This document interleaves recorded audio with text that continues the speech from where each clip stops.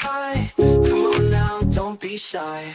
Show up right, orderly style. Exclusive vibes all the while. Reactions heavy with the smile. Stay ready, mile after mile. Bring consciousness around. If you're really down, help you touch the ground. We're making that sound. Pop culture flowing free. Funky beats come to see. Compassion, feel the key. Cultivate to God agree. Ready for what's going down. Steady, strong in every town. Always carry that crown. Lift up, don't let it drown.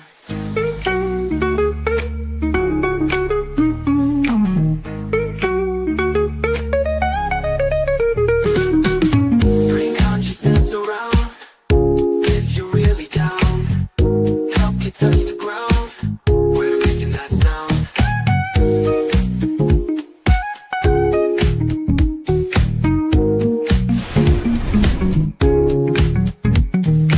Ready for what's going down. Steady, strong in every town.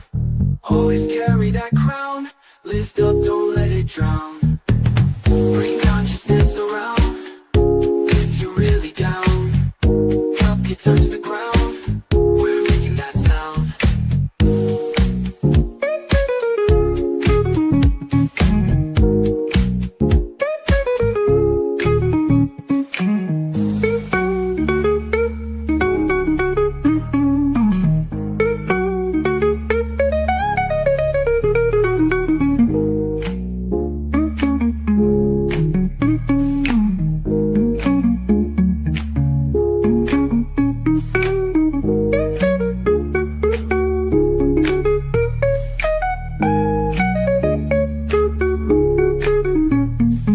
Ready for what's going down.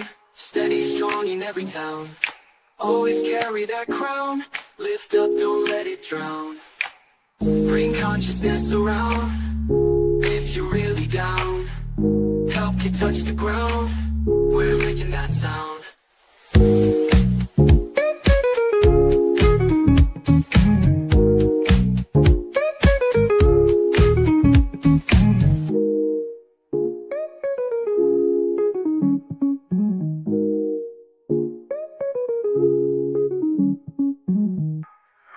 Consciousness around. If you're really down, help you touch the ground. We're making that sound.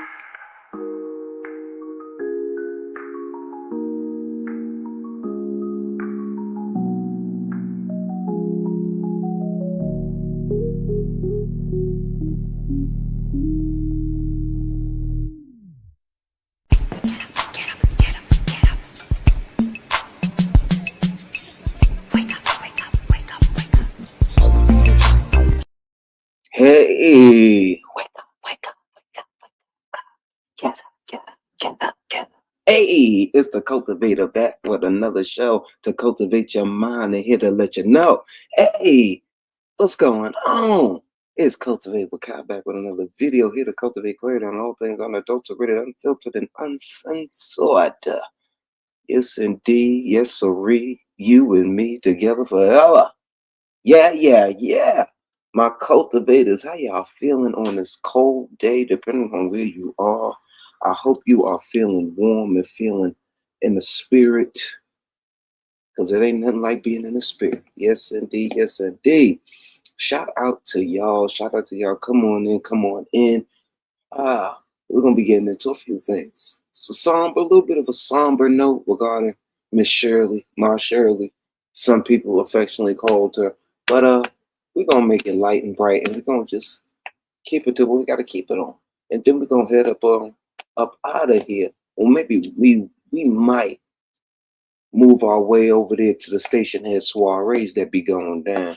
I don't know. We might get into it.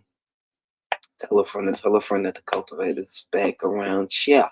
Once again, we also got to get into a little bit of the Sipp allegations. You know, we touched upon it. Well, no, we didn't really get to touch upon it because that live got tumultuous. I think it was a live before this one. The live before the collab I did with Mel. Got a little tumultuous on where I wanted to discuss some of the allegations, but It's all good in the neighborhood. I don't mind. We get to things when we get to things, essentially. So we also got to get into the Nicki's political gambit and all of the things surrounding it and how it's looking like a political gambit, if you will, like she's securing a bag, and the bag is citizenship. We have to get into all the fixings. We got to get into CoreyH responding back to the viral mush, slap, push, whatever you want to call it. It was something no woman, nobody should have to face, because we all have rights and we all should be able to protect our person, or shouldn't have to protect our person. We should just be able to move through the world without being in a flight or fight position. Um, but listen here, that's in a perfect world. We live in a world of real, real shit, principalities, realities, mental health concerns. You know what I'm saying? A whole bunch of other stuff that comes with how the world operates today. You know what I'm saying? We got to get into it all one by one, name by name. We're going to get into what else? Corey Hope. Oh, did I just say that? Val being back on the streets. Is Val back? Lord Jesus, help us, Lord. Lord. Mm-mm-mm. Goodness gracious. All I can say is we got to slow roll it. Yeah. Stroke it with devotion, broke it with devotion. Y'all already know how I like to do it. Listen, listen, listen, listen, listen. We're going to get into all of the fixings. Y'all just stay tuned, get comfortable, get warm, get your heated blankets, get your hot cup of cocoa. And that's cocoa with a K. Y'all already know what time it is. It's time for us to get into a nice little show that I set up for y'all. So, salutations, sun salutations, if you will. Yo, every time I think of that word salutations, y'all already know who we think of. OG Pat Pat. OG Pat Pat. Listen, I ain't gonna get into what she was, but y'all remember OG. Y'all remember her. But sun salutations. I'm wishing to you all. Y'all stay warm out here in this cold, cold world, in this cold, cold climate. Because at the end of the day, you could never know what'll come your way. Actually, and I'm sending all of the snow plowers y'all way, the people that need it. Because I heard over there in Philly, they ain't even getting the plowing done like they should be. You know, but you know how Philly do. Um, and I just pray someone make themselves available for you, my cultivators out there, because it's nothing like somebody extending some type of grace, some type of compassion to one another. Because this world is cruel. I'm telling you, you never know what people are going through in their mind and in their soul. So just do something for other people, whether that's snowing, uh, picking up some snow, you know what I'm saying, from a snowy ground, whether that's throwing some salt down, you know what I'm saying, for a fellow friend, or you know what I'm saying. It's just the little things that we could do for one another. But at the end of the day, just show somebody some grace, some compassion. Goes a long way, more than a monetary value. And y'all could do that for me, because I know times are rough out here. Times is hard. It's hard out here for a pimp when you're trying to get that money for the rent. Hello? Hello? Hello, you know. That's the daydreaming. That make you go to sleep. What's this one? It's called Feeding the Duck. That's alright. See, I'm not using my theme music because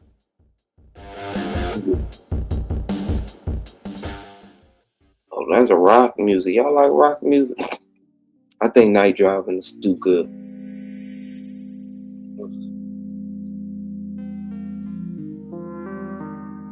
Yeah, night driving. Alright, we're gonna do this one. It's cool, calm, mellow type timing. But before we get into the meat and taters, y'all good? Y'all Gucci? Shout out to y'all. Shout out to Remy. Shout out to Lemonade. Shout out to each and every one of y'all. Good looking out for being here. We're gonna get into a slew of topics. We may get into a little station head soiree. And we're gonna get to everything that's in the title and everything that's in the description box. And listen, we may even get into that station at soiree I had yesterday over there at Manifest. So y'all let me know. Wait a minute. I don't know. I thought they said old Bill had passed away. Quaalude prescription to give the pill some what? Oh, we admitted to something about some Quaalude. Lord. Anyway, you guys stay tuned, stay tuned, stay tuned. Let's get into it. I really can't stay. Baby, it's cold outside. I've got to go away. Baby, it's cold outside. The evening has been so nice and warm. I'll hold your hands. They're just like that. My mother will start to worry. And father will be pacing on the floor. Listen to the fireplace. So really I better scurry. What's your well, maybe just to have a drink more. The neighbors might think maybe it's cold out there. Say what's in this drink? No caps to be had out there. I wish I knew how to break the spell. I'll take your hand, your hair the sweat. I ought to say no, no, no, mind if I move a little bit closer? At least I'm gonna say that I tried. Really can't stay.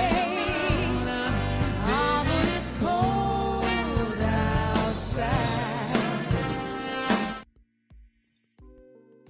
Indeed, indeed, indeed, it is cold outside.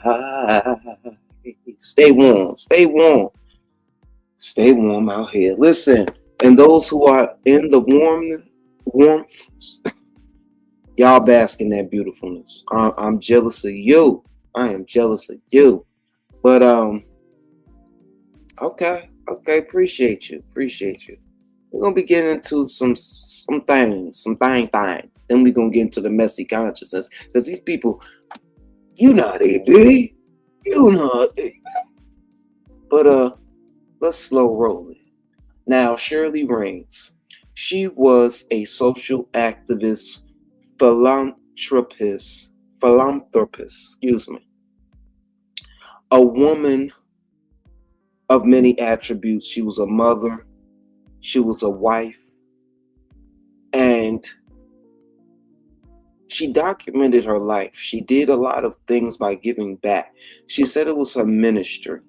And all I could say is, I take my hat off to Miss Shirley Raines.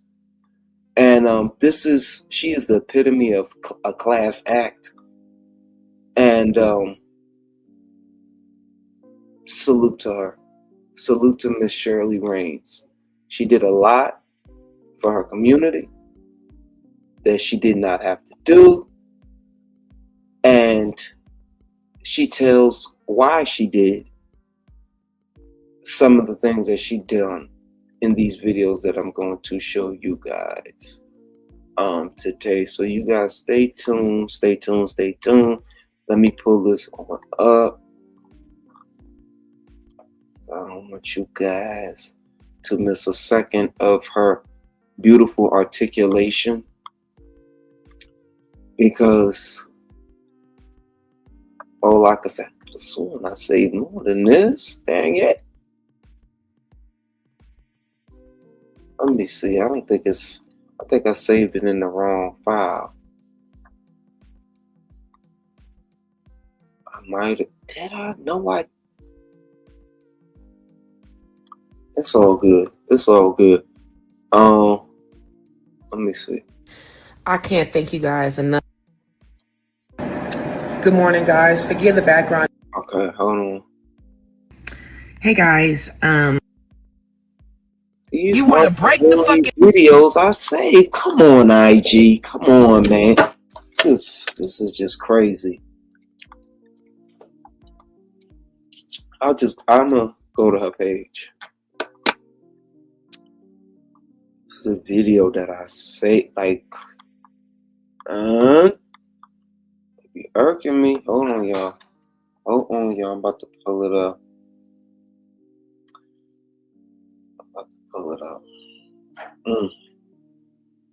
Actually, I'm gonna just play her CNN interview. And while we're waiting for that, she had a CNN interview on YouTube that we can watch to give a little background of who she is. I could have sworn I saved this. I just don't understand what file it's under. But hold on, because I don't want to be any dead air. She was born 1967 and she passed away January 28th, 2026. And she was the founder of Beauty to the Streetz. Wow. Rest in peace. Rest in power to Shirley Raines. Let's get into this CNN interview.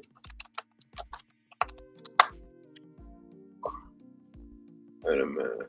Here it is. From bakeries to golf coaches and even pet psychics. Let me With take attorney this crafted overlay packages down. and same-day processing, do what you love. We'll handle the paperwork. Okay, let me see, homie. And these stories need more traction. It needs more. It needs more traction. Shout out to CNN for capturing this. What we working with here? I'm married to the streets. Here's the eyelashes, and we're gonna bring the wigs. I married them. Here's your straight wig. You want a wig, chocolate? I love you. Okay, baby, love you too. It's for better or for worse. I asked him to move so we could put the table there. If he didn't want to move, he wouldn't have moved. So why are you involved in it? Oh, jeez.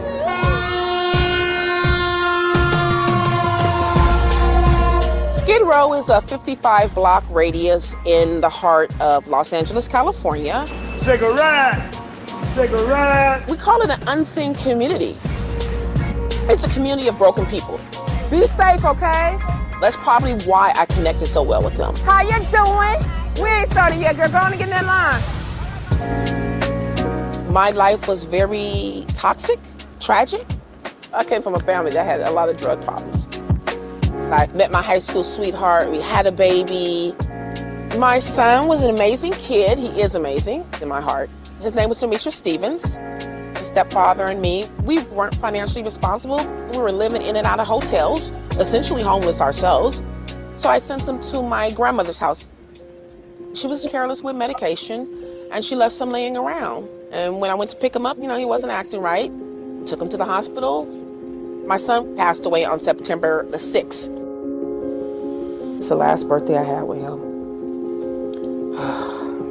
It was very hard. And, the woman who had given me so much in life was also the cause of my greatest loss. And how do you rationalize that as a 20-year-old? You don't. You break inside.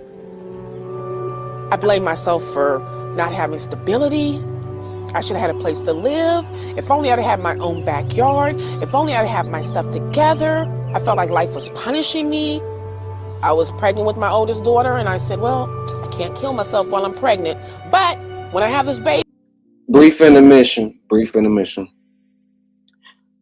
Vanessa need to lead the motherfucking GLPs, PLGs, 1s, 2s, and 3s the fuck alone. What happened to old-fashioned exercise Pilates? Got more head than she got body at this point in her life. Vanessa, no, Nessa, no, Nessa. Nessa girl. Ooh, Jesus. Wait a minute. Why are you taking them GLPs, 3s, T's? Why? She said she was taking it for rimming you get me off course too. But this how she look now. Hold on. Let me see. Is this open up a new? Okay, we can't open up that site. Okay, we can open up the picture then. Open up image in a new tab. Look, this is her right here. This is her new look. She says she take her medicine. She take the GLPs for Manjaro. She take the Manjaro for the menopause. But no, Ness. No. You're not doing yourself any good. Wait a minute, let me look. Here you go.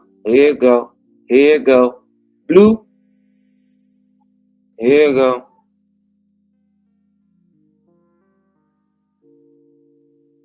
Here you go, Ozempic.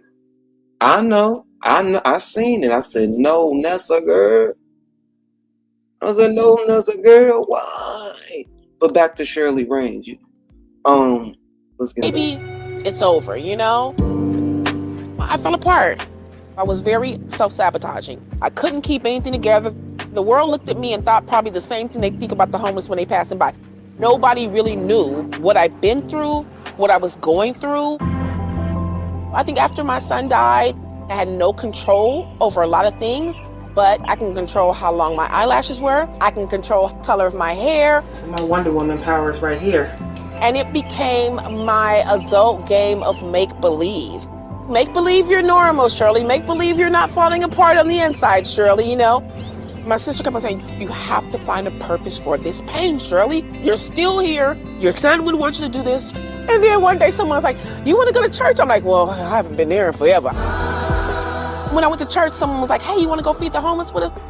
Then I went to Skid Row. I'm like, oh, this is where all the broken people are? Oh, I've been looking for y'all all my life. I am broken just like them.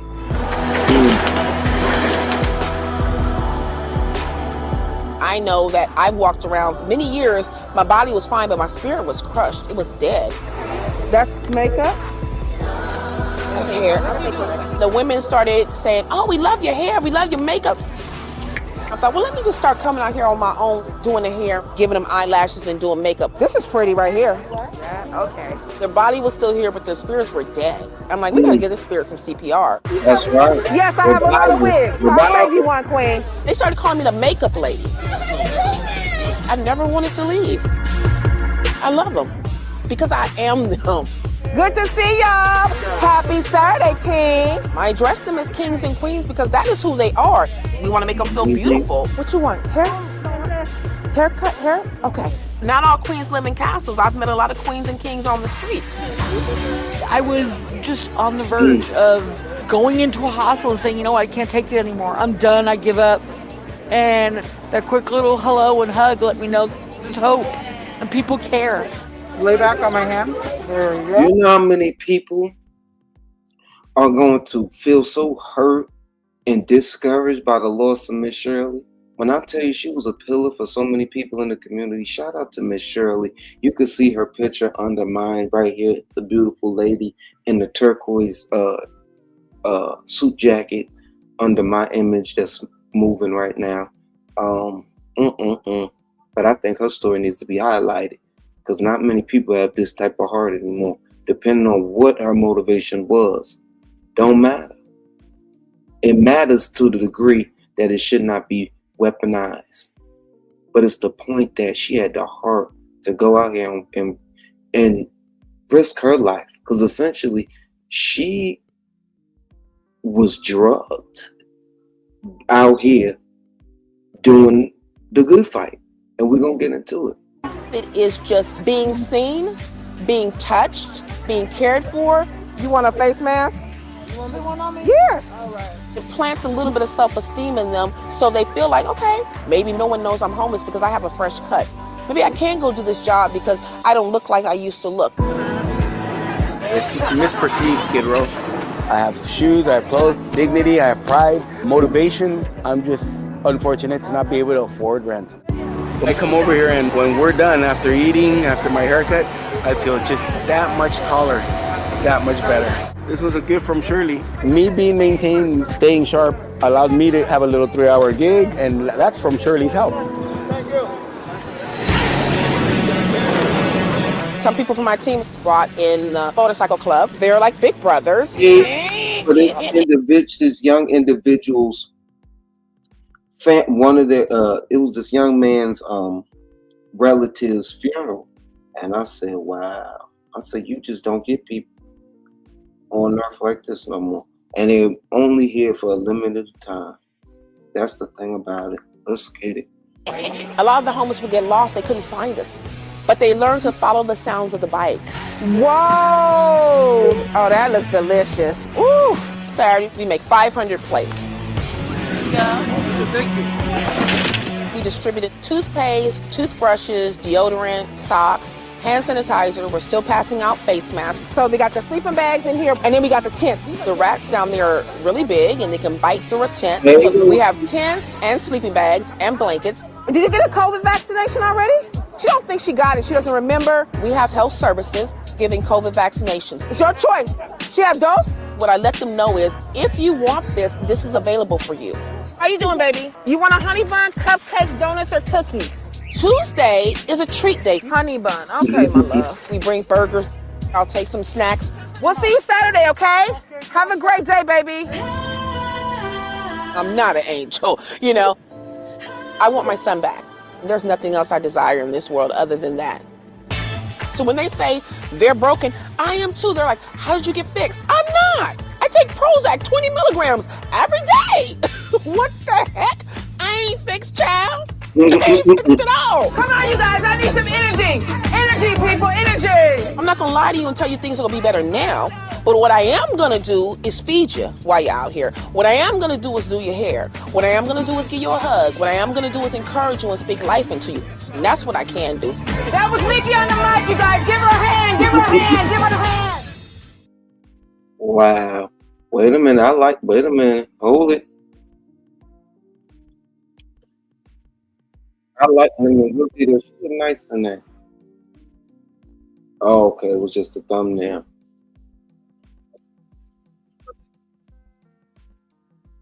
Wait a minute. So let's go to some more recent media coverage that she had documented over time. She was just real, you know, but she was just real with who she was. She was just real with who she was. We're going to be taking a trip down memory lane and a few testaments of the dedication just from some of the people. Just take a look at this video. The look in this man's eyes. She really spoke life in these people. And this is an example of that. Let's go.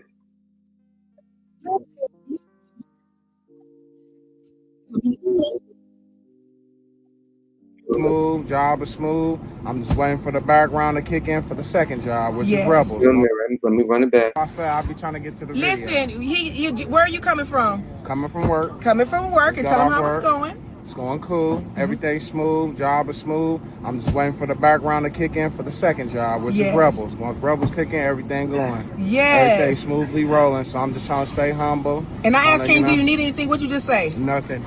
He said I he got a appreciate everything you did for me. I got the bus pass. You don't change to eat. A little something to eat. I appreciate what you did for me, Queen, when you did help me, because that helped me a long way. You know, so you are a blessing to the community. I love you. And keep coming through, making us smile, giving us that love. You don't need nothing. Just some love and some positivity. I'm so proud of you. You're going to get that second job. I am so, you know how proud of you I am? You know how proud of you I am? You're going to be my son. How old are you going to be? 35? So I'm trying to fight for them daughters. I am extremely proud of you. You know, single father out here trying to do it for them girls. You're doing a good job. We proud of you. All right. Enjoy your lunch, baby. Right. I said I'll be trying to get to the video. Listen, and that's what it's about. Speaking life, giving love. Because these people may be homeless, but they still have one thing, or they're trying to maintain their dignity, despite getting knocked down by life circumstances. And that's one thing Miss Shirley always tried to do, from what I've seen and recall from just following on social media. So let's get into a little bit. It's the things you take for granted that you don't have access to. When I can and I have the ability to raise funds for something, I'm not just raising money for food. I'm not just choosing Costco pizza I'm choosing Costco pizza because I understand the lack and what they miss. and what they desire and what will excite them and nourish them at the same time. And I'm very specific when I do shit. It has nothing to do with budgeting and everything to do with intentionally what will shift the trajectory of this moment. November 1st is going to bring a lot of mixed emotions. Remember, it is a day that the community came together and it started with some Costco pizza. I don't know what your mood is going to be like tomorrow because I don't know what's going to happen for you. But I'm hoping to shift the trajectory of that mood by pizza, by creating something different.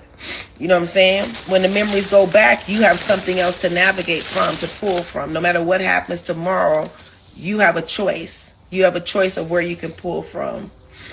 And a promise is a promise. If I told you I'm going to show up, I'm going to show up. And I'm going to promise you again tomorrow as I put pizza in your hand. I know it looks scary. Monsters always look scary in the dark. You got to let us shine some light on it. And you see it's just a pile of clothes. It was never a monster to begin with. No such thing as monsters. So no matter what tomorrow looks like, there's a lot of people that are going to shine a light. A lot of people that are going to shine a light on that monster and show you it's just a fucking pile of clothes and it's nothing to be scared of. There are a lot of people that are going to come together community-wise. And Pete, that's for the naysayers. But let's highlight her story once again. Shirley, tell us a little bit about why you do this. For me, it comes from my trauma and my pain. I buried my son many years ago. When I buried my son, I was essentially homeless, staying in a hotel, my husband and myself. And I remember the night he was so restless, and I felt so bad for fussing at him. I sent him to my grandmother's house, his great-grandmother, and she left some medication lying around. That, of course, affected my whole mental, the guilt of not having stability. I went into massive panic attack and disorder. I was working and I was just living life, but I wasn't a happy person. I was very traumatized, you know what I mean? And I wanted a purpose for my pain. I knew I couldn't get rid of the pain, but I knew if I could find a purpose for it, if it makes sense. You know, I took my spiritual journeys. I did whatever I could. And honest to goodness, I remember being at my desk one day. I was a medical biller. And I remember just saying, I'm tired, God. I'm tired of this life. Like, what is all this for? And at that moment, a week later, somebody asked me to go to an event at a park. And then somebody said, hey, you want to make bags for the homeless? And I helped make bags for the homeless. And then they said, would you like to come out with us and pass them out? Well, when I went to Skid Row into the streets, people were saying, oh, I love your hair. I love your makeup. I love your nails. I'm like, oh, I could do that for you. So I became the beauty lady. All the young kids found me in Skid Row in the back streets of LA. I started doing hair and makeup. And of course, like I was saying, we talked about cultural. We're not going to get people stuff without feeding them. You know what I'm saying? So I'm like, let me get some pizza. Let me get some food. So we started bringing food and I started feeding people. And it kind of began my journey on helping people, having a purpose for my pain. You know what I mean? Like, I can't bring my son back. I can't change my circumstances, but there's so many single mothers struggling who are in my position, whose children might be at risk as well. You know, and the community needed something that I had to give. And it, honest to goodness, it healed so much of me. Like, I get so much credit for doing this work, but I don't think people know I need to do this work. Like, it heals me. Without this work, I think about everything that I've messed up in life. You know what I'm saying? All my faults, all my errors. And this work just, it stabilizes me, it normalizes me. It also lets me know that everything has a reason and a purpose, and nobody wants to be the one to bury a child. Nobody wants to be the one that has that diagnosis. But if you are chosen, what do you do with that pain? Don't get me wrong. It took me 20-something years to come out of the poor me, I buried a child. A lot of people have buried a child. What are you doing with the pain, Miss Raines? I wasn't doing anything with it. Now I take care of my community with my pain. All of this comes from my pain, not my healed places, but my broken places. That's the crazy part. This is the broken me working. Shirley, tell us a little bit about why you do this. She gave so much of herself until she couldn't anymore. Shout out to Miss Shirley. Shout out. Hey, y'all, what y'all doing? Nothing good. Listen, I have a little cold. But listen, you know, I spent 13 years on welfare, food stamps and everything. Then I became a working mother. I was on a working mother's program. I didn't receive cash aid anymore, but I still received food stamps and stuff. And as I started getting paychecks and just little income started coming in, I told myself that I was going to treat myself to one thing, whatever that looked like. Some of those things were tattoos. Excuse me. I also got a gym membership. So I said it to say, all of y'all judging Queen because she got tattoos and she got her nails done. Like I already said, you know I got people. Ain't judge a book by its cover. Nails done. I take Mercedes to get her nails done. Y'all know that, so chill the fuck out. Number two, her tattoo journey probably started long before she got in this position. I don't want to say got herself because things are so high. It's like you could be as responsible as fuck and still find yourself underwater somehow. You don't know. Y'all gotta hold back the judgment. So much is going on in the economy right now. If I were you, I'd be more focused on my household. You know, what's going on with me? You speak with such privilege as if this could never happen to you. You know? You speak about clothing when you know I give away clothing. Oh, if they can smell good, they wearing perfume, I give away perfume. If they got lashes, I get their lashes done. If they got nails, I take them. If they can get their hair done, I do hair. How a homeless woman get makeup? I gave it to them. You know what I'm saying? Like they're without a house, not dignity, not the need. They expect homeless people to look like what they going through. What? For everyday items, they're without a fucking house. That's why we didn't know Sipp was going through what he was going through. Lord, forgive me, Lord. Chill out. Stop the judgment. We are in a very dark period right now. And the comments are a bigger reflection of you during such trying times versus them. Today. Hey, y'all, what y'all doing? Nothing good. Listen. You saw my video? Yes. Okay, how many you got, Queen? I got 4. Make sure you get some snacks. You need snacks, right? You need snacks too? Don't be shy. Don't be shy. I'll buy you snacks, okay? We need snacks. You get snacks, you get snacks, you get necessities. Snacks, snacks, necessity. Right? Go team go. Let's go. Go team go. Go team go. Yes. Get what you need, Mom. Thank you. You're welcome. I like your earrings. Oh, thank you, cutie. I've been talking about them since she's seen Oh, it. cutie, cute. I lost her dad and I came here. Oh, I'm sorry, sweetheart. Where's your snacks? We didn't get that at all. Okay, you're gonna get there though, right? Okay. Leave another thing. Today is it really his birthday? Tomorrow? Oh, you got him a cake and everything? Yeah, I got him. Okay. Oh, Thank God. wow. My sister took care of that. Let's get him this one. This is the one. This is the one we have to get for you. And you get that in advance because I won't see you tomorrow. Okay? What you gonna do? You're growing up so big and tall. What you gonna do? You're gonna get a job? You're gonna start working? You're still gonna be a kid tomorrow? Are you sure?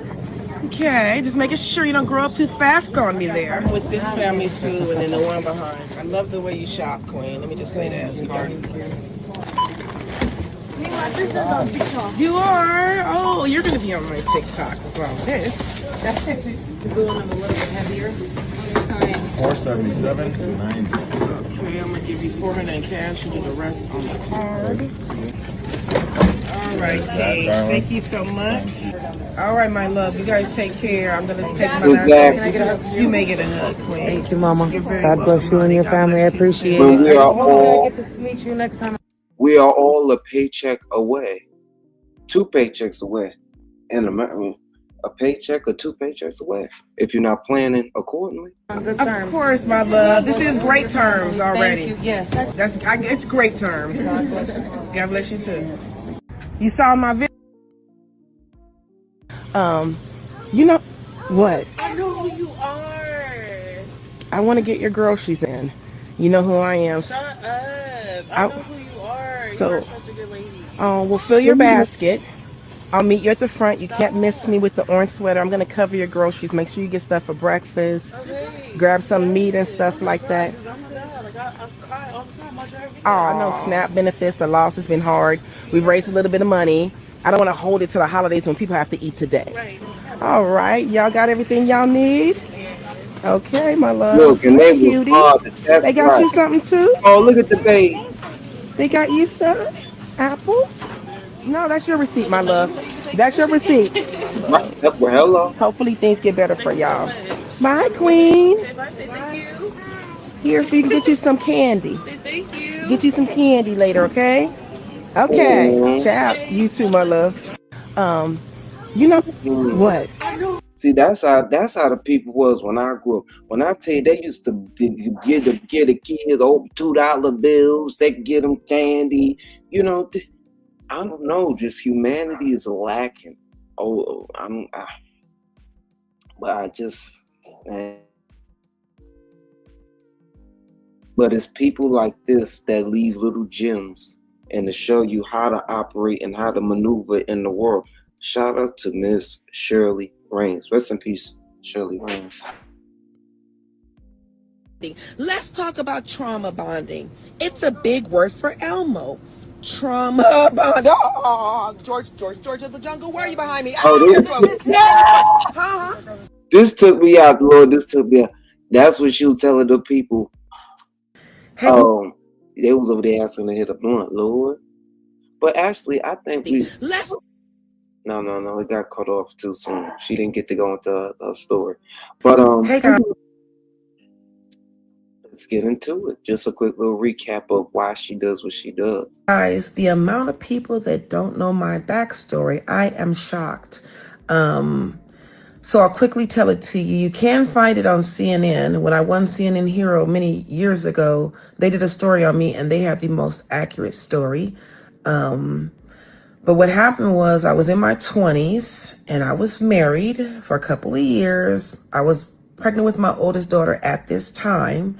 And at the time, my son was about 5 days to his 3rd birthday.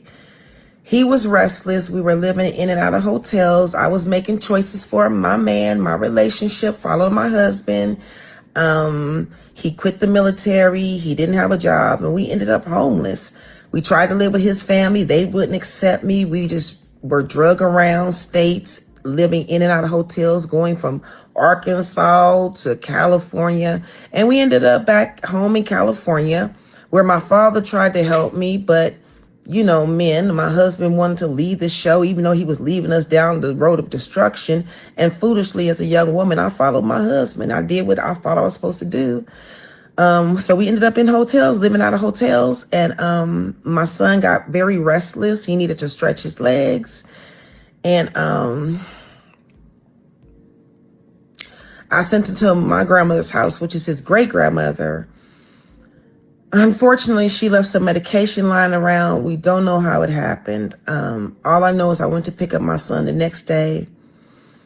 And things just didn't look right. Things didn't feel right. And spirit was really speaking to me. And something just said, this ain't going to end well, kid. I got my son to the hospital as best I could. And I didn't walk out with my son. Man. I think a couple of years later, the panic attack set in. I couldn't afford to bury him. He's still in an unmarked grave to this day. I'm still trying to raise, I have the funds now. I'm trying to get the courage to put a headstone there because it took me many years to even get the money to get a headstone for my son. I wasn't prepared for anything. I didn't have the money to raise him, nor the money to bury him. You know, the guilt. Child, the guilt.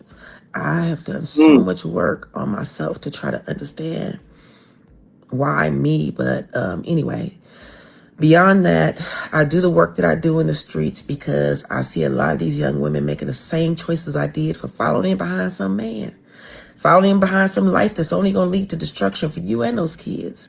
You have to make decisions for yourself and for those children. So the work that I do, like I said, there's a lot of selfishness in it because I can't go back and save my son.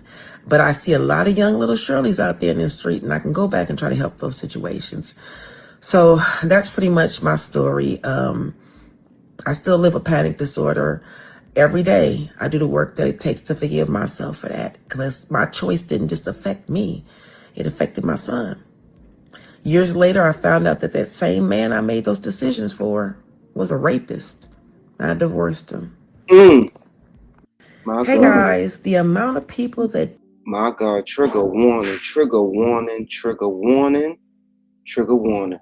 When I tell you, you just don't know. Hey guys, let's talk about it. So, yes, I'm still off my game.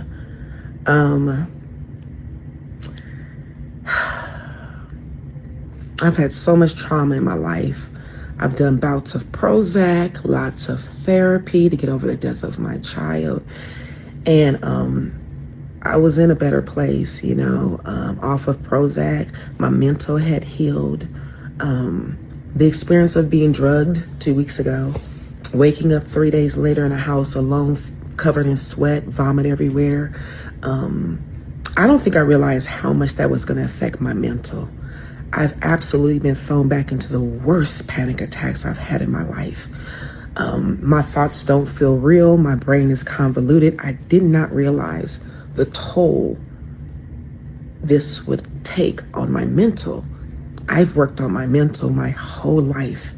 I'm almost 58 years old, and I deserve some peace on my mental. I've buried my child. I've buried his father. I've buried everybody. And I've done such work on. This video right here makes me believe that she threw in the towel. Yes, I do. She's a social activist and a philanthropist and the founder of Beauty to the Streets in LA.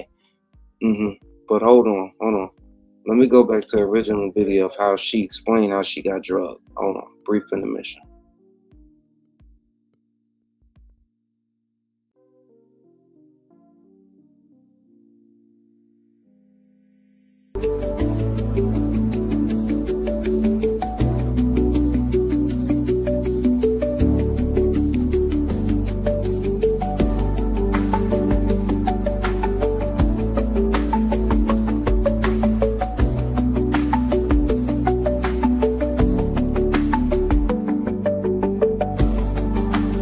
I need to talk to you about.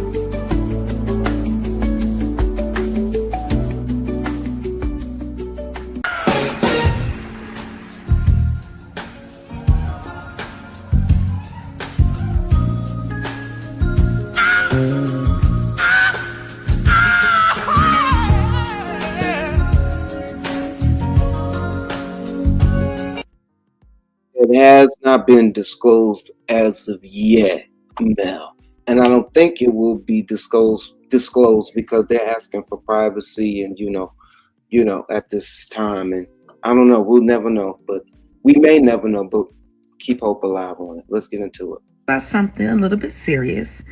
Trigger warning. I realize I've been missing all week long. I have no memory of the week. The last thing I remember is hanging the piñata up on last Saturday. At Maryville's. I remember feeling extremely thirsty, and I remember telling Brandy my legs felt weak underneath me. After that, I have no memory of driving. They said I continued to feed. You owe me a phone. I drove home. I woke up Tuesday. I went to sleep Saturday night. I woke up Tuesday in my house, scared, bruising all on my arms as if somebody had grabbed me. My memory is completely erased. I still can't remember. I went to the doctor. It was too late to draw my blood to see if anything was in there. I'm still not 100% back to normal. My daughter's been taking care of me. It's been extremely scary. They ran all kind of blood tests on me. Nothing comes up. They think I need to do a better job watching, you know, my surroundings. Somebody might have slipped me something, but that's where I've been all week. You haven't seen me feed, no donuts, no hot dogs, no pizza, no nothing. I'm still trying to get my memory back. I don't remember. Mind you, this was 18 weeks ago. She passed 2026. But when you're giving so much of yourself and you're dealing with all what you're dealing with in your own mental, it's hard. It's extremely scary. And I'm just really trying to process. That's where I've been. Hey guys, I need to talk to you about something a little bit serious. I realize I've been.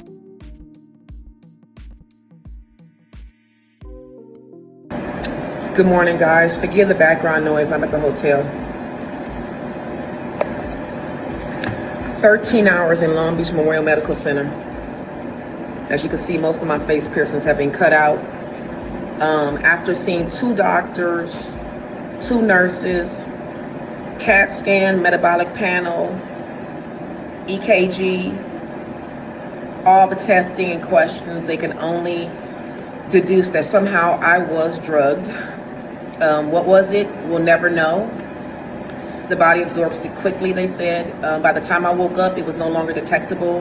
They said even if I saved my vomit, like I said I should have, they said it wouldn't have been detected in that. It has to come from your blood.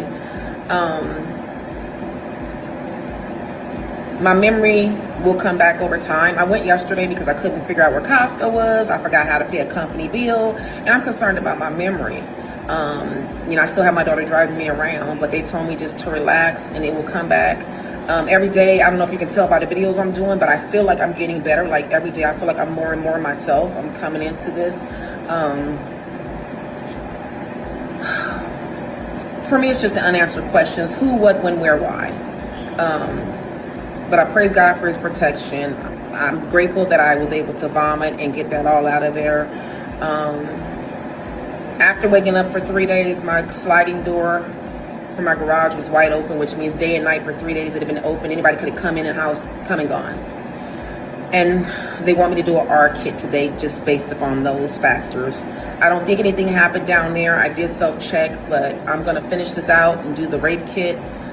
I'm going to pray on it. I'm going to release and let go and just thank God that he kept me, and we're just going to move past it, guys. Good morning, guys. Forgive the back. She gave so much of herself until that happened. And she had to defend herself tooth and nail. And she speaks nothing but facts. And this is going to be one of the last videos we watch regarding Miss Shirley Raines' sleeping power to her. And then we're going to get into some lighter topics, including Nicki Minaj solidifying her citizenship. And I'll be sharing Lulu. You want to break the fucking helper because why? The helper don't fit the image of what you wanted. The people that fit the image of the helper ain't fucking helping. The people that walk the line you want them to walk and talk the talk that you want them to talk and have the heart that you want them to have don't want to do the goddamn work that I do. The perfection you're looking for ain't out there. The perfection that you're looking for only cares about them goddamn selves. God don't work through that bitch. Read your Bible. Read your Bible. He's always chosen the latter, so his power can shine. You're not looking at the power of Christ. You're looking at the faults of Shirley. It's a shame. It's a shame that I do so much that you don't let his vision be seen. You still looking at me. I done told you time and time again, I don't exist. Shirley is just a name for my mother can't lose me in the goddamn crowd. I don't exist. I'm a spiritual being having a human experience, and you're making it harder. You're making it extremely hard for me to have my goddamn human experience. I don't exist. Neither do you. You doing all this fighting for nothing. Do you know that the walking in that desert being distracted by statues and golds and false idols and gods look 2025-ish, look 2026-ish? You know what a false idol and a false god looks like today? It's not a statue you worship. It's certain things. There are false idols and false gods, and you are being distracted by them, and I am walking this 40-day journey, and you are making it 40 fucking years. Leave me alone and let me work for Christ's sake. And I do mean for his sake. Yes, Lord. Amen. Amen. Amen. It's ridiculous. It's absolutely ridiculous. Absolutely ridiculous. Do you know what I'm saying? That a sinner like me has to check a bit. A sinner like me gotta check a church holier than thou, wanna be like you. Gotta be an arbiter of truth and clarity. It's sad, but when you're called, you're called. And when you're chosen, you got to lead. You got to walk it. How you talking? Bitch like you that's supposed to be so goddamn spiritual.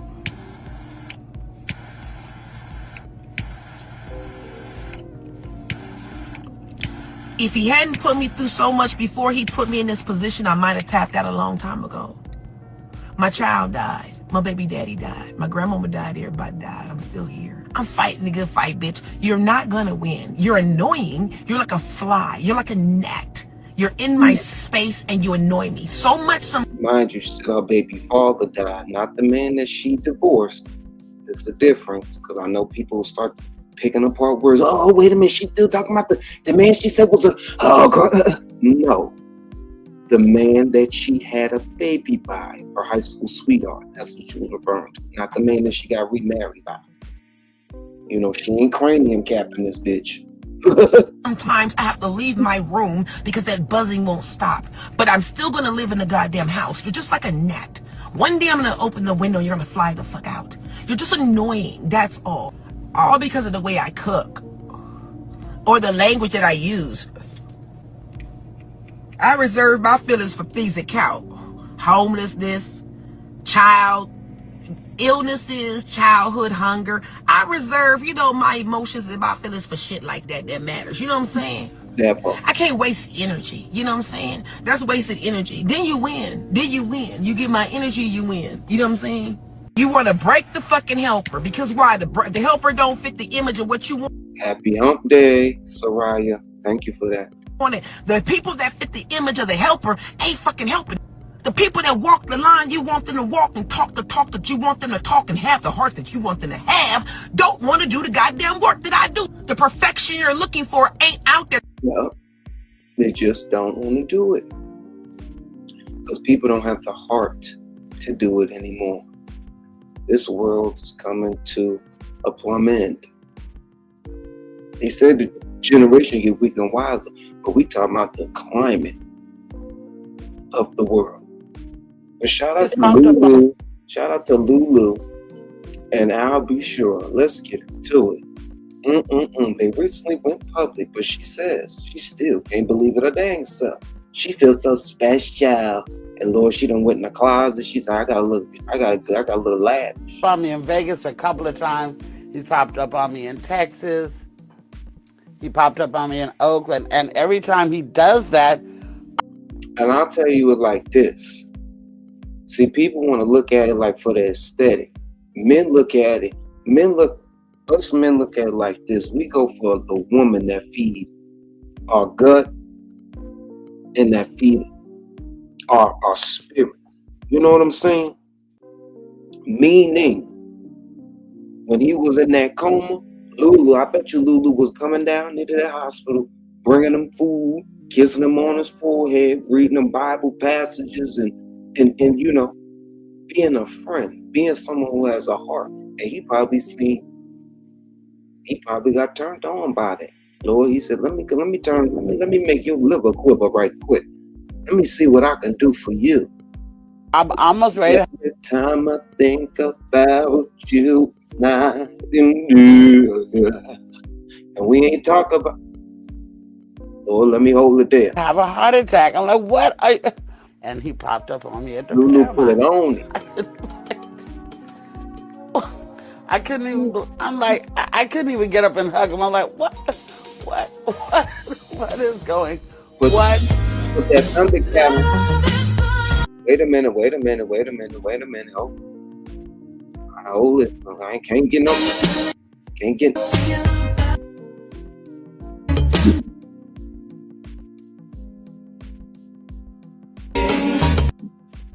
Wait a minute, we can't get no copyrights, y'all. Shout out me in Vegas a couple of times.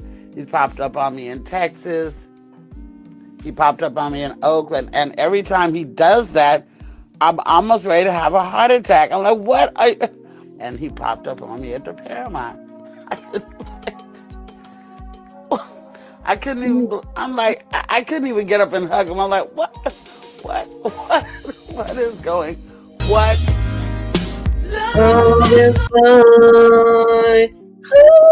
Every time I think about my cultivators, I wanna come and say, a couple of times he's popped. And do you think it's real or is one of these fake relationships they like to do?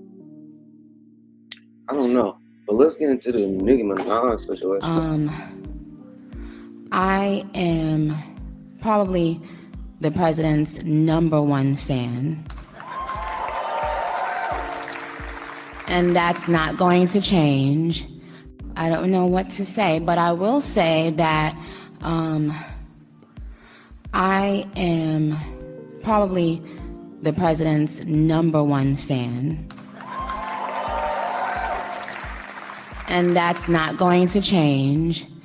I don't know what to say, but I will say that I am. Now she the Orange Man's #1 fan. But I want to ask this: why the hell Ice didn't come and attack and get the? You see,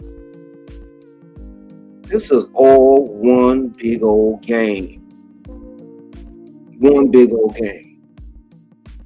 Now she probably wanna. Now she, Lord.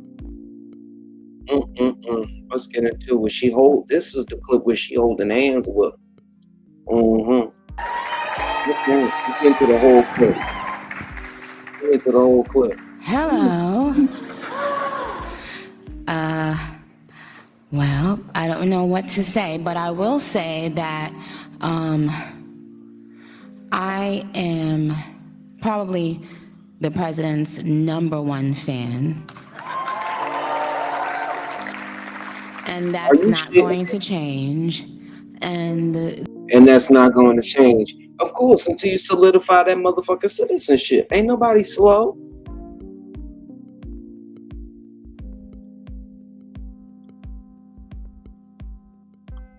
Exactly. Nothing patriotic about it.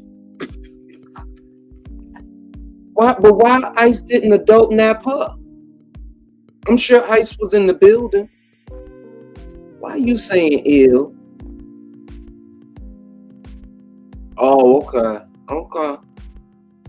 okay, maybe.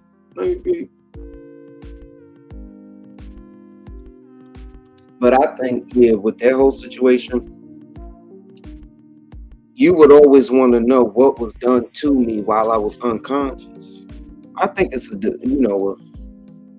case by case situation, But let's get into it. Anything else? Y'all talking about in this chat? Who said Lunel gross?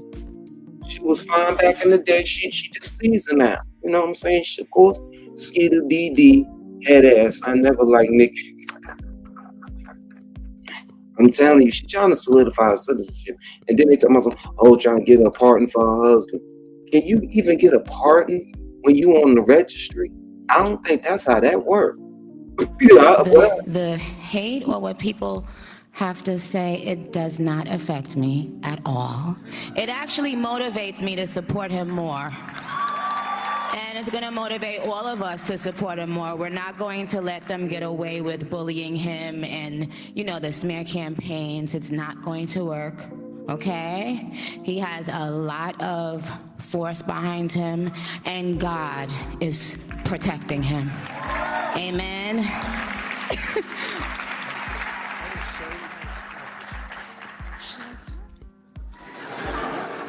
Okay.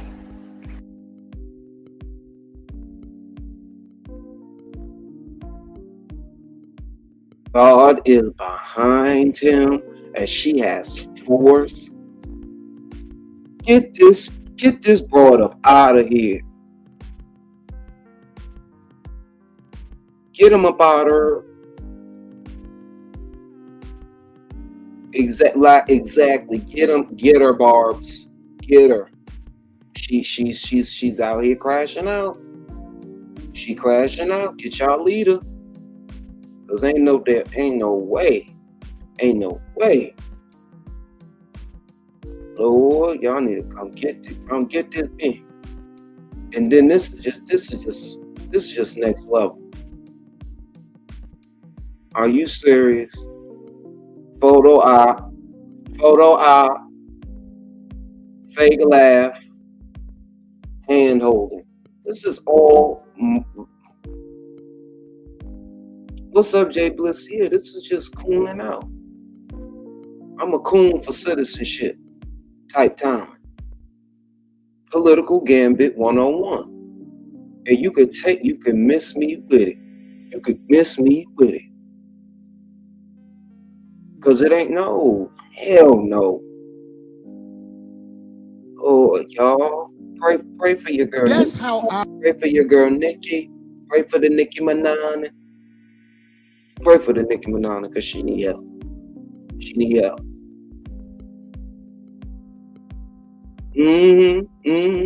Once she solidify that citizenship, but I don't think they're gonna give him no pardon. That nigga on the registry, just like Bruce, ain't getting no damn pardon. I was speaking of Bruce and Crickolator Sipp. We're gonna get into that. We're gonna get into that. So y'all stay tuned. Stay tuned. It's bread. But y'all already know. Here go the dum dum. Here we go, honeycomb.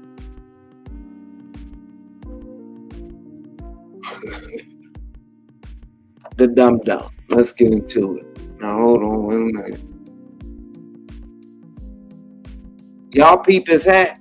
Y'all agree with what the hat say? I'm a toxic fuck nigga. And he really is.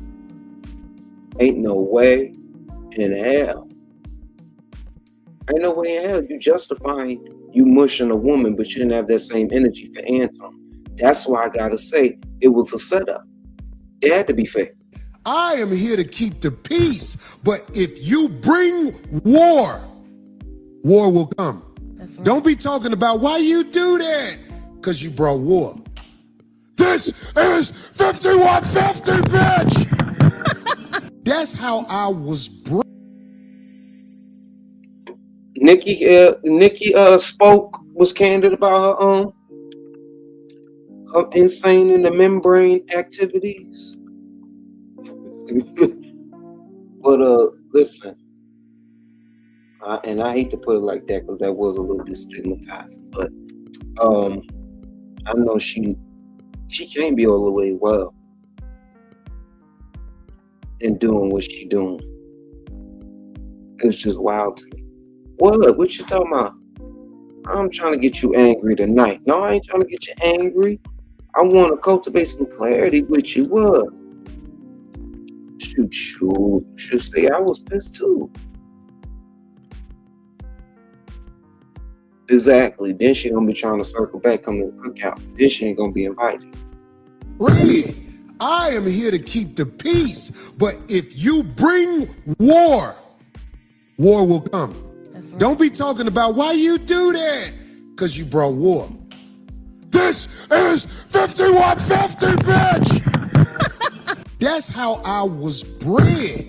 I am here to keep the peace, but if you bring war, war will come. That's right. Don't be talking about why you do that, because you brought war. This is 5150, bitch! That's how I was bred. I am. Dude is corny as hell. That's how I was bred. So you was bred to be a woman beater, but you didn't have the same energy for old aunts. What are we talking about? What are we talking about here? What we really talking about? We talking about pussy and clivities. Cause in double standards. Cause you rather mush a woman in her face, but step to a man and take it outside. Nah, nigga, we don't get no brownie points for that. Now let's look at Anton Daniels. Shout out to Mel for sending me this clip. Let's get into it. He recalls his altercation with a old comb. Bitter comb. No, he didn't. Let me be very clear. I want to be very, very clear. I want you to hear it from me directly. I would have beat the shit out of Corey.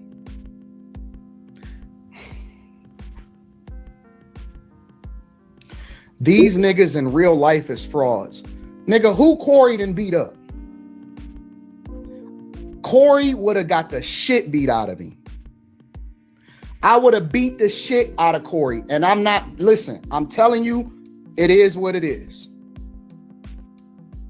I would have beat the dog, I would have dog walked that nigga. I would have beat the shit out of Corey. His hands was shaking like a stripper. The nigga was scared. The nigga ain't want to do nothing. All of that woofing online. Nigga, I'm right here in your studio right in front of you. Nigga, if you feel so disrespected, then do something. The fuck is you talking about? Nigga, that's all we do in Detroit is fades. Nigga, that's why I keep telling you. Nigga, that's all we do in the city is fades. That's all we do. my brothers, my nephews, my uncles, my homies. That's all we do is fades. That's all we do. All of this is fade life. All this right here is fade life, nigga. Did he just show us his ashy ass knuckles with a few blemishes on it? I don't have to talk about it on the internet. I don't have to talk about it He don't even believe himself. Hence the dramatic pauses. on the internet. They both cootie. I can't. Now, I don't want to do that because that's the thing that we tried to get away from. That's the shit that we got away from in the hood. Give a fuck about what you talking about, nigga. I want to be on some intellectual shit. But see, these niggas be thinking that they can do that shit on the internet. They think that, oh man, you know, I could sell a wolf ticket. He right about that wolf ticket, though. He right about that wolf ticket. But I think y'all both in on it. I think y'all both on it. Hence why he keep pandering to the side. I keep getting cocked to the right. Because mind you, you know the shit inverted. Because you know he look. Anyway, content creator shit 101. But what the fuck? I really shit. I'd be like, you we hearing from my lawyer. Let me say. Since y'all both making bread like that, but you're not gonna step in my face without me putting paws on you. That's just that.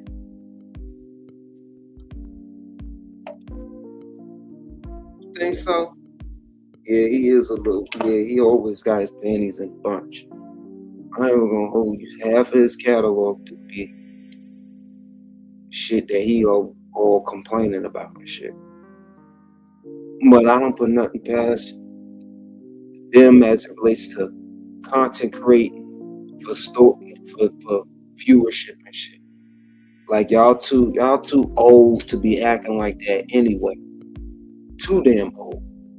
Y'all should not talk out something and get to the next point. That's it. But people be weird. People be weird, just like they be weird on the station had soirees and shit. Well, hold on. I'll be right back.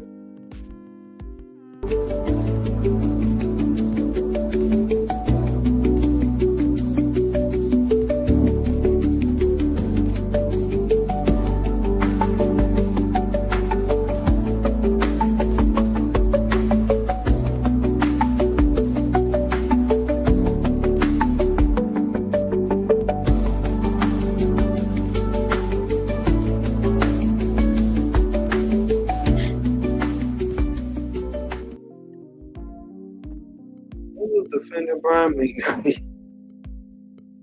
You know Brian McKnight is a whole fraud out here in these streets. But he has a whole YouTube channel. He has interviewed Brian McKnight and took up for his trifling. So that tells you. Oh, okay.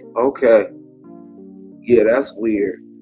That's real weird. You want to take a look at it, y'all?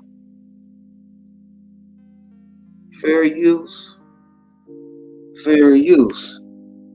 Well, let me find out the industry told Corey Holcomb to beat motherfucking Anton Daniels' ass.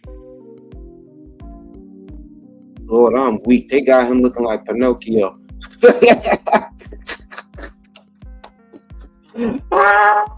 I am weak.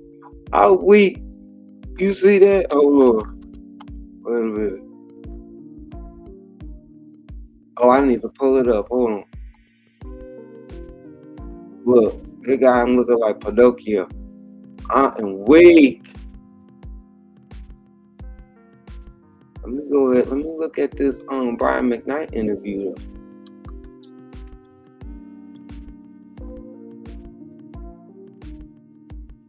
They trashed my home, had multiple baby mothers. I'm on tour. I'm on several world tours at this point. What? The plan that I had for them, since they weren't going to go to college, that they wanted to be in music. I'm. Are you Marsha? I am. I am. Thanks for meeting me here. The plan that I had for them, since they weren't going to go to college, that they wanted to be in music. I'm on tour. I'm on several world tours at this point. She agreed to let them come back. She continued to get her money. And I took them all over the world with me because I said, listen, you didn't grow up like me. I grew up singing in front of people, in church, everywhere.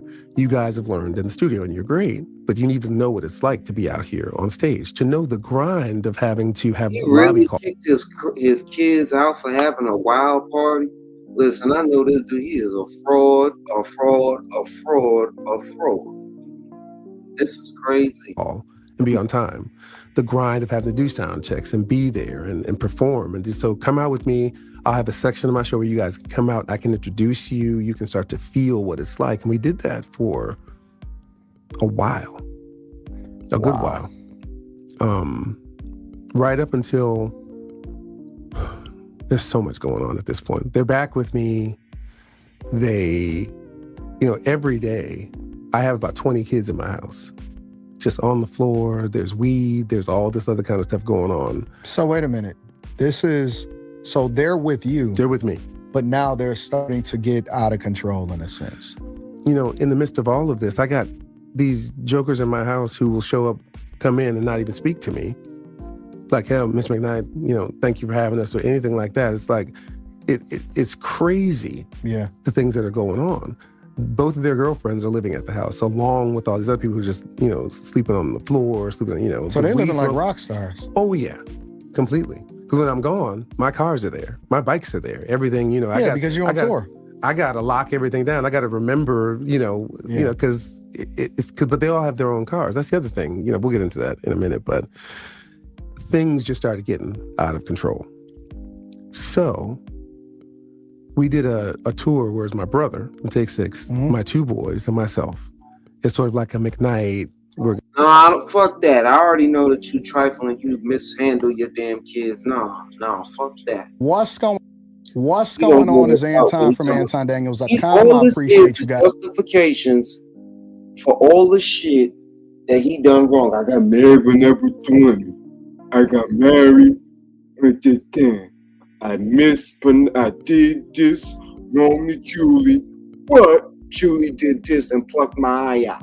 Working. Yeah. How do you maintain a relationship at that early of an age? How old were you when you went on your first tour? I was 22. And then how old were you when you first got married? 20. How does that work? What does that look? Because, and I'm gonna tell you why I say that, because people today with, relationships are really a big thing. You have women, your son was on the internet talking and going back and forth and I guess telling his version of the story. How did this come about? Like, how did it come about to where, because I know it was in my hometown, I believe, where all of this kind of just blew up, right? In Detroit. And I believe you were there for a show at Motor City Casino, if I'm not mistaken. Right. And you had performed there multiple different times. What's up, see? Had a yearly contract, sometimes twice. Them do-over relationships and do-over babies, that's a doozy. And they don't realize how much that hurts. Or some parents don't realize how much that hurts the other children that came before, the do-over babies and whatnot. Hell, look at Misfit and her shit. How she wrecked our whole world. Trying to favoritize old Kilo. This shit crazy. Yeah. There. And it's almost like, for whatever reason, your past or the children that you had in your past somehow, some way came back to haunt you. As you were blossoming in this new relationship and in this new marriage where you head over heels with this woman.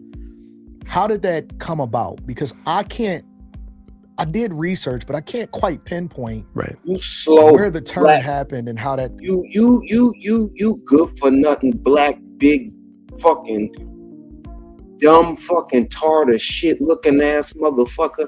Just shut up. I see what you're doing. You're trying to stroke his ego so he can feel comfortable to talk to you. but nah, you doing too much. Just ask him the question. He either gonna lie or he ain't gonna say nothing. How that came about. From your perspective, how did that Gonna lie or come deny? So I told you we split from the first marriage in 01. Mm-hmm. We divorced in 03. Okay. So in 03, my two sons from that marriage were 14 and 11. In 03? In 03. 14 and 11. 14 okay. and 11. Okay. When they turned 18 and 15, in that space, it was birthdays, it was summers with me, it was holidays with them. And even once, I think in 06, I had her and her whole family come stay at my house for Thanksgiving. Really? Yeah. So you guys weren't clashing from 2003. The only clash we had was when the older one decided he didn't want to be in school anymore. Is this the oldest one? Oldest, yeah. He didn't want to be in school anymore. And I told her, it's like... And you were paying for the school? No, they were going to a fantastic public school there. Okay, in Raleigh. Okay. So they weren't in college at the point where he was... No, they were in high school and middle school. I got you. She decided to take them both out and homeschool them. Okay. And I said to her, this is not the decision that you need to make. So, okay, before we get into that, though, the co-parenting between you guys, no problems whatsoever? None.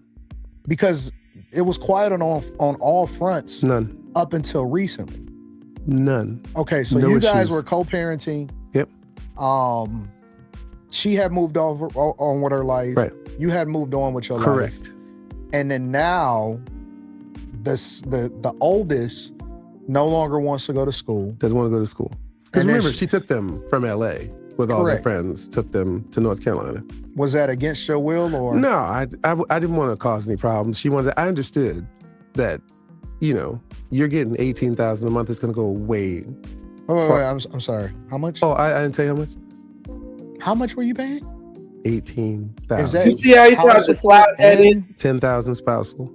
Wait, $8,000 spousal, and then 5 and 5 for the two kids. Okay, wait a minute. So how long were you supposed to be paying spousal It support? was 18, right? 21? So the spousal support was supposed to go until the younger one turned 23.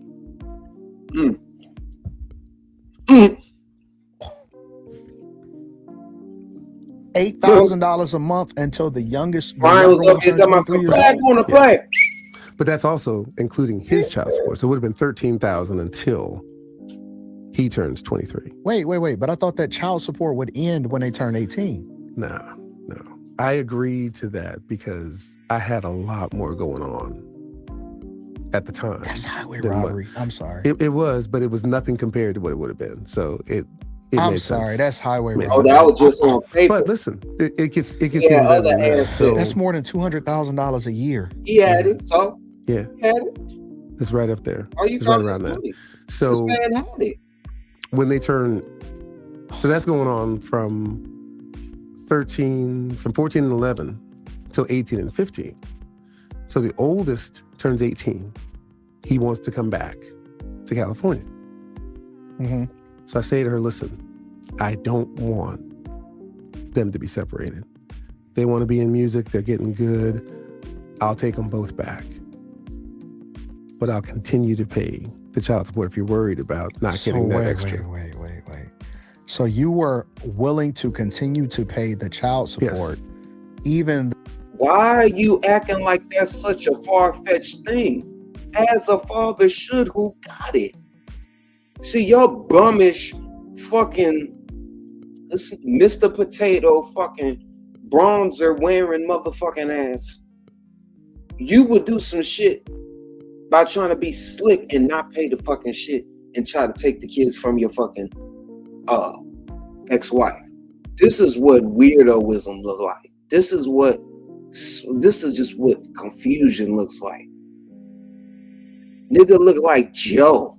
This nigga look like Joe off them Tyler Perry movies. So you were also willing to take the children in. Yeah. That's But crazy. the older one, when he turned 18, that $5,000 stopped. So now it was just 13. Yeah, but I mean, that's just right. That's standard procedure. That has nothing to do with you. I was concerned that she would say no, because the plan that I had for them, since they weren't going to go to college, that they wanted to be in music. I'm on tour. I'm on several world tours at this point. She agreed to let them come back. She continued to get her money. And I took them all over the world with me because I said, listen, you didn't grow up like me. I grew up singing in front of people, in church, everywhere.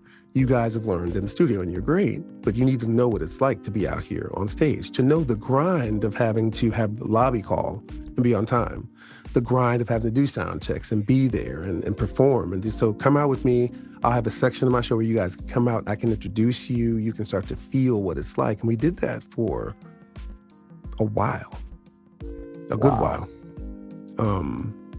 Right up until, there's so much going on at this point. They're back with me.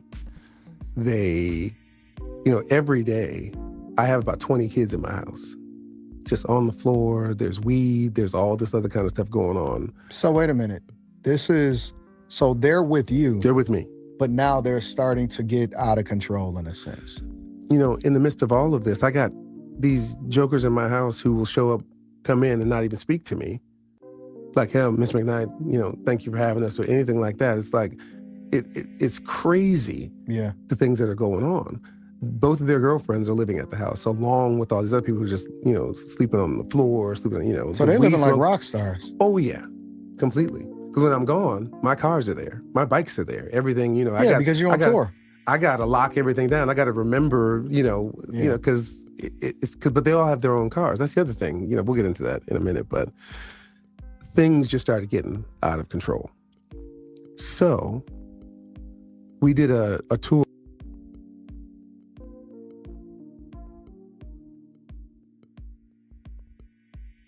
Your kids didn't listen to you? Your kids is not disposable, Brian. You don't get to pick them up and leave them and kick them out when you want to. Man, he the clear example of mama's baby, daddy's maybe. And it's sad. What's up, Luna? Good to see you. This is what deadbeatism looks like. Man, oh man. Lord. But I'm going to drop this link for anybody that want to come on up.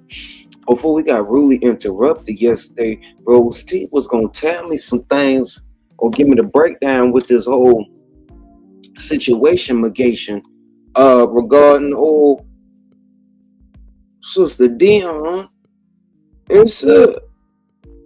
And if she got a moment, I'd be glad to have her up. I don't know. But all I know is that Sipp somehow, some way, almost set her up. And then I heard through the grapevine, man, I'm trying to cultivate clarity, but it's always something flipped, dipped, and skipped around. I just don't get it. If Dion, you watching from the bushes, what's up, Dion? You come on up and hit this link. I ain't got nothing wrong. I ain't got no nothing against you. But all I know is cranium cap. I can't take nothing that she say. Seriously. Okay, an half hour. Okay, what you cooking? But I can't take nothing. Cranium cap said seriously. No, I cannot. You've been pooped. I get it. I seen it been a lot going on over there on Stormy's chat. And then between Snoopy and all them other characters, I've been like, what is going on? Like it been a whole battle, a battle royale. I thought, But Cranium Cap made some egregious allegations against her former friend, Crickolator. And I said, well, when did she find this out? And how did she know this? If they haven't been talking, he so-called got he so-called got fired from his so-called job for violating a woman and doing something to a woman abusing a woman. Like, how would you know, Cranium Cap? And if you've been holding on to this, why do you like fraternizing with freaking rapists? I want to know. I want to know. What the hell is going on? Like, what? Why should we believe you, Cranium Cat? But nobody believes you. You need more people. Shout out. Yeah, I love a cultivator. But I can't follow nothing that I don't know nothing about. And that nobody's clear and concise about. What's up, Kia Boo? Shout out to you. But speaking of that, Dion and Sipp are no longer cool. She said that Crickolator's humpback was trying to set her up with Stacey B, allegedly. Set her up how? That's yet to be determined. We waiting on Rose T to fill us in. But all I know is you can't make this shit the fuck up. Now Crickolator and Dion ain't cool. Cranium Cap is now cool with Dion. This shit just like it was very bizarre to me that Dion and Cranium Cap Dion and Loose Booty became friends after that battle royale. It's just a lot of flip-flopping, panel popping going on in the station head. Speaking of, me and what you call his mom. Oh, yes. You know what I'm saying? All over. Not so much had a conversation, but it was a correspondence, if you will. That manifest tried to facilitate, but I don't think it was. It was peaceful enough, but I don't think a common or clarity fully came out the situation. A little bit of clarity came out the situation, but me and Manifest differed on some things regarding how the questions was asked. And I would say this: Asmon is doing a good job at trying to spin a narrative as she was being fucking set up for content.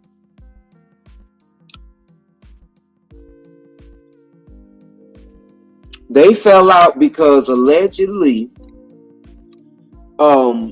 what's his name? Dion got some evidence or found out that what's his name?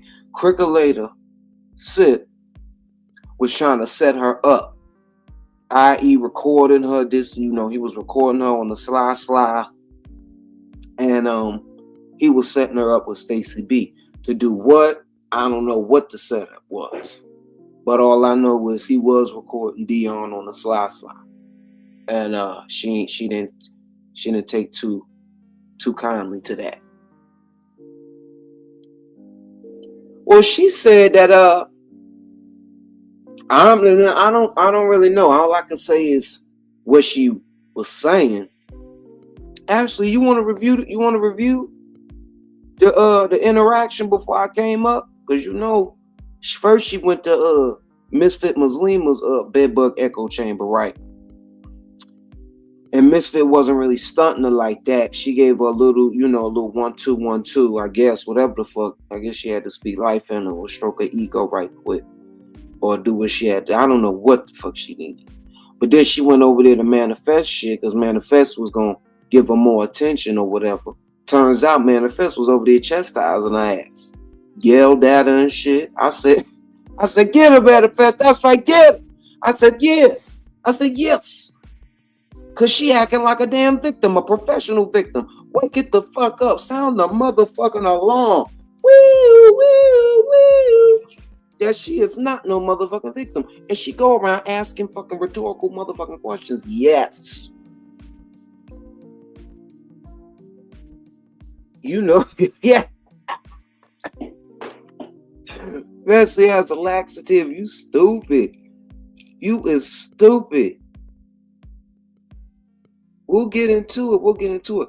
But I'll tell it like it T.I. is. Oh yeah, we supposed to be getting into the RayJ's situation. He talking about some his heart working 25% of the motherfucking time and shit. And you know, he need help and you know, he said Brandy paid his bills, and you know, he you know, he may not be here.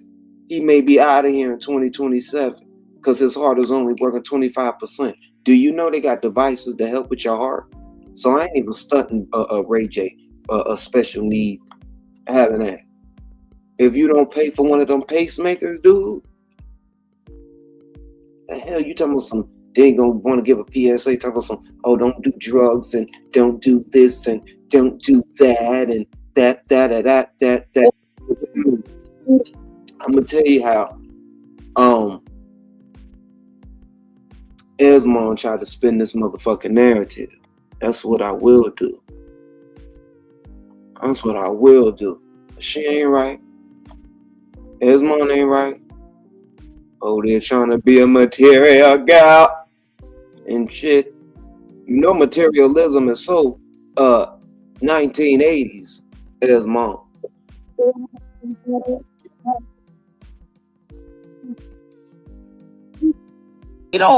I don't see him interviewing a lot of people. You know, he's not like a Sammy. You know what I mean? So everybody knew about the Rosetta thing, right? Whether true or false, everyone knew about the Rosetta thing.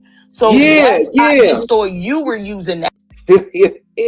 She said, I got a little 15 on it, little 5 on it, so you can give us clarity. Come on up here with your, come on with your bass up.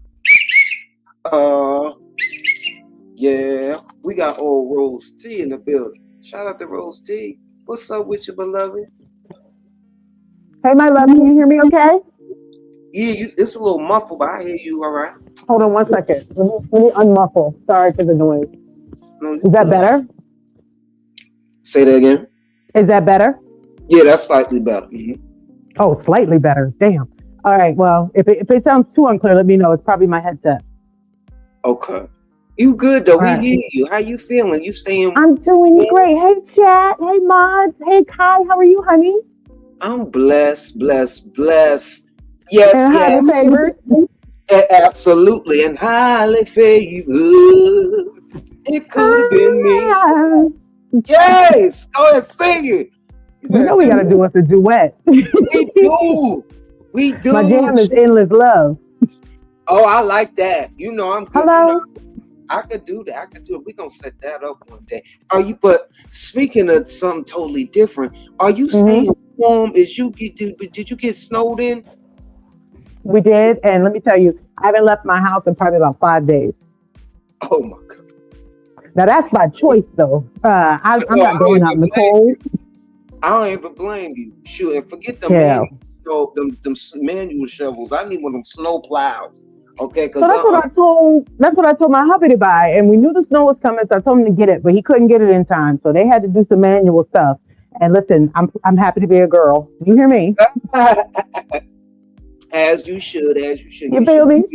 Lay back, and it was your birthday. We gotta give you some birthday. Happy birthday to you. Happy belated birthday to you.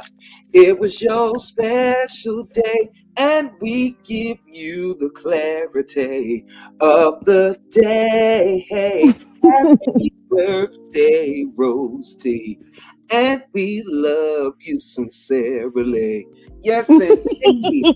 Yes, happy birthday. Thank you, baby. Thank you. You guys showed me nothing but love. I felt so loved yesterday. Y'all really did it. That post you did, you almost had me in tears. You know I'm a big old punk. So thank you. I had to, because you mean a lot to the channel. We love you for real. Rose T. You're a staple in the black tea. If you don't know, now you know. Oh, well, thank you, boo. Well, I love you back.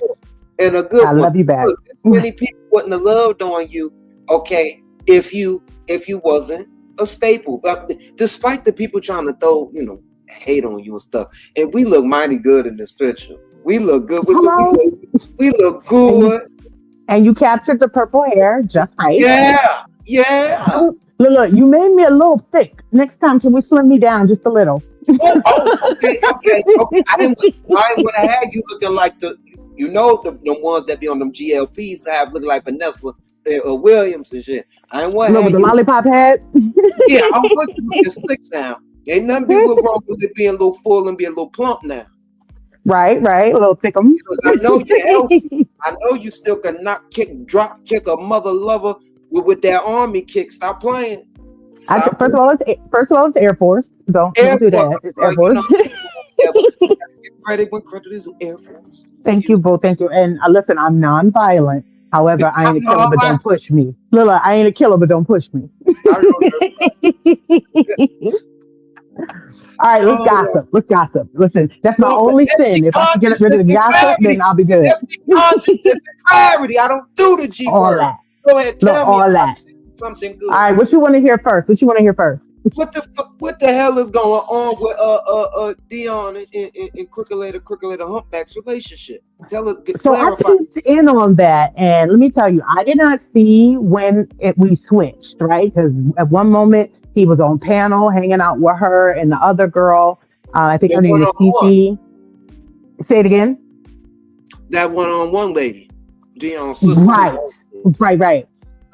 So yeah, they were all on panel together. Next thing I know, she's like, F you, come over here. So somebody must have told her he was talking crap about her. I don't know if that's true. I don't know what's going on with that. I do know it seems to be a lot of little patches everywhere where everybody's got a little friend group and everybody does everything. However, I heard Roxy on another content creator's channel. She said he has never said anything but positive things about her. So I'm not sure what she heard, but Roxy swore up and down it wasn't true. And she said, that's her little bro. So everybody that's asking, are they bumping? She said, absolutely not. I'm not here to judge. So if she says it, I got to take her for her word. But she said he said nothing but positive things. And then the only thing Val actually said was that she heard from Stacey that Dion didn't like her. So that's why they made the phone call. So, and Sipp was just kind of like the conduit. Now, she did say he would go and be in other people's chats where they were dogging her out, and he would come back and tell her. And her big thing was, what did you do? Like when they were dogging me out, did you defend me? And he was like, well, I don't do panels and I don't do all that. So she kind of felt some kind of way about that. Like, don't come back and tell me what they said. What did you say? So she felt a way about that. But other than that, speculate, like, was he working with different content creators? Because I heard some things about her being recorded by Crooked. Right. So they did say that. They did say that they could hear him recording because he'd be really quiet and there'd be like a slight echo. So that's what they said. Lord. He would go ghost. They have a long dramatic pause. He thinking he in the next realm of consciousness and shit. I remember on the phone with him. But I don't know if he was recording folk or not. And that's what you got to deal with, because should Dion be recording folk? That part. It's like remember the old cartoon where they have the guy in white and the guy in black, and it was like they were both facing each other. It was spy versus spy. That's what I think of when I think of all this recording and shit. So now it seemed like they think that he was being paid by Stacey to run back information. I don't know where they got that from. I have no idea. The same way I don't see where they got that. Crooked is now an alleged rapist, and he got fired from his job for doing. I'm glad you said that. Now that pissed me the fuck off. Yeah. That pissed me off so bad. I mean, I was hot like fire. Because one false accusations of rape, and assault are less than 10%. And out of all the cases, some don't even get reported. So stuff like this, if it's not true, is very damaging. It's very damaging. It's damaging to the victim, who really does try to get somebody to believe them, and people like this. Now, is Kat lying? I don't know. But ma'am, Why were you windmilling for him when Jag lied on him? We all knew he lied. And you didn't have a thing in your head that said, okay, well, he's been accused of this before. She might be telling the truth. So where is this all of a sudden coming from? I don't like on Mad Day, now you're now divulging this. It sounds like it's a lie.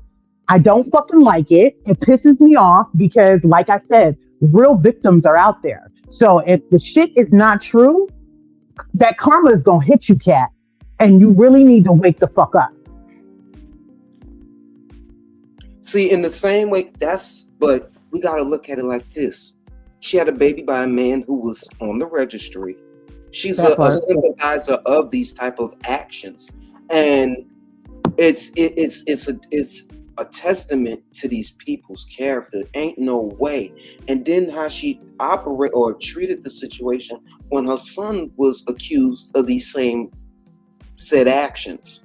So to me, it's like she doesn't take these type of she behaves irreverently, and then she start acting all how could you say this about me, and how could you do this to me? You first off, you and then rewind. You brought him to YouTube. We wouldn't have known. You was talking, I was using him. I brought him to you to defend me. So you using this man to fight your battles, and you know he's slow. I thought he was the original TBI. I'm not doing this with you. I'm just trying to be real. That's what I'm like. We gotta take it with a grain of salt. But let's go with that's what I'm like. Cranium Cap, I ain't paying you no mind. Now she friends with Dion all of a sudden. Oh yeah, and that was weird too because at one point she wasn't really effing with her, but now she's back to hanging with her and stuff. So it's just crazy to me. I don't know that whole dynamic. These people change friendships like they change their draws, and so I can't keep up. So literally, I wait for to see what hits the wall and what's gonna stick because it's just ridiculousness to me. I really don't like that accusation. If he did it, yeah, F him, and I hope all bad things happen to him. But if not, and you're lying about this, that's not okay. Mm-hmm. It's like the girl who cried wolf. In this case, that part. Or the Cranium Cap that cried wolf. Because she said the same thing. Trying to put that on me in the station heads. Talking about some, and he told me he was great by his daddy. What? Why is that the go? First off, never happened. That is not true in any way, shape, form, or fashion. And why is that a go-to with this individual? Like, how is that a flex or a weaponization? You know what I find with a lot of these people, projection, right? So whatever they're saying happened to you probably happened to them. Because where does that come from? Like first of all, I would never do it. But if I was like that shady, dirty person, the first thing that comes to mind is not that some SA happened to you. So that means there's some trauma within you that you're trying to put on everybody else. That's the take I get. Mm-hmm. Yeah, that definitely is. I forget about it. The deflection and the projection. That's they go-to. That's they go-to. But well, I know you gotta go. I'm gonna make it snappy. What's up? So I heard you said something about Val. Lord, they trying to research. She came back out. They trying to come. Lord. The groundhog saw her, didn't see her shadow, so she came back out. You better lay low. Why would you allow Misfit to get all up in your ear? Like Craig Max Saver in your ear? Don't let Misfit to be all up in your ear.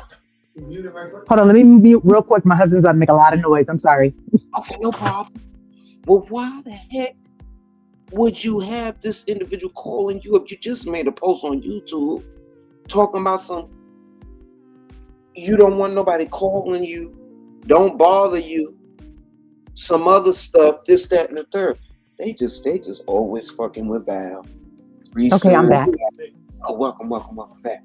They just always fucking with Val, researching Val.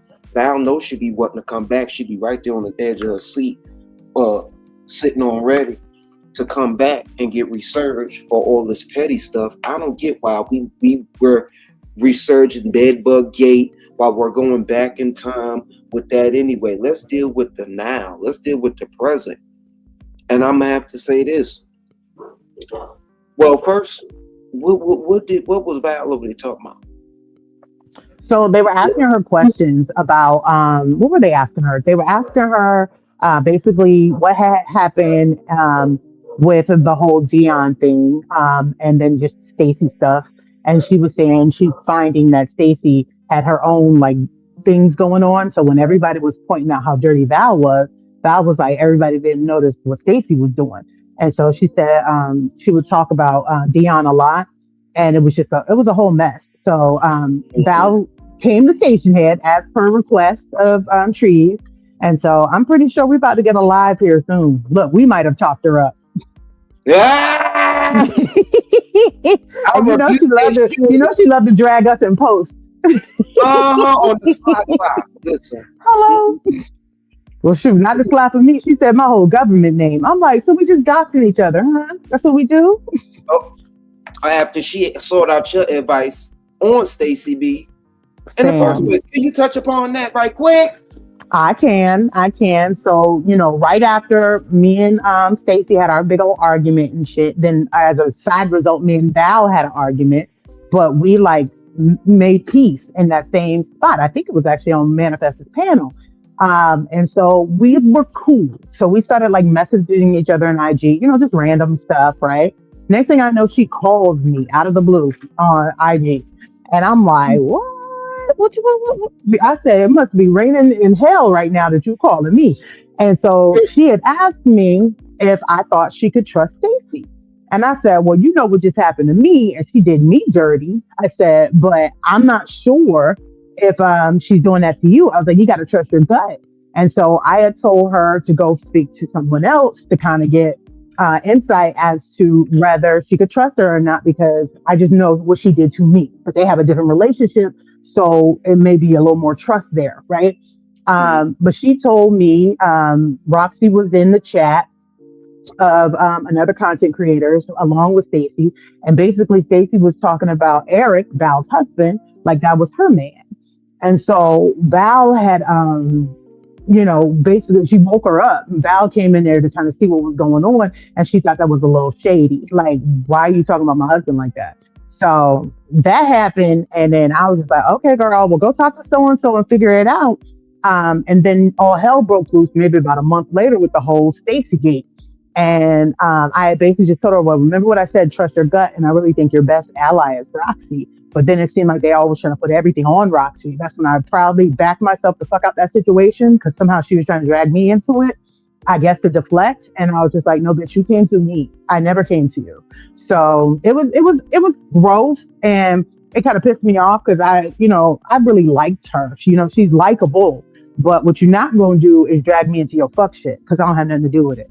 Exactly. It make me the scapegoat for your fuck shit. That's that part. Nature of what these people do on the YouTube, and then they transfer it to the station as soirees. But speaking of, I know you gotta go. How do you feel about the whole situation regarding me having Rosetta up in my review? Do you feel like I was setting Esmond up in any way, or what's your Wow. Well, the first thing I would say is please stop referring to that beautiful black girl as a man. I know that y'all are beefing, but it kind of detracts from us. I can't make no promises that I can't keep. And shit, last time I checked, Esmond is a unisex name, but go on.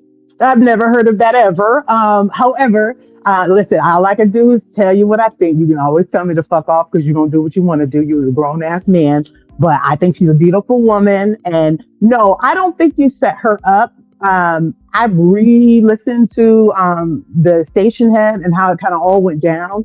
It did seem like it was a question she asked to Manifest, and then she turned around and asked you, right?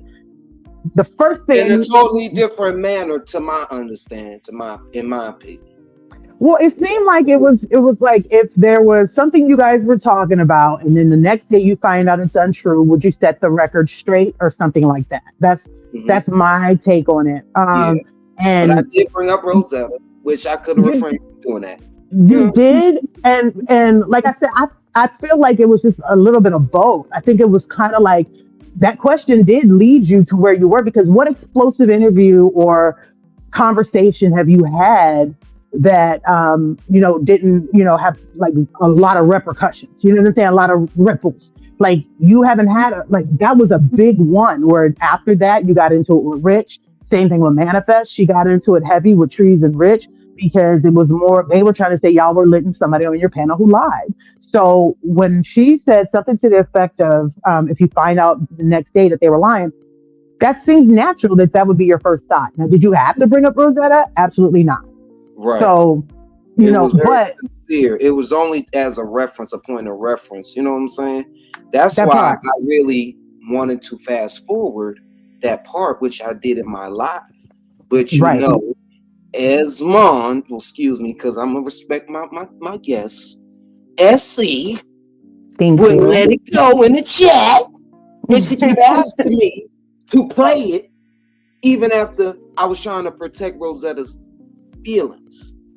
So with that, because I was in the chat that day, and listen, I am no Essence caper. All right, I'm no Essence caper. Matter of fact, I cussed her out that day because it also seemed like her little ass was shading the fuck out of me in that whole little tat you guys had, right? So I cussed her the fuck out. So trust and believe, I am no Essence lover. However, I ain't no hater either, and I'm gonna tell it like I see it. That part, people do. Listen, I want you to be impartial, and you know what I'm saying. You did that, and I love that about you. But when you start lying on me, and hell, she even admitted on the manifestation, she doing tick for tax and shit. Oh, you felt like I alluded to Rosetta? Well, I feel like you set me up. No, I don't think you set her up. I don't think you set her up. I think something got played that shouldn't have, and you tried to fast forward through it, but the horse is already out the barn. So at this point, I think when you guys tried to, and Rosetta already has a history with Essence, because when everything happened, Essence was asking those, clarifying questions. And so Rosetta still had a little heat for her. And so to hear that, naturally, that's just going to set her off, right? So I think it was just a recipe for disaster. I don't think either one of you wanted to harm Rosetta. That is literally the thing I want to put out there. Neither one of you wanted to harm Rosetta. The conversation came up. You even said, I don't think she is. And Essence also said it. She also said she didn't think she was. So I don't think you guys meant to harm her. And I don't think that was meant to come here. That was a conversation on Station Head that could have stayed there, that portion. And you tried to skip past it. And then, shit happens, Right. Because there was so many other gems that was discussed in that live. You know what I'm saying? Yes. Triangulation Nation, botch boycott gate. You know what I'm saying? That part. And the part about the awards. I love that idea. Best moderator, best content. Yes, biggest beat. Like spinoff of me and Mel's live we did with the 2025 wrap up. The New Year's. Mm-hmm. Yeah, off of that. But anyway, I feel as though if we would have just got through it, and people didn't put 20 on 10, and I'm not saying Rosetta in this case, but I'm saying Rosetta, she was the one in question. Who was painted to be what she was painted, and just like Rosetta said, she don't like S. She don't like her for whatever reason. Okay, so it was easy for Miss Rosetta to go, go off, goddammit. And she probably has a justifiable reason on not liking Esmond. Because Esmond always asking rhetorical ass questions, kicking up motherfucking dust and shit. Well, I just didn't like that she said I was anti-black. And that pissed me the fuck off and made me want to snatch her by her wig. But, feel what you feel. She said your name, or she was indirect with. So she said when that person that came up that had a problem with somebody over there, talking about when I was dragging, what's that ugly bitch's name? Devin. And then for me to keep going over there was anti-black. That was directly related to me. And then she also brought up the point about me paying Trees to go over there. And I was just like, first of all, everybody knows Felicia got a mouth. Okay. So literally it was only supposed to be funny. So everything that happened after that fucking, explosion, that don't have shit to do with me. I sent her over there to tell jokes. Okay, that was it. That was all. And I'm pretty fucking funny my damn self. So had I had some time, I might have did it my damn self. But she's just funny. I sent her over there for that. So don't say that I came running and crying for help because that wasn't me. That wasn't the intent. Because she I'm believe all the very, I can defend myself. And you know why it's easy for her to do that? Because she Hmm. believe all the narratives that motherfucking Misfit Muslima spew in her motherfucking ear. She another one that's in the wash. She in the spin cycle, always getting spent into whatever she want to get spent into. But it's not gonna happen. I'm not gonna allow that to happen and you to start lying on me. You know what I'm That saying? part. That's the thing. And I'm glad you defended your honor because what are you talking about anti-black? Just because got first of all, nothing. you just because whatever you did, okay, between whatever you did has something to do with you and that said person, not nobody else.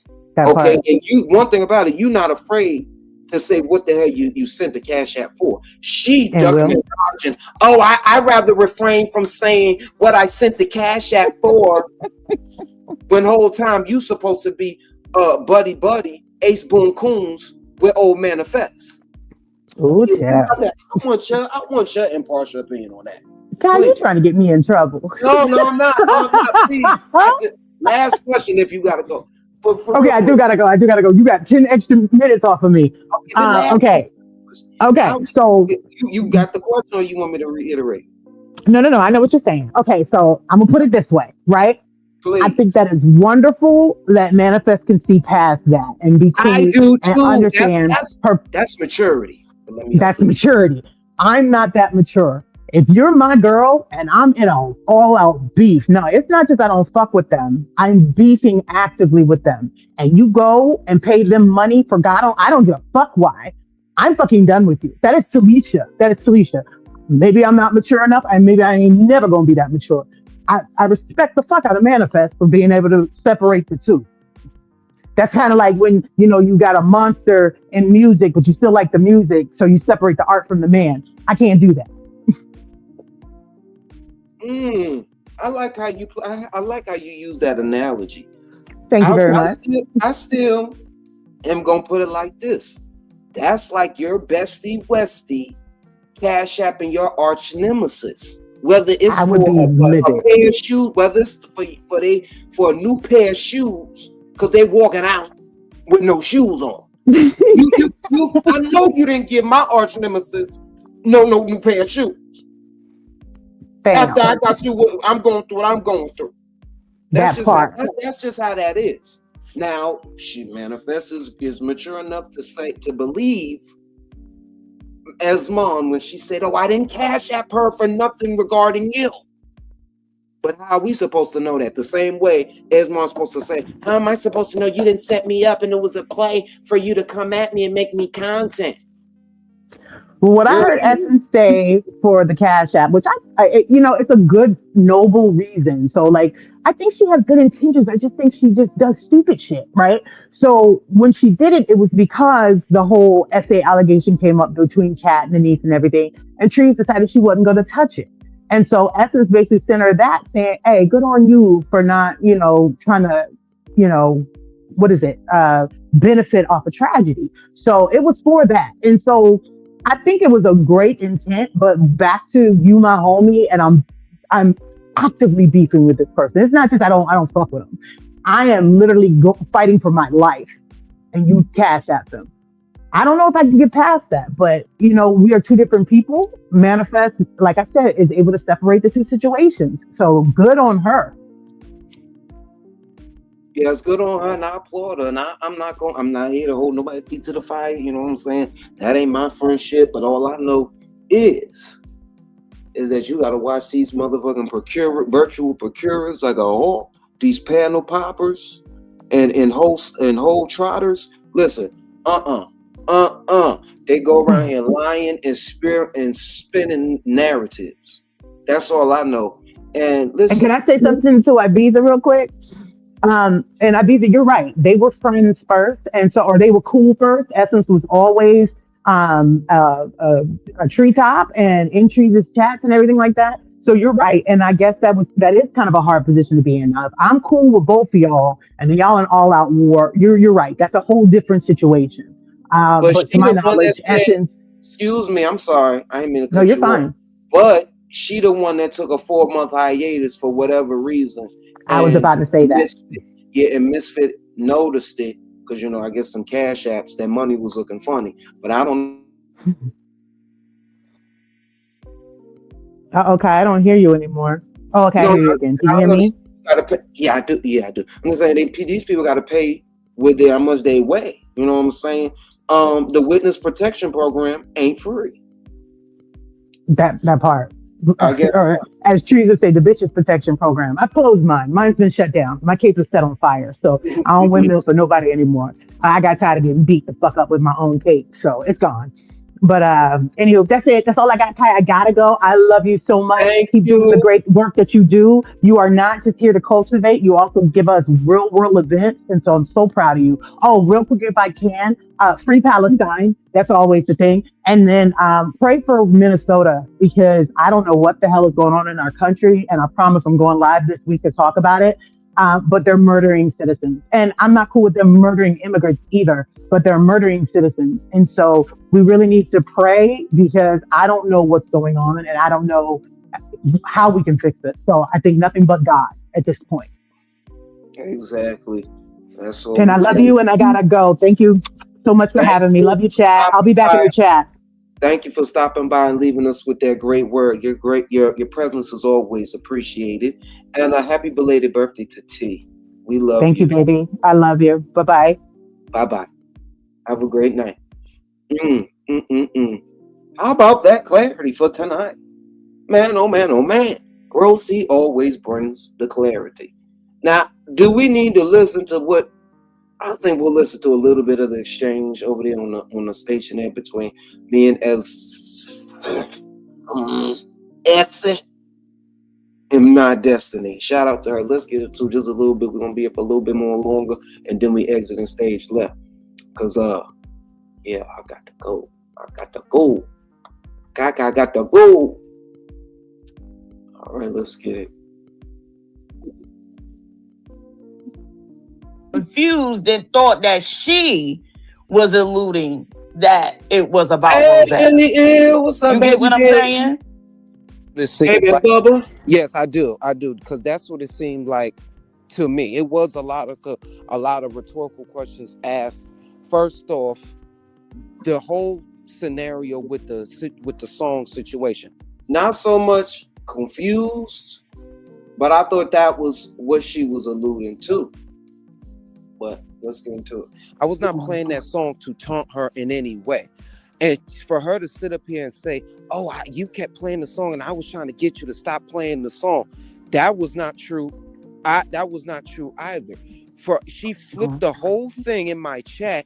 Oh, you were the one that was trying to taunt Rosetta. She was believing. Let's not act like Essence didn't believe that Rosetta was a crackhead just from the video alone. And from that song, how was a song being played on Bedbug Echo Chambers channel correlate that Rosetta was a crackhead? Us talking about that came up in the talk as well. So either way, it was just it to me it seemed like that's what she was hitting at, because even before she asked that question about Rosetta, she gonna say, "Oh, you fit the bill with this question. You fit the bill. How else do I fit the bill, other than me?" Because the question was about me perpetuating or not telling my audience that what I was talking about, my content or who I interviewed, was a lie.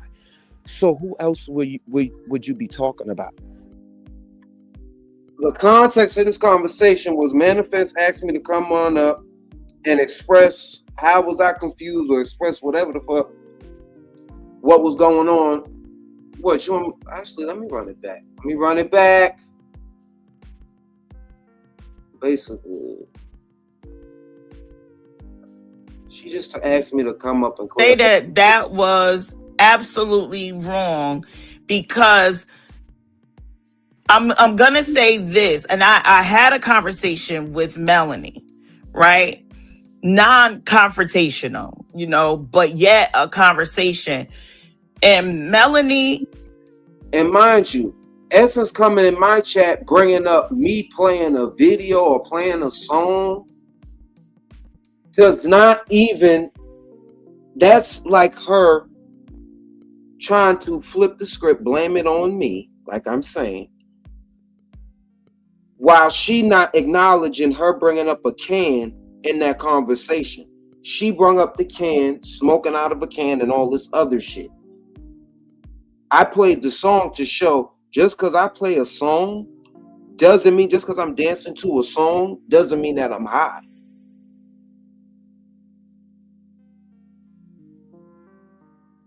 Now let's get it. Let's go into it. And I were clear about why you asked that question. You asked that question to us. Kai, could you come up? Because I really do. I want to talk to you. I'm not saying for you guys to talk, because right now it's new, it's fresh. No, I don't get care, it. Manifest. I promise you, I don't care. But I just want to let him know. Because if I was there, I would have cleared it up. That's all. When someone shows you who they are, believe them. That's how I feel about it. And I would be a complete loser to let this get to me. Was I blindsided and hurt by it? Yes. But is it weighing on me? No, because... Hurt by what? First off, let me say I apologize for your hurt. But let's not act like your hurt is coming from a place that you put yourself in. And then I gotta take that with a grain of salt. Are you really hurt, or are you playing the motherfucking role? Don't pull on my motherfucking heartstrings, cause I have a heart, darling, I have a heart. Now, can you come up here? Cause this shit is wacky than a motherfucker. Then they said, Mel, here she goes. She's trying to blame it on. I can't believe Mel did what she did by coming to the rescue of Kai and this, that, and the third. Let's be real. I want to ask you, why do you think Melanie did that? I don't know. I didn't see that comment not until today. Y'all ain't gonna rush me. This is my shit, my channel, my stream. I play it how I choose to. Please don't make me get bipolar. Don't make me have a spasm. See it. You play this shit. Y'all know me. I'm gonna play the thing, and I ain't gonna skip it. It's gonna run right on through. Dang, have some patience. Slow. Y'all know I like to slow roll it. Stroke it with emotion, break it with devotion. But you ain't gonna lie on me. Fuck that. Not until today. And I don't know why she did that. I don't know. But okay, but how? Listen, because for me, like, I would never put you in a position where you need to. First off, the song didn't make her mad because Rosetta didn't hear no fucking song. Essence came in the chat telling me something. Oh, Rosetta, he played Egg Bay Bay, and we were trying to stop him from talking about the situation. No, that ain't that. No. You kept talking about the situation. Talking about some, in that video that Trees played when she was dancing to A Bay, if she did ask for a can, these were her exact words. She did ask for a can. And then I said, just because you asked for a can, that doesn't mean you smoking out the motherfucker or you smoking crack out the motherfucker. And let's specify. You could smoke weed out of a can. People make homemade bongs and shit. But the point was that Rosetta, her boyfriend, her friend, her ex-man, was painting her to be a crackhead from a video of her dancing to A Bay. And I believe she may have asked for a can or something, a can of soda. I don't know what she was needing the fucking can for. But it's speculation to speculate that she was smoking crack out in the motherfucking can. Okay? That's all I'm saying. Lord, Ibiza, you got one more strike, Ibiza. One more. Melanie, or judge her character. You know what I'm saying? But as you and I... Hey, Kai, come up, please. As come us up. being like, friends and things of that nature, you saw something that happened that was wrong. You know what I mean? For no reason. It was wrong. Yeah, it was wrong. For no reason. I mean, she said it was there's no wrong. way I was... She said it was wrong, Kia. What was wrong? I didn't do shit wrong. I ended the live. See, this is how you know Manifest probably didn't watch it in its entirety because she's a busy woman, a working woman. But I ended it off and I cleared the air that I did bring up Rosetta. Rosetta still had the same sentiments towards your lying ass because how you operate. She probably remember you was in that motherfucking chat sucking up all the fucking shit talking about some, oh, Miss Rosetta's a crackhead. Because you was in, and this was many, many channels ago, of her talking about Rosetta being a crackhead in Misfits chat. Let's not forget. Now, I can't control how Rosetta reacts or her feelings. She said it. She don't like you. Allude into that. Why would I be doing? That's what I'm saying. Like, and I just don't know. I just think that it stems from, a place that I have nothing to do with. I really What do. place? I don't know. I don't know why Melanie would do that. I have no idea. There she go, blame it on Why Melanie. did that? I think he did that because he was afraid that he was gonna get, back in hot water for the way that he carried on the conversation. He didn't interject and say, I know Miss Rosetta, that's not true. That was a nasty rumor. I know that's not true. See, there she go spinning a narrative. I said, oh, see, this make me want to pull out my motherfucking hair. Mel, please come up. Please come up.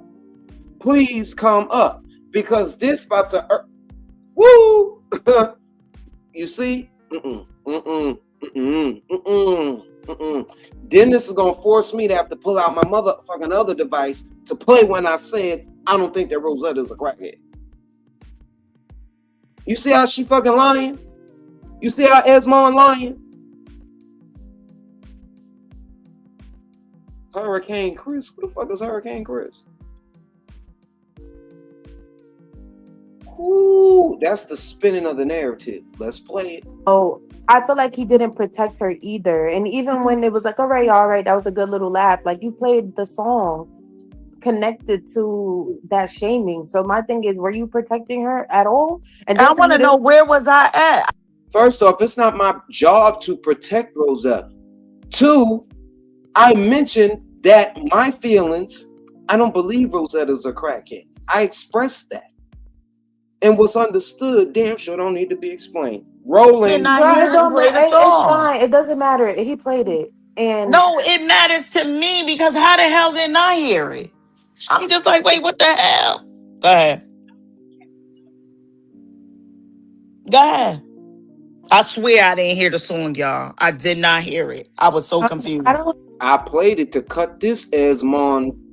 I don't have anything else to say.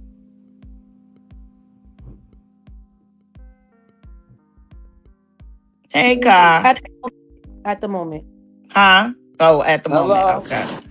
Hey, Kai. Hey, boo-boo. Hey, what's going on with you? Nothing much.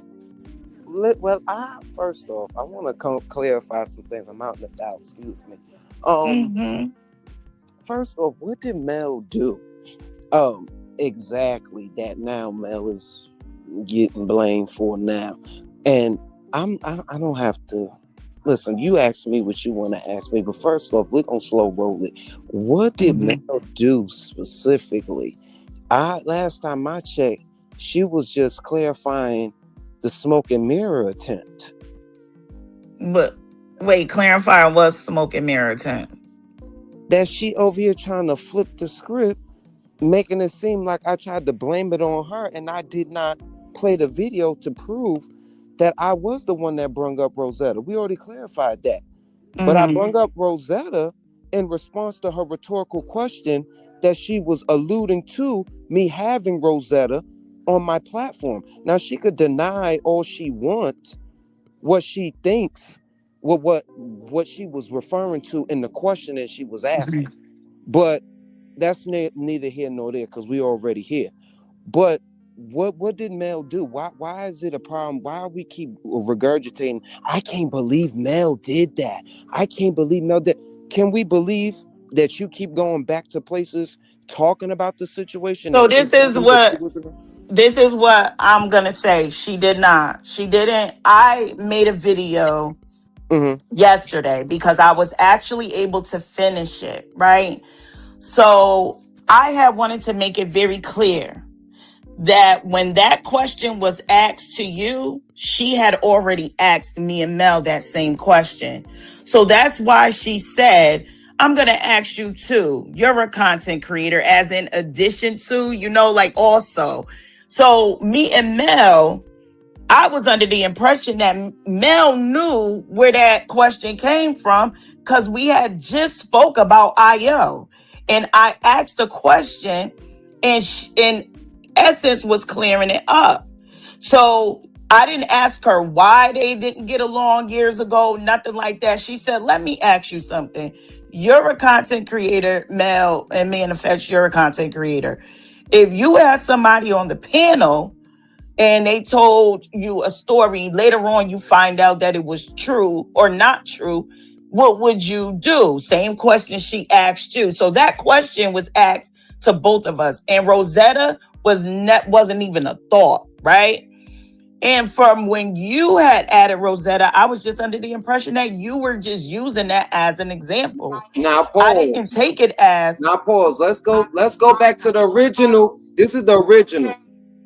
That happened on January 23rd, 2026. When Esmond brings up the can and all the other shit. Right quick. Because I believe this is when I this is when I expressed that I don't believe that Rosetta's a crackhead. Let's go. Smoking anything out of the can. Me neither. She said it on camera. She said, get the can. She said, they didn't have nothing to put it on. It was not on camera, I promise you. All right. Fuck you. Yeah, that's what it sounds like.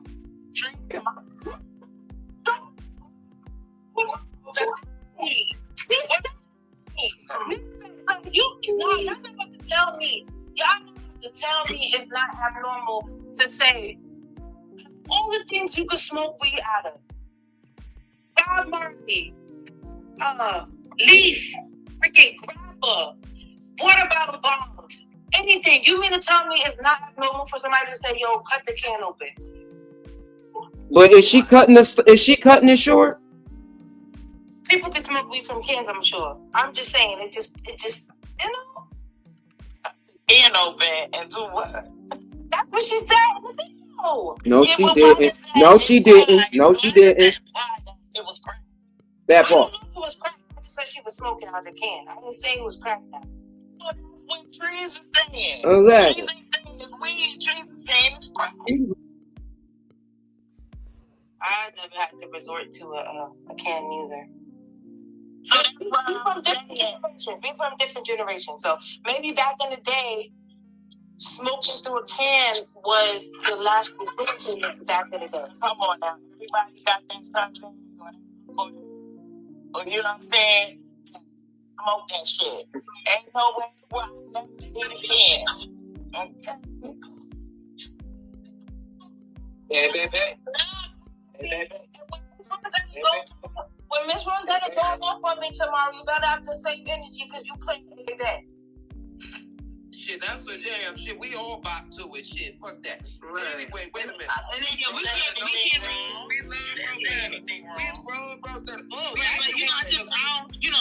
We not to be funny, they was dragging her real bad about that. They were. And shit, that shit was wrong. So I try not to even go there with the conversation. And I believe you, Miss Rosetta. I believe you.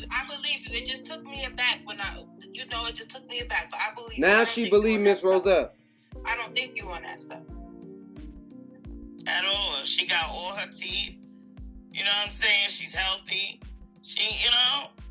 Miss Rosetta is that girl. She was the life of the party. She was all I know is crackheads be asking for money all the time, and she ain't never asked me for a dime. So TZ said my son is a weedhead. Let me ask him. Oh my Lord, that's hilarious. These kids nowadays they make a bong out of anything. Yeah, it might be generational. Miss Rosetta's in her 60s. You know, that's that hippie era. That's the hippie era. That's that hippie era. I think so. Oh, she looks good. That is the hippie era. Yeah. she's always giving in the sector. She always buying memberships and stuff like that. That's a fact. She's a cultivator. She's a cultivator aficionado. We love Rosetta. And Rosetta know I wouldn't have been justifying for no. Yes, that's what we gotta do. How about we do that in the snowstorm, during the snowstorm? We gotta have our if I'll be available. What? Huh? I don't know if I'll be available. You got a boo coming over? Or the more of a drama. Mod of the year. Who's mod of the year? Who Hold on. We out of a can. Hold it up. Hold on. They be doing that in the stuff. If you could smoke it out of a bottle, why can't you smoke it out of a can? A bottle is more. A bottle. Plastic. It still lets off. Nah, it's just I guess if you don't got no paper, then you got the next best thing, I guess. Nah. No, that'll burn your fingers. That's a little can. Yeah, a can is crazy. I don't know where y'all from. Y'all from the Midwest TV? So this don't sound like she judging the can usage. Even before that, she brung up the can. That's when y'all said it was choppy. So I don't know. Tea Leaf, where y'all from? Tea Leaf, where y'all from? I'll take shit. I did not She was being sarcastic, but we can't determine that according to what Esmond say. And pass it around. We on this. Yeah, I think that is so gross. That is so nasty. Oof. Everybody licking it. I'm like, y'all about to smoke that shit? You do know it's something called pre-rolls these days, right? And the only person who are they? rolls it. Yes, what the heck? Play the question. I don't know. I don't smoke it. I ain't about that. That's a beautiful. It's a beautiful thing. Y'all been delivered. What you just say is delivered? Wait, hold on. What you talking about, Kyle? What you know, Kyle? What do you know? Yeah. Okay. Is that not smoking? Please. I know an inhale when I hear one. That's once every blue moon. That's once every blue moon. At least I don't be off them shrooms like. And you got a good set of lungs too. You can. No, I got asthma. I can't smoke. I have asthma real bad. Y'all goes out weak. Let me see. Hold on. Shit, I ain't even gonna lie. I'll be like, I gotta go to bed. But it's nothing wrong with being for peace. You know what I'm saying? If that's the case, that's why I wanted to ask you. Are you the one that's supposed to be conducting the peace treaty? Because I don't think Conrad Murray. Oh. Hold on. Let me run it back. Wait a minute. Because I could have sworn. I'm sorry. No, I'm sorry. I was reading a lot of. It was two. We had a lot of discussions. No, everyone's not still cool because she lied. She brung up the can in the first place and alluded to the fact. Hold on. Even so much so, Manifest said that she fucking misfit mind fuck her ass. Let's run it back. I don't give a fuck. I can stand on what I say. I'm not pussy. And I'm not afraid of nobody. So Rosetta was about to do the jailhouse. That was funny, but it also wasn't my story to tell. So for them to say that I let her come up and lie, no, I didn't let her come up and lie because I don't know what's the truth or what's a lie. I just let. Hold on. Wait a minute. Here's you know what I'm saying? Here's like a programming area. Call me. Call me every day if you have to. Let's talk, let's pray. Isn't it like I would have kept that in the background? I wouldn't put that out at all. So I didn't think that was funny, but it also wasn't my story to tell. So for them to say that I let her come up and lie, no, I didn't let her come up and lie because I feel like that's just the nature of the Black tea sector. But creators in the black tea sector, they may start off with a certain story and they find out that it's not all the way, like, what is the saying, clean in the buttermilk? But they'll keep going on with it because it's bringing them traction. So I was just asking, like... Okay. Now this is at the 3-hour mark. You think if I knew right was smoking? Okay, now let's go look when she first asked me that. In your chat, like you've been talking about it for 2 or 3 days, let's say, and certain people in your chat start saying like, "Hey, no, like this is not right. Like this is made up, or they're doing this to create content."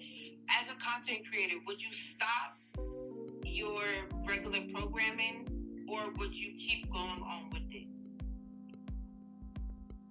I will stop and halt the programming because I'm not into programming people's minds. I don't deal in artificial bone carrying and artificial stories. He cultivates clarity.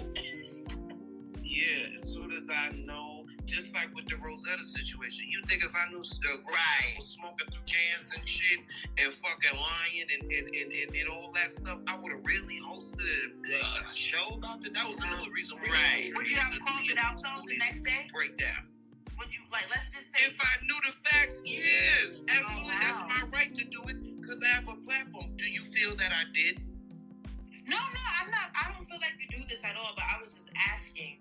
Because we were talking about how some creators in the black tea sector, they may start off with a certain story and they find out that it's not all the way, like, what is the saying, clean in the buttermilk? But they'll keep going on with it because it's bringing them traction. So I was just asking, like, in your opinion, is that something that you would do? And honestly, I don't feel Essence is sincere in anything that she asks. But okay. That's why I asked her right back. Do you feel I didn't? Because I feel like that's just the nature of the black tea sector.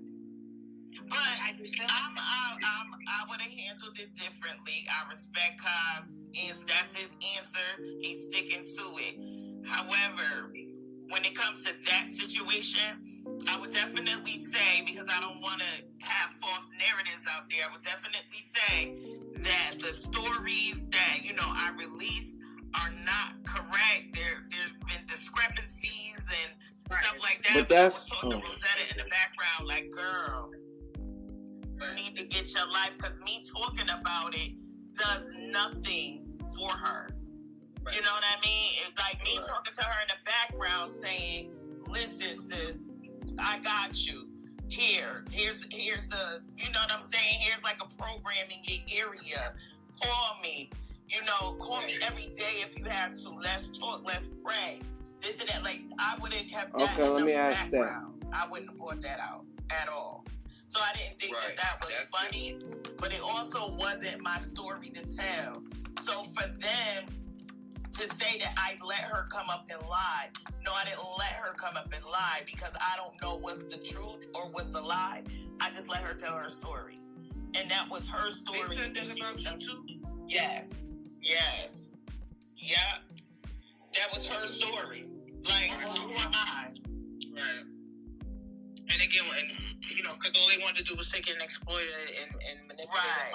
They wanted to make fun of her. And drag it out. Yes. Drag it out. And I didn't like that. And again, not to be funny, they was trying to make her loud. They was because they almost did though. They almost found us. They almost found it. They almost got found. Rosetta was about to do the Jailhouse Rock, and I ain't talking about the A-Bay Rock. I'm talking about. But what did you see? Rosetta, y'all had her ready to go in the corner and cry. No, we're not talking about this. No, I'm talking about what did you see? We not. Pepsi can. Like, what did I didn't see nothing. We're not talking about right, and on that Nandy cam. I didn't see anything. First of all, for you to even know that she was doing anything in that Pepsi can, you had to have done something like that yourself. Like, that's insane. What in the world did she do? But not for nothing. In the spirit, Rosetta's not here to defend herself.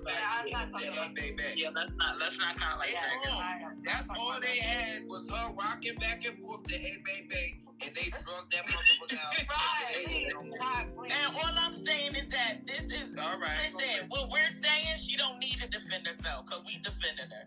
I didn't see shit. Right. Right. I didn't see a damn thing. Who laughing? Who the one laughing? Essence. Not for nothing. The spirit Rosetta's not here to defend herself. Yeah, let's not kind of like that. That's all they had was her rocking back and forth to A Baby, and they drug that motherfucker out. And all I'm saying is that this is all right. Listen, what we're saying, she don't need to defend herself because we defended her. I didn't see shit. Right. Right. I didn't see a damn thing. I don't know crack, so I don't know what it looked like. Okay? That's it. Hey, baby. What you I ain't see shit. Hey, baby. Let's not rehash. Now, that's where that was. No, let's keep listening. Do we want to keep listening to that? Because we could. But let's listen to this recent station head that we recently did. First off, well, I think we do need more clarity. Do we need more clarity? Can we go back to the Exactly. What did you do? They still couldn't confirm. They couldn't answer what you did. But I want to ask, I did say in this live, that's what I was trying to listen to, that I don't believe that Rosetta's a crackhead. And the whole thing is, all we seen was her dancing to A Baby. Period, point blank. Period. And they almost drove her to going crazy.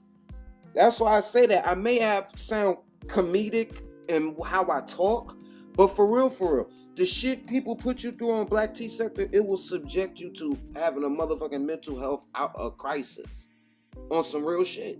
Well, let's go. All right. How do you know a crackhead? I want to see T Queen to answer me that. How do you know a crackhead when you see one? I don't know what shit. Cause again, it's a whole lot of cocaine. It's a whole lot of cocaine on Wall Street. So I don't know. People think is skinny, right? I mean, she's healthy. She's healthy. Steady laughing. She's healthy. I mean, it's functioning. It's functioning crackheads and alcoholics, you know. Manifest. I'm not saying that Rosetta fits the description in any way. I'm just saying it's not a look. It's, you know, crackheads is not a monolith. Do you think it's right, Queen? Do you think it's abnormal? Listen. There you go. A little bit about myself. Thank you, Lord, for playing it, for letting me play that part a little bit more. The description in any way. I'm just saying it's not a look. What? I don't know what shit. Let's run it back. Let's run this part back. Thank you, Holy Ghost. The first thing people think is skinny, right? I mean, she's healthy. She's healthy. She's healthy. I mean, it's functioning crackheads and alcoholics, you know. Manifest. I'm not saying that Rosetta fits the description in any way. I'm just saying it's not a look. It's, you know, crackheads is not a monolith. Do you think it's right, Queen? Do you think it's abnormal? Listen, a little bit about myself is I am a retired stoner. I've made bombs out of water bottles. Okay? Never have I ever heard of anyone smoking anything out of a can. Me neither. That's why I'm like, you had that done yourself. She said it on camera. She said, get the can. She said, they didn't have nothing to put. It's on camera. If it was not on camera, I promise you. All right. Essence, it sounds like Trees mind fucked you. It sure do. That's what it sounds like. Trees mind fucked you. What in the world does that mean? What does that mean? Manifest. So if y'all not about to tell me. Y'all not about to That's exactly what it sounds like. Mind fucked you. Like, that's what it sounds like. Trees mind fucked you. That's what it do sound like. I should get that sound They bitten. didn't have nothing to put. It's on camera. If it was not on camera, I promise you. All right, Essence, it sounds like Trees mind fucked you. Like, that's what it sounds like. Trees mind fucked you. What in the world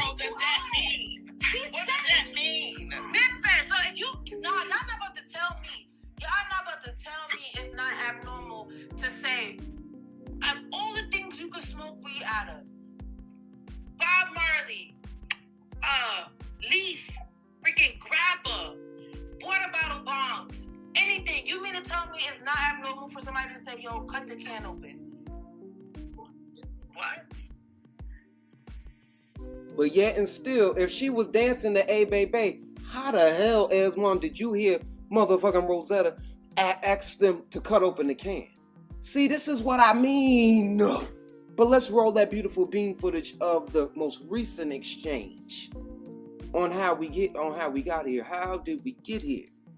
Oh, she's alluding to Rosetta. I just thought that you were using it as an example, which is why I was trying to figure out why the hell did Rosetta blow up like that? I'm like, wait, hold up. That's not even what it was. Because she don't like Esmond and she got a justifiable reason to. I bet you. At all. But you weren't, I don't know if you were in the chat, and I definitely said that. I said, I don't know if Kai was in the chat when me and Mel was asked this question. Not sure. But she absolutely asked us the same question. And we at all, nobody alluded, thought about Rosetta, none of that. Rosetta wasn't even a thought. So when you use it, I'm like, well, I don't see him interviewing a lot of people. You know, he's not like a Sammy. You know what I mean? So everybody knew about the Rosetta thing, right? Whether true or false. Everyone knew about the Rosetta thing. So I just thought you were using that as an example. I didn't know that you were confused and thought that she was alluding that it was about Rosetta. You get what I'm saying? It seemed like, yes, I do, because that's what it seemed like to me. It was a lot of rhetorical questions asked. First off, the whole scenario with the song situation. I was not playing that song to taunt her in any way, and for her to sit up here and say, "Oh, you kept playing the song, and I was trying to get you to stop playing the song," that was not true. That was not true either. She flipped the whole thing in my chat. Oh, you were the one that was trying to taunt Rosetta. She was believing. Let's not act like Essence didn't believe that Rosetta was a crackhead just from the video alone. And from that song, how was a song being played on Bedbug Echo Chamber's channel correlate that Rosetta was a crackhead? Us talking about that came up in the talk as well. So either way, it was just to me it seemed like that's what she was hitting at, because even before she asked that question about Rosetta, she gonna say, "Oh, you fit the bill with this question. You fit the bill. How else do I fit the bill, other than me?" Because the question was about me perpetuating or not telling my audience that what I was talking about, my content or who I interviewed, was a lie. So who else would you be talking about? So go ahead. Yeah, I'm not going. It just seems like it's semantics. It's constant semantics. I already know how this procurer be going around and whatnot, and we're not going. It's cool. It's all right, but don't try to flip it like I was painting Rosetta to be a crackhead because I played a damn song. So what? I played a song. So now that part I can't speak to, because I just said I don't remember you playing no song at all. I did not hear it. I don't know where I was. Maybe I dozed off for a minute or something. I'm like, when did he play a song? So I don't even remember that part. I mean, listen, charge it to my mind, because I am, you know what I'm saying? I'm getting up there. I ain't getting no younger. So that's what I'm saying. She actually asked you in that way because she already asked me and Mel that same question. And so what I saw today was a message in your chat from Mel saying, Essence, you did. Huh? She asked the exact same question? She asked the exact same question. I think it was phrased a little differently. No, she asked the same exact question. Same exact question. Yes. Facts. So that's why. Facts. And I knew where it was coming from. She both spoke to me and Melanie prior to her even asking that question, without getting into detail why her and Ayo fell out. We are talking about the current scandal surrounding I don't even want to put it how they trying to put it. But it's just something to review. It's just something to review right quick. Nothing too deep. But I just don't like when people lie on me. When they try to flip the script for sympathy and support. Especially when it's not going the way they want it to go. Especially from their favorite content creators that they seek validation from. It's not gonna happen. You're not gonna flip it on me and act like fucking Victor the victim. Back then, she asked the question and we both answered it. You came, she asked you the same question. You gave your answer. I piggybacked off of that. And that's why I said, if anything, I could see you, if you felt some type of way, you barking on me and Kai. Kai mentioned you and I piggybacked off of what he said. So, and I'm not gonna lie about that. I say, I respect your answer, Kai, but I'm just gonna I would handle it like this. So, and like I said, I'm not gonna bark back, but I felt like Essence was barked on for no reason at all by Rosetta. I was just shocked. I was like, wait, what the hell? But again, that song, I don't know. That song, that I can't even answer because I don't remember you playing the song, Kai. I don't. It was brung up as a weapon. And my point of playing the song was just like her friend that she liked to played the song. I could play the song too. But the song didn't prove that the lady was smoking. We could A-Bay all day long. We could shake a tail feather all day long. But the video didn't prove that she was smoking. So we could A-Bay, hey, do the two-step. It didn't prove that. And let's not act like the person in question didn't believe Rosetta was smoking crack. And even that's on what that station head, right. And I gave video. that to Melanie. When I had this conversation with Melanie, I gave her that. And again, I said, we're not talking about what she believed back then because her position about it could have changed. I don't know because she doesn't talk to me about that. So I'm like, okay, I'll give you that because it happened on my panel when it was her and she's, she don't argue or nothing like that, but her and Rosetta had this question and it was like a doubt. It felt like Essence was doubting that. So I'm not saying at all, and I'm not ignoring that part. All I'm saying is that night, that is not what she meant at all. At all. She asked us the same question. That's up for debate. But how? That's up for debate because how she asked me, the question, how she framed it before she asked me, oh, you fit the bill. Let me ask you this. How do y'all fit the bill? Who did y'all interview or who did you sit with that you perpetuated their lie for them? Who else? She didn't ask that. She didn't ask it like that. The question was, if y'all want to repeat it, if y'all remember, but I'm paraphrasing. The question was, what would you do if you found out that you interviewed someone or you sat with someone or your content was based in a lie? And would you perpetuate it or would you tell your audience that it was a lie?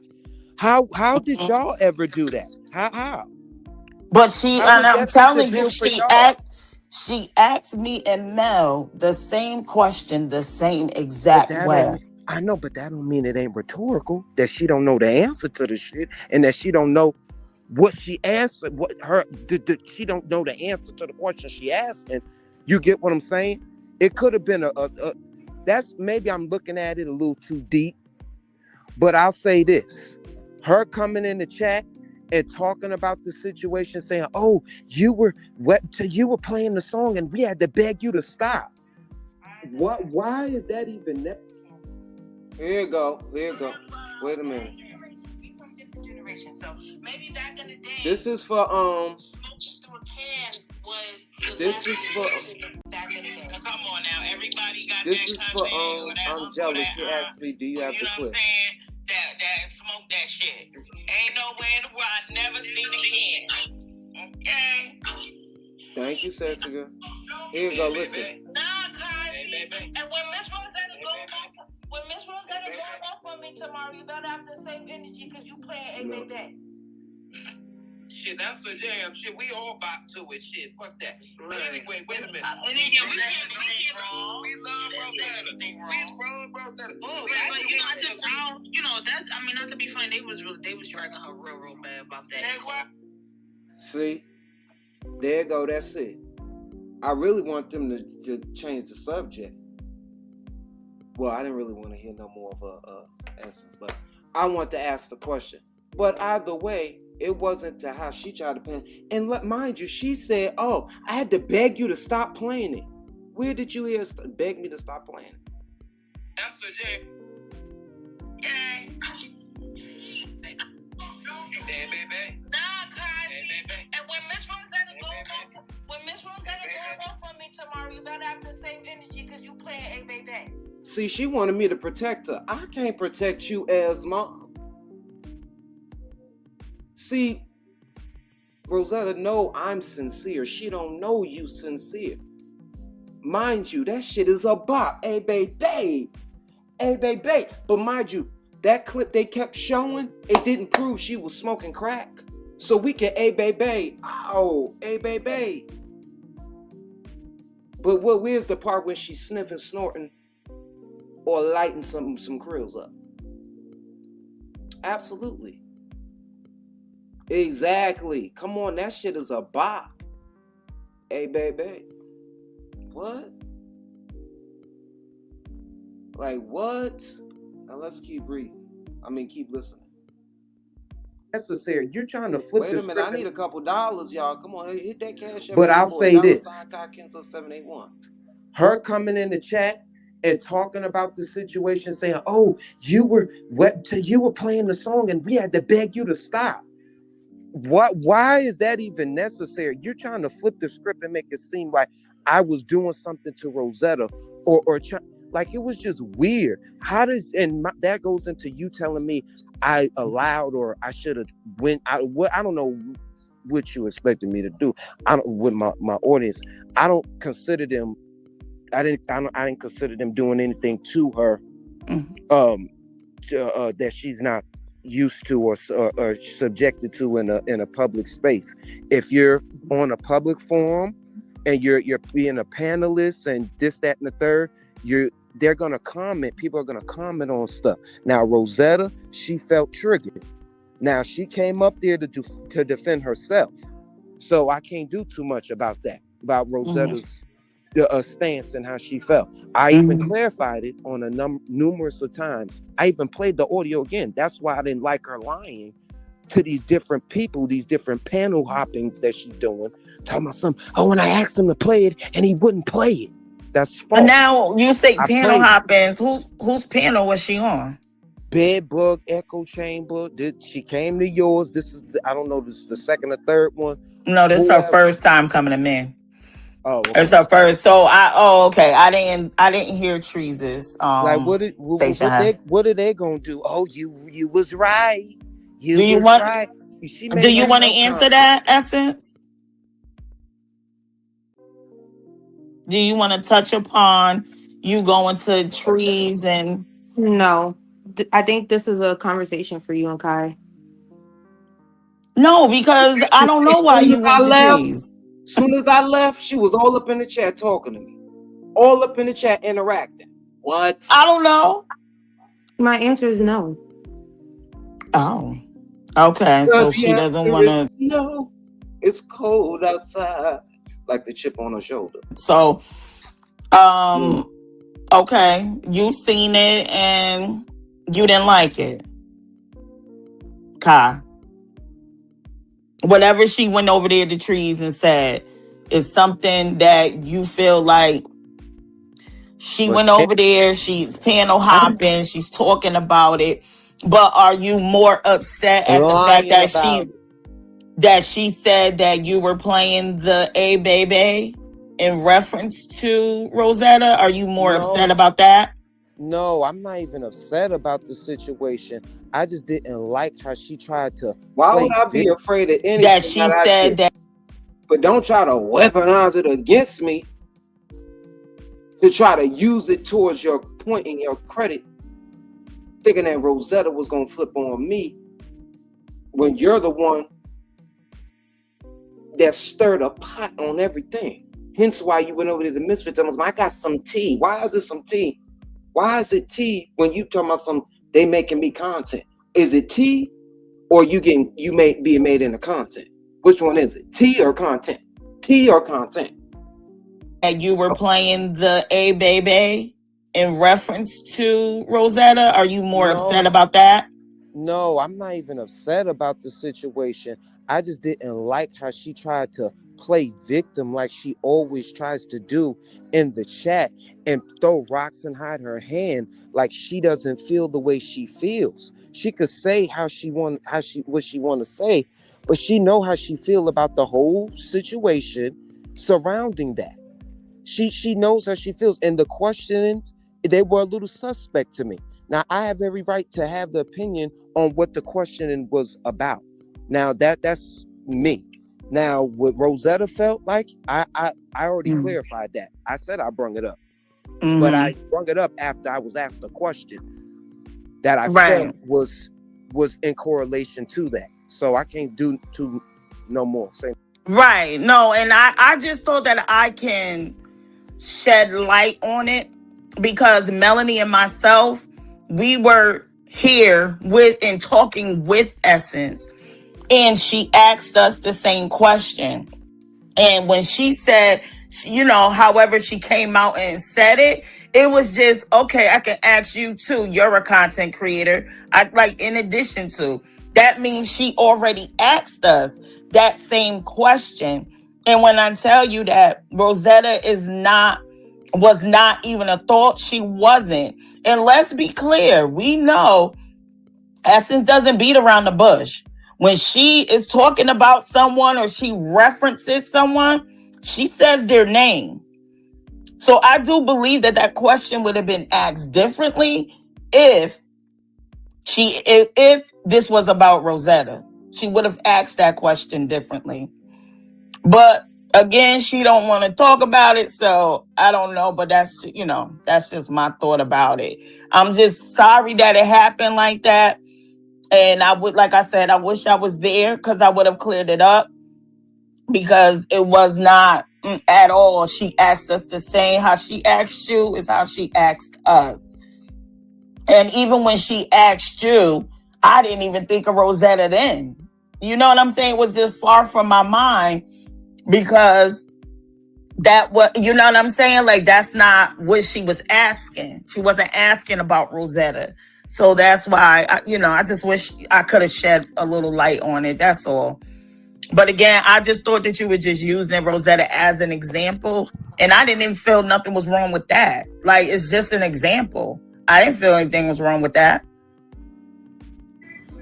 Yeah. And maybe, listen, I don't know, Rosetta probably got triggered about the whole situation, and she has every right to do so. But I took accountability on my part. But let's not act like the line of questions wasn't rhetorical. So this is why people are led to believe or speculate, oh, she was referring to this situation. She was referring to that situation. Y'all don't really interview people like that. Y'all don't take on other people's beefs. Not to say that I was taking on Rosetta's beef, but I caught a stray on behalf of Rosetta. You know what I'm saying? But remember, I said I did too. You said, oh, they said that to you too? I said yes. Oh. Remember that? Me and you were talking? Yes, on the fan. I do remember that. Yeah. I do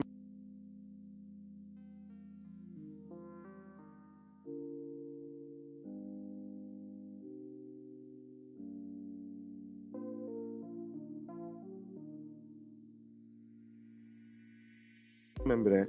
I remember, we did. We caught a stray. Strike was we let her lie. Oh, Lord, I was talking to a meeting.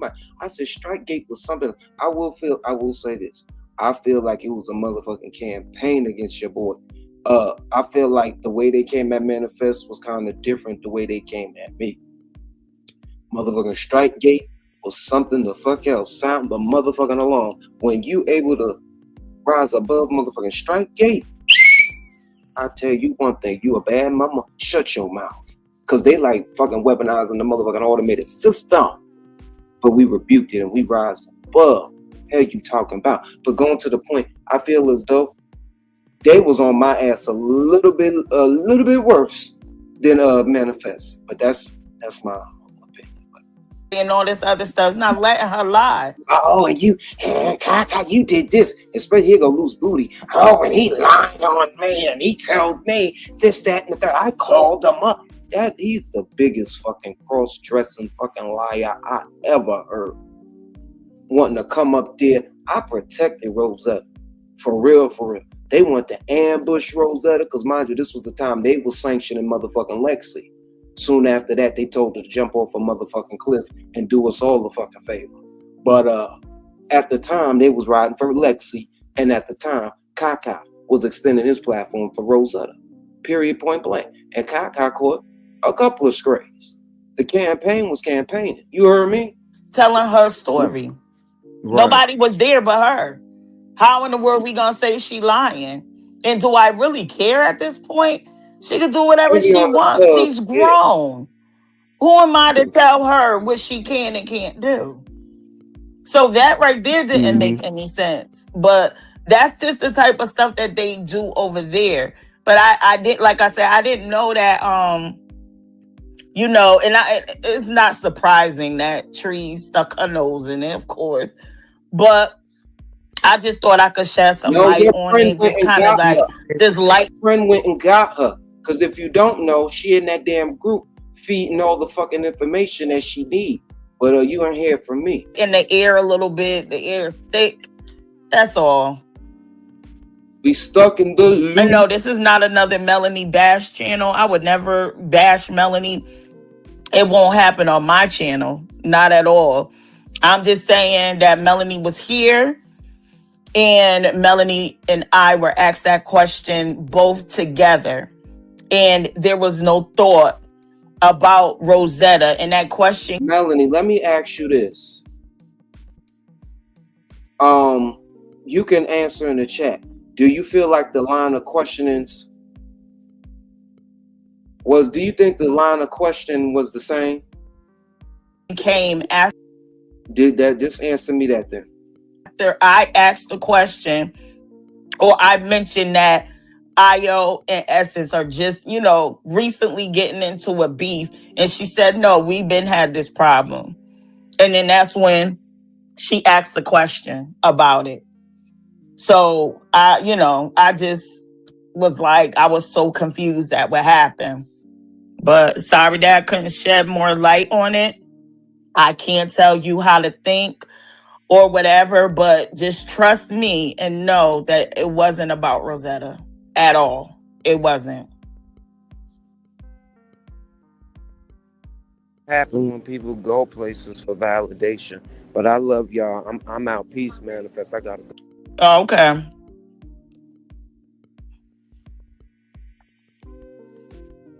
Okay, y'all. So that was Kai. I just wanted to, hopefully shed some light on it. But it is what it is. Like I don't know. But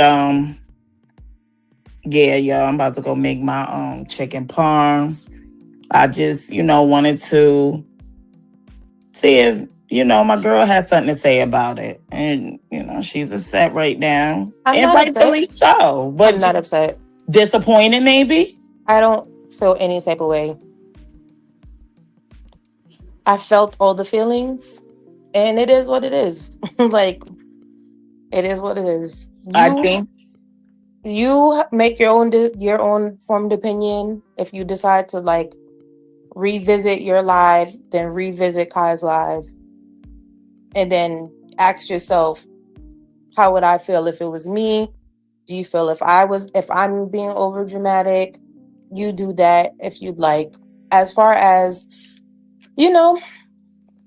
but see, I wouldn't even have to do that, because right off the rip, I already knew you getting barked on like that was wrong, because it wasn't about that at all.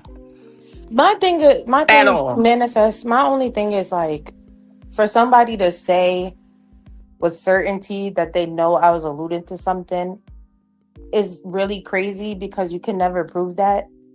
And also, like, Your that's the track most record random speaks for thing, you know itself. what I'm saying? Like, I would not do that.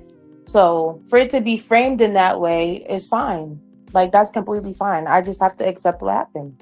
And as far as me feeling my feelings, I have the right to feel my feelings.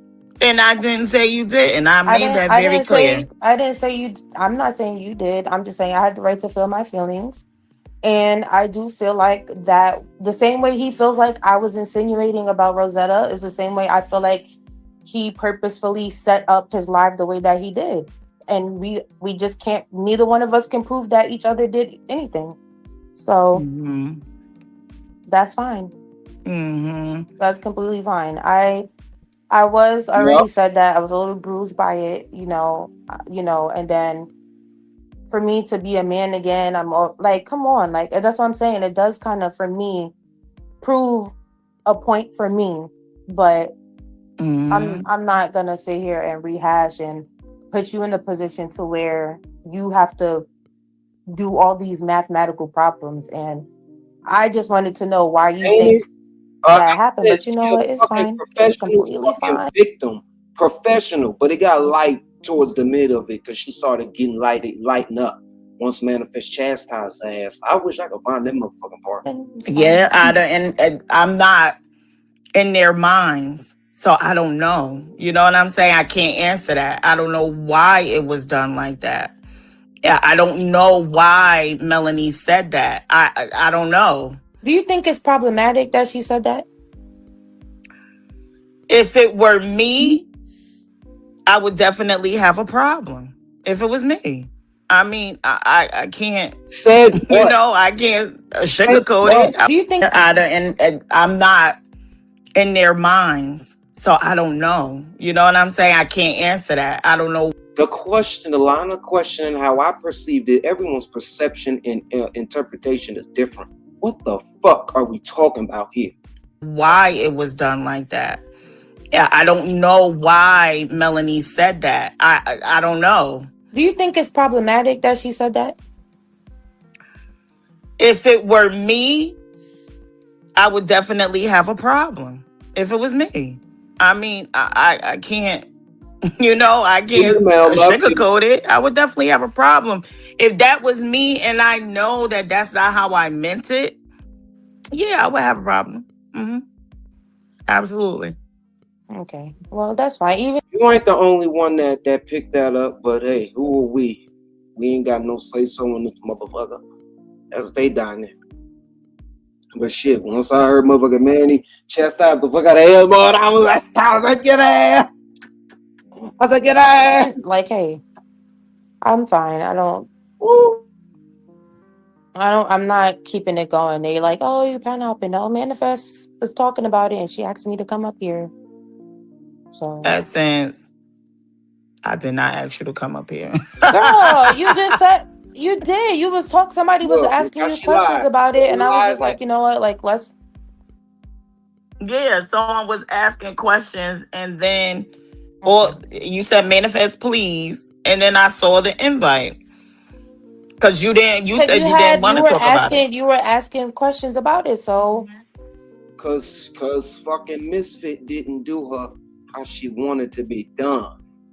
She wanted to fucking get a crown. She wanted the red carpet rolled out. She wanted paparazzi to be there. And they all on the Dion and Stacy shit. Because Misfit mad that butt plug keep getting blown the fuck up. And she mad that she was getting called broke in Vegas. But I'm led to believe you was fucking broke. Because how the fuck are you going to spend the next lady's money when you got a pocket full of money? What sense does that make? That means you a user. It's a double standard. You can't have bread and then spending somebody else's bread. It works, but that's a testament to your character. So which one is it? Butt bug gate is yet to be determined, I guess. Oh, so you just decided to hit the answer? Yeah, to answer them. You know. All right then. So that's not me asking you. Right. Okay. All right. I mean, I could have ignored the questions. I could have. Touche. I just wanted to be where you know, we could just all coexist, but I just And think and it's I getting there to a that's point where of I no hit the link return. at. I think that's why I hit the link because I told you that it's quiet, and you're like, oh no, maybe, and I'm like, I really wanted you to know, like, no, like this is like too much for me. Yeah. It is. It's I And I don't. respect your decision to take a break, and you know what I'm saying? I respect Exactly. She that. laughed. Like, And I just think that I just really feel like there's a lot of envy. Like it's for me, it's just envy. I think it is envy. And mhm. that's independent to Who you. envy? And we don't even have to Who talk envy? about it or nothing like that Mhm. nature. But I feel like, because even when you think of like, when you read the comments, like they're talking about stuff that I've said in regards to my own personality. Like I literally just said, I'm a little bit And she naive. want Mr. I do want to Validation. have some innocence still left in me. And now look what we're talking about. Oh, Ain't don't it? believe the innocence. Like, why do you care? Like, She. why do you care? Oh, Like, you I know don't. what? That's what I be telling Melanie. I don't even be looking at the chat like that. Like, if it's not anything that's pertinent to what we're talking about, I just, and I'm a skim through. I'm a Right. skimmer. So I don't even pay those no mind, but I am going to Mm-hmm. ask, can we please have some respect for, for our guests and everything. It's okay to have your opinion. Everybody has an opinion. It's like an asshole. Everybody has one. Mm-hmm. So that's fine. But, I can be messy. I can be. Yes, I can be. But it's not a habitual practice of mine. I will say, y'all. I feel like y'all just can't take. Like y'all just can't take. That's why when Kai felt like I was talking about Rosetta, or if Melanie felt like I was talking about Rosetta, they neither one of them said anything. They just Mhm. took it to their platforms and framed it to the people or presented it to the people instead of clarifying if that's what I was talking about. Like, I didn't frame a motherfucking thing. See? Lie number 3. Flag on the motherfucking play. Is she okay? Mm-hmm. you know what I'm saying? So it's just, Yeah. I feel like it's just, a little bit of a foreign character type, but it's okay. At the end of the day, I'm a man again. Let's talk about that. And that's okay. No, But I see, said merman. and I'm not saying that you've made these, Fuck a mannequin. These Those don't comments, talk. but You do. Mel get called the same thing. It's not comfortable for any woman to have to No, it's deal with not something like okay. that It's not at okay. all. It's not So okay. I know that I know that you're a woman. You are not transitioning. Mhm. And that part, I wish that would stop, because that is a lie. I don't think anybody wants to be called out of their sex. And I think, if I'm not mistaken, when Melanie did her sit down with Sammy, that was one of the things that you brought up when you, Aaron, and Sammy, y'all were on the chat. Because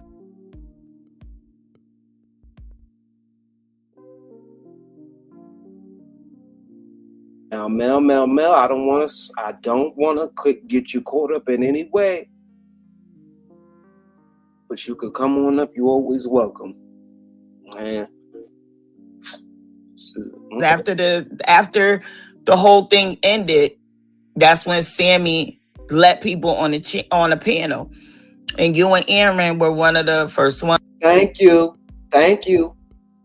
It was about a couple of things, about addressing addressing a lot of things. Like, come on now. And I was just gonna do an overview of it and let my cultivators know that this was conducted and it could be done. But we bypassed the whole first half portion of the show just because you got cussed the fuck out by Ms. Rosetta and she didn't want to hear your motherfucking apologies for your backhanded questions and your backhanded fucking statements. And who's to say Ms. Rosetta didn't hear the motherfucking station? Ms. Rosetta, get around. Y'all be trying to handicap Ms. Rosetta. You better stop it. That went up there, and you said, Sammy, they call her dog, they call her a man. Nobody wants to be, called out of their sexuality. Like, it's not right. And I'm going to say that same thing for you. That's not right. Because nobody wants to be, especially when they put time and effort and, you know what you got. You put all of this gratitude and just self-confidence in yourself, and then somebody shoots you down and say, you're a man. You need to come out already. You need to. So that, I don't know why Lady Bridget is going there. Again, I'm not in her mind. So I don't know. But no, I know. Lord, because Lady B can say what she want when she feel like saying it. Because she spray that. Because she say that, don't spray that. The bow, bow, bow, bow, bow. Lady B gonna give it to you real. And listen, the views and opinions of Lady B and the moderators, they my peoples. Okay, they are my peoples, and I'ma ride with it. But yeah, listen, I got called a motherfucking cunt. Shit, I be getting called. People be throwing fucking shade at me in my own motherfucking chat, and I gotta eat it. Because I'm a motherfucking content creator. Content with a K. Creator with a K. That is. But what are we talking about here?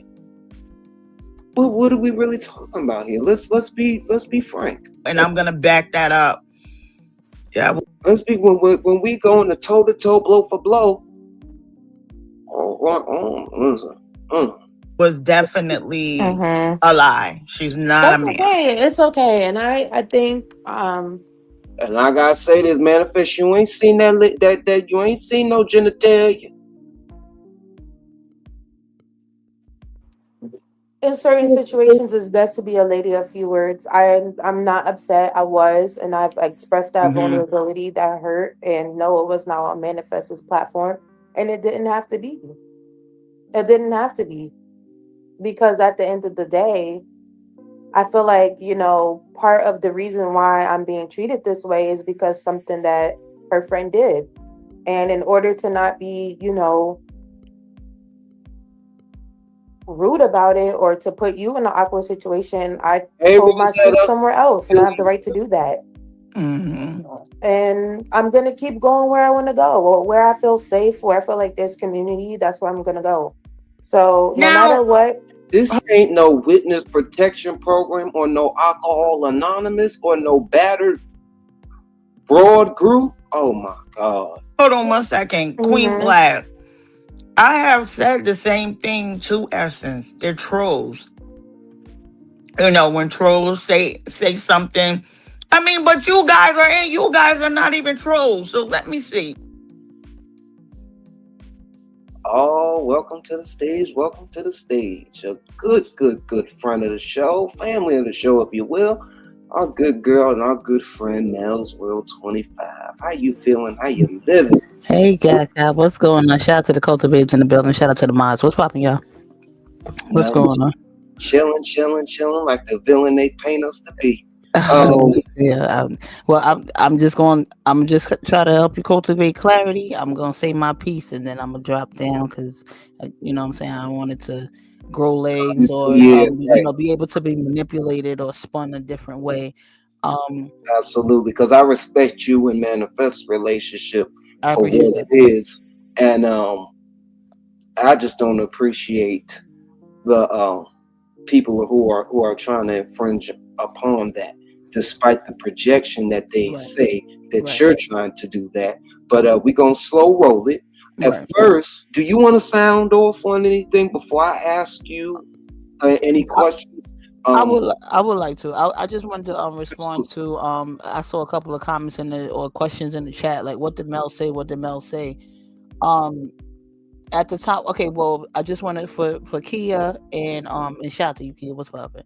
But for Kia and other subscribers that are confused about the timeline, that's the station head that Kai is playing with myself, Manifest, Essence and Kyle on panel, and we all sound like we just chopping it up, cool, this and the third, and then the conversation about Rosetta, was brought up.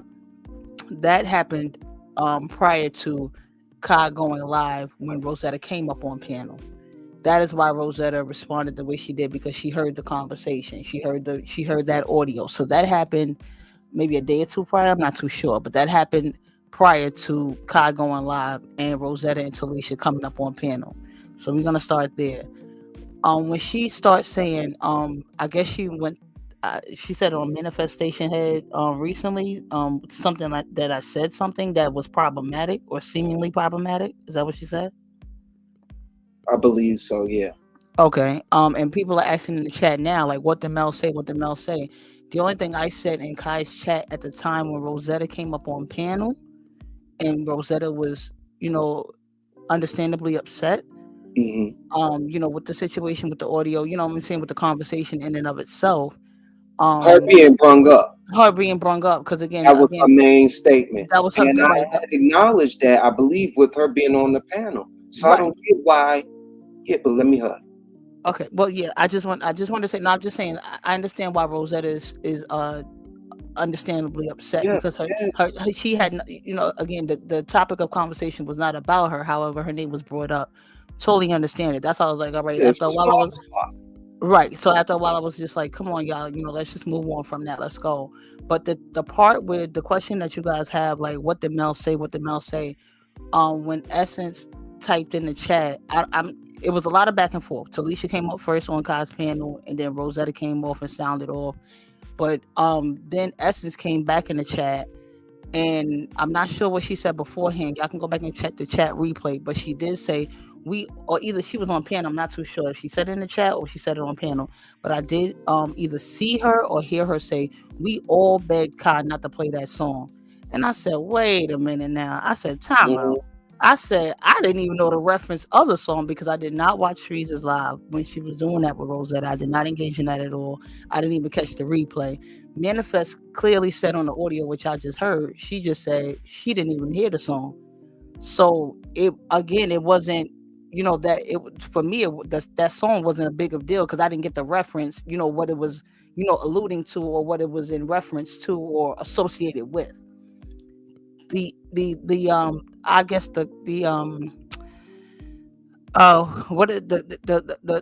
miscommunication or the loss in translation.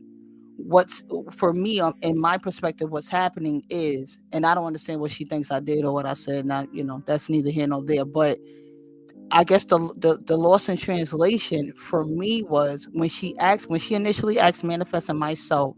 And you weren't, I don't believe you were in the chat, Kai. You definitely weren't on the panel, but I don't believe you were in the chat. When she asked both of us, would you, as content creators, would you both engage in a storyline? Like, let's say you're covering a storyline, and mid-storyline or, further into the storyline, you find out that, the storyline that you're covering, that it's a lie. What would you guys do? Would you keep going if you're getting a lot of clicks and views and popularity off of it and clout off of it? Would you continue to cover that storyline knowing that it's a lie? And that was my interpretation of her question. I'm paraphrasing. Yeah. But my interpretation of that one, and my answer to her was my journalistic integrity, because I went to school for that and I have degrees in that. My journalistic integrity wouldn't allow me to knowingly report on a lie and keep it going for the sake of clicks and views. I couldn't do that because, again, there are receipts, there's evidence. You're going to get busted out either way. So I wouldn't even do that, period. But and Manifest, asked her, answered the question her way as well. And when she asked that question, I then thought it was odd. I just never said anything. But out of the spirit of being cordial and professional, and we're trying to have peace talks, and we're trying to be mature adults about the situation, I just answered it. But in my mind, I was like, what storyline have I ever covered knowing it was a lie? And I'm just gonna keep running with it. I never did a story like that. And if I did cover a story and I knew it was a lie, why would I admit that out loud, that I'm just gonna keep on lying and be known as a liar? And everybody gonna call me a liar. I was like, why would I even admit that? Exactly. But I just let me ask you this though. But did she ask you that before I came up? She asked you and Manifest that before? Yes. Okay. Yeah, she did. She absolutely did. That's why you wasn't in the chat at the time, and that's why I found the question odd. But I just kept rolling. You know, I answered it. I was cordial, professional, and I kept rolling with the conversation. But for when you came, okay.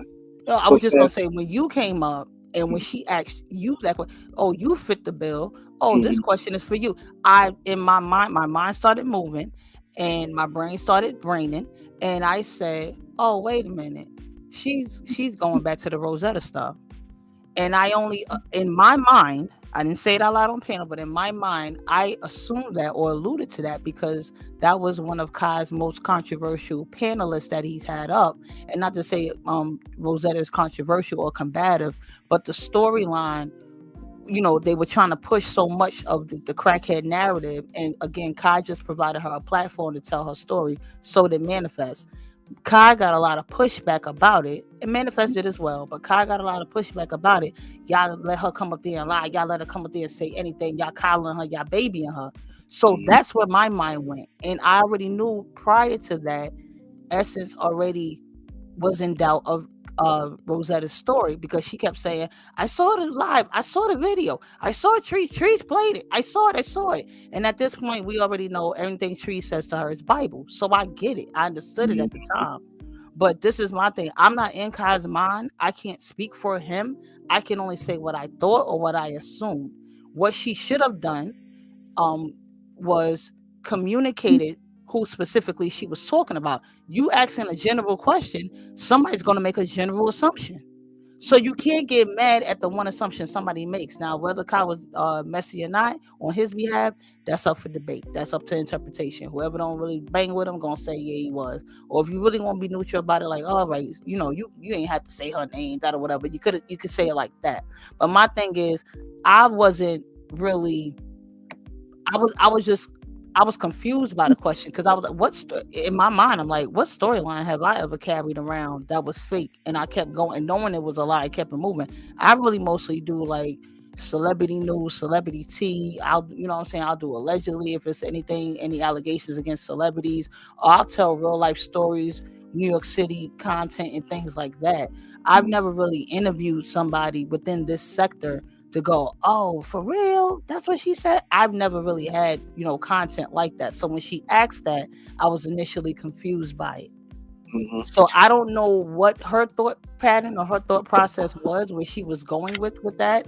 You know, whatever she said, you know, I'm just going to have to believe because that's what she's saying.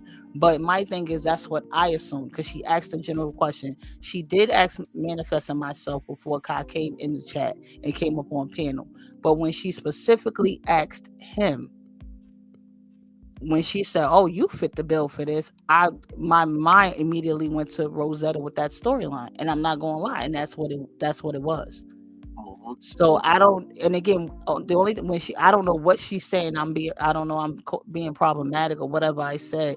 The only thing I said in that chat when she said, I stayed out of it. I didn't jump up on panel. Talisha was up there. Rosetta was up there. I did not jump up on anybody's panel, coming up there barking at anything. When she said, we all begged Kai to stop playing that song, and he wouldn't stop. I said, wait a minute. I said, now don't say that, because I didn't even tell him to stop playing it because I didn't even know why he was playing it. I just thought he was being silly. You know what I'm saying? Just, you know what I mean? Just joking. And Manifest said she didn't hear it. So don't say we all begged him to stop playing that song. Right. Because all she said was, oh, yeah, don't do that. And she said, because Kai, you're not going to damn, what did she say? Because Kai, you're not going to do something when Rosetta comes at me, this, that, and the third. First of all. Right. She said, now when Rosetta come for me tomorrow, you better have my back. Something to that effect. Like, yeah, something to that effect. Yeah, like you better have my back. And so you was like, Rosetta not going, you know. Yeah, this is a bop. Right. And all that showed in that camera footage was her dancing to it. Yeah, if we want to be real, like I said, I didn't see all the other shit or this, that, and the third. Right. I didn't watch that live at all. You know, everybody was talking about it in the sector because it was the thing buzzing at the time, you know, but I didn't watch that live at all. I did not watch it at all. I found it disgusting, vile, and crazy, and just nasty work again. And that's why I said, you know, Rosetta's not here to defend herself. Let's just move it along and let's keep it going. I just didn't want to, you know what I mean? I didn't want to research or, you know, regurgitate, you know, old feelings, or just even have her feeling away. Like, why is this being brought up? You know what I'm saying? So I didn't even want to help perpetuate that or participate in that. That's why I was like, oh, okay, leave it alone. But I didn't even, to be honest with you, I didn't know the reference with the song.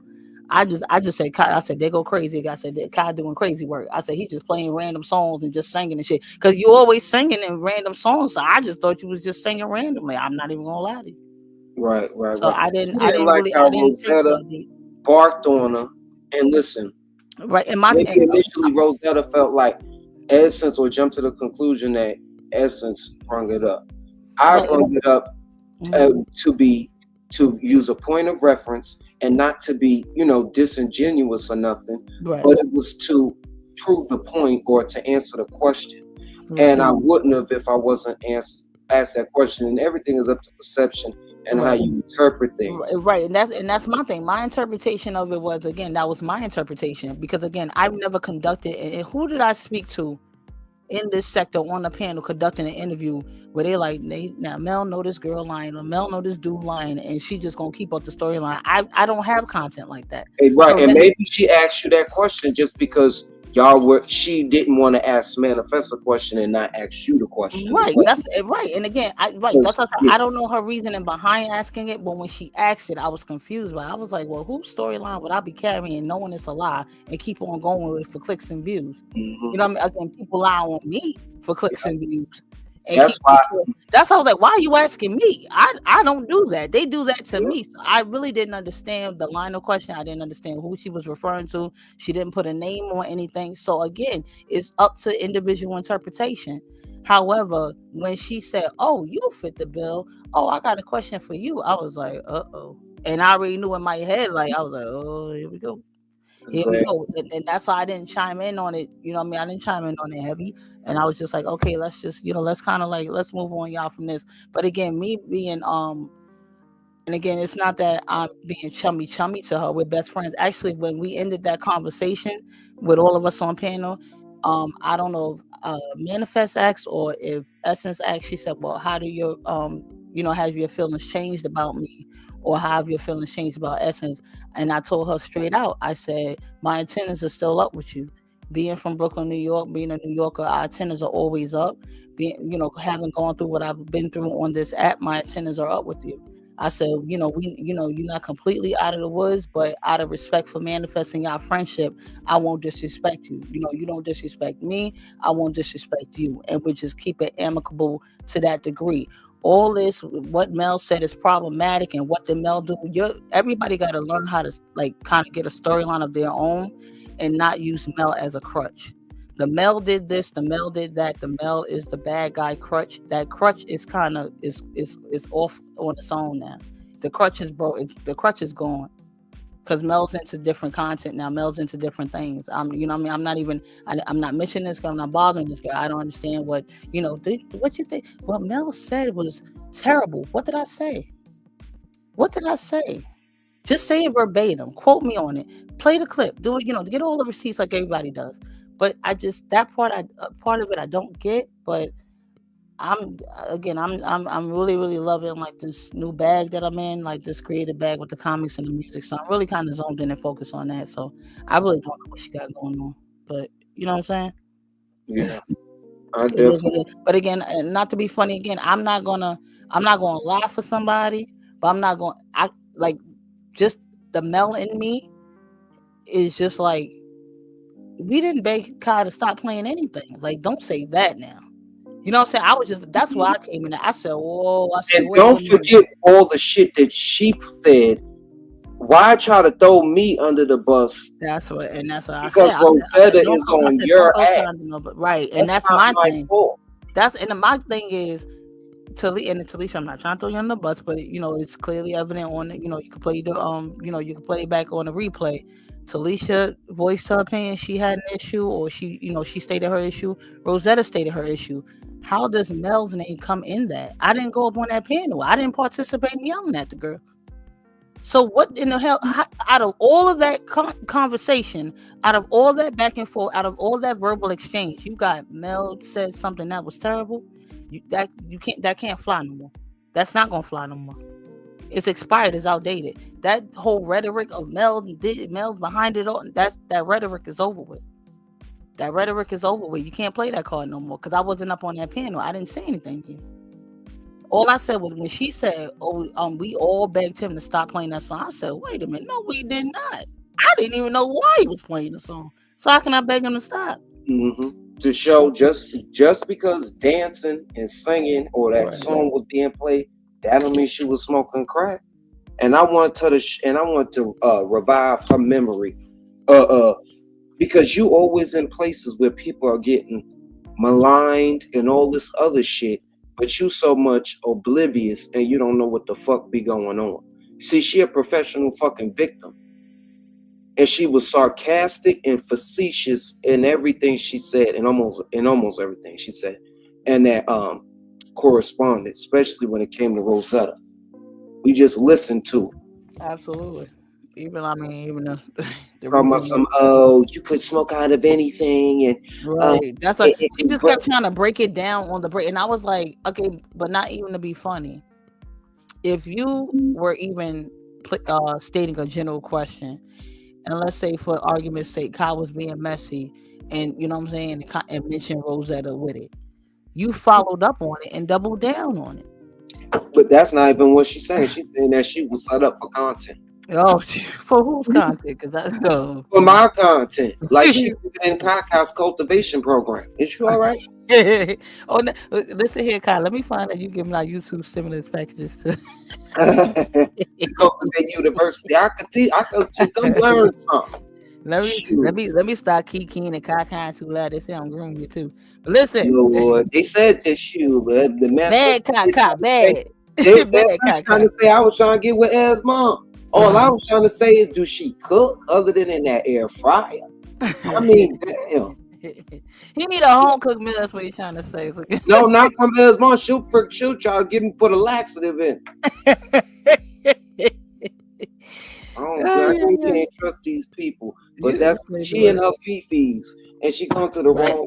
I still don't know for clarity's sake. I don't know what I did that was so wrong. You defended me. Well, not so much defended me. It wasn't defended. You just clarified something right there. I just said we all didn't. I said you can't throw Kyle under the bus like that. We all didn't. That's what I was alluding to. Again, that's the only thing I was talking about. When she said we all begged him to stop playing that song, he wouldn't stop playing it. It was like we was just trapped in. Right, I played it for 5 seconds and stopped. Right, it was quick. Hey, baby. Because I was singing the song, like since we talking about it, how was Rosetta dancing? How the fuck did we see her smoking crack? I don't know. Hey, man, we didn't even hear her say, crack open the can so I can smoke out of it. All we seen was her shaking a little tail feather. And I implore all my cultivators, you better shake a tail feather. What's how that song went? The James Brown. Get up off that thing, bud, and dance till you feel better. Get up off that thing. Maybe Ez's mom need to get up off that thing. I don't know, child. I don't know. All I know is all I said was we didn't beg him to stop playing the song. I said just don't throw him under the bus in that, in that aspect. That's all I said. I didn't say you're a liar. You lying. Da da. I said wait a minute. I said we all didn't beg God to stop playing a song. I said you can't say that. You didn't even hear me say, "God, don't play that song." You never heard me say that. Exactly. Or she was worried about Rosetta getting in on her because she already knew she was bringing up cans and bringing up all this other stuff. Right, and again, that's why. Right, that's why I assumed that's what she was referring to because she had doubts then. So I figured she still had doubts now. That's all. Because again, I don't carry storylines that are lies, and I go, oh man. First of all, I'm starting from the bottom now. We're here. Started from the bottom now. My whole team here. I'm starting again from scratch. So I don't have any viral bust out, bang out, you know what I'm saying, videos or interviews that I'm doing like that. So I didn't know where she was going with that question even for me. I was like, why is she asking me that? She really wanted to ask Manifest. And then you were just up there. I feel as though personally, because Manifest fits the bill. But then again, something about Cranium Cap came up. But the whole point is she always asking rhetorical questions. That's the thing. And that's what I was trying to convey. Yeah. I was trying to convey the manifest. I said she doesn't put a specific name on it, so it's open to interpretation. Always encrypted. It's always encrypted. And again, not to be funny, if it goes her way, then it's that's what I meant. If it doesn't go her way, then that's not what I meant. I don't know what you mean if you don't say it specifically. I need specifics. My brain don't work with cracking codes. I never solved the Rubik's Cube. I don't know why the cage bird sings. I don't know any of it. All I know is, did I say it? Did I do it? All right, I did it. I fucked up. My fault. Other than that, I don't know anything else after that. I don't know how to decipher, pick apart. Oh, I'm going to say it this way, allude to this and da-da-da. I know quick jokes and jabs. You know what I'm saying? My bag is funny. My bag is sarcasm or what's it, y'all? Satirical, like satire. That's my bag. That's my lane. All this playing mind games and brain teasers and shit, I don't do shit like that. I pay attention to detail. I know what I was asked and I know how I answered. That's it. But when she asked me that, I was like, why in the world is this girl asking me what storyline do I carry on? That's if I was carrying on a storyline that's a lie, and would I continue to do it? What storyline do I carry on that's a lie? And I'm. There you go. She asked, and me and Mel asked you not to discuss that. What? Yeah, she got throwing me. I was like, stop doing that. We don't talk like, oh God. Like we all partook in it a little bit of the course of the right. That's right. That's what I said. And I'm no shade, that I'm really not trying to be disrespectful. I was just like, she the most functioning crackhead I ever seen, because most crackheads ask you for money. They don't just give you money. Rosetta buy memberships. She gift memberships. She'll send you a super chat, super sticker, a cash app or two. Like that, she don't ask for money. A lot of crackheads always asking for money. They're the ones I have been encountered with. Like I don't know crackhead 101, but I do know a lot of them do beg or steal. You know what I'm saying? So I'm like, she never did that to me. She never, exemplified that behavior around me. So I can't call her that. And I'm not, again, I'm not going to participate in that. She's never participated in any defamatory content toward me, as far as I know, publicly. So I'm not going to do that to her. I try to pay everybody the same respect. But the only thing I just disagree with when she said, wait a minute, we all begged him not to play that song. I said, wait a minute, I know, but then I'm like, Manifest didn't even hear it. I didn't even know why he was playing it, so I don't know. She was trying to spin that narrative because Rosetta got in her ass, and Rosetta said, I don't like you. Right, and that's my thing. That's right, Rosetta, and say it again. We don't like you. That's it's it. Like Rosetta don't even yell, but it's like when Rosetta's like she give you like auntie vibes. I always say that, that's she give you auntie vibes. I don't like that. I don't like That's right. That's right. And you feel it in every vibration. And I love it. But Lord, I am from Wisconsin, okay? And you will not treat me like this, okay? Rosetta get in your ass and pause it and fucking doing it. Fucking her cadence is like crazy work. She like, I just read this in her voice. Yeah, I don't like her. I don't. Okay, I love so it. you can write that down and take it to your mayor, because I don't care. I was like, oh my God, your mayor. Right. That's right. And yeah, but again, Rosetta's another OG in the sector. Rosetta. Hey, Pamela. My fault. I need to see. Okay. What's up, Pamela? Yeah, Rosetta's a G in the sector. Rosetta been a while for a minute in the sector. She's not a content creator. She may not do content over here. I don't know what she's doing with her channel, but she's been in this sector for a minute. So you know what I'm saying? Like, not to be funny, like Rosetta's one of the people you gotta put respect on their name a little piece of it. You know what I'm saying? Like, it just is what it is. I'm telling you, she give me auntie vibes. When she start going in, I'm like, oh shit, Rosetta, okay, let me go. I'm gonna go. But yeah, I don't. Again, I ain't even gonna lie to you. I'm kind of like in a different headspace with it. I didn't understand what she kept saying. I'm problematic, and what I said was the real shit is she trying to trick you out your spot. Now, this is my conjecture. Don't comment on it. But I'm just gonna leave this statement. We're gonna talk about Nicki Minaj. But I really do. She trying to trick you out your spot and take Manifest away from you, and triangulate a relationship to get Manifest back in the bedbug echo chamber. But it ain't gonna work, cause you and your girl solid. solid, way more solid than that. But yeah. Yeah, and that's what this friendship is. It's all we've got. Rich is still ha ha ha ha ha ha. Solid.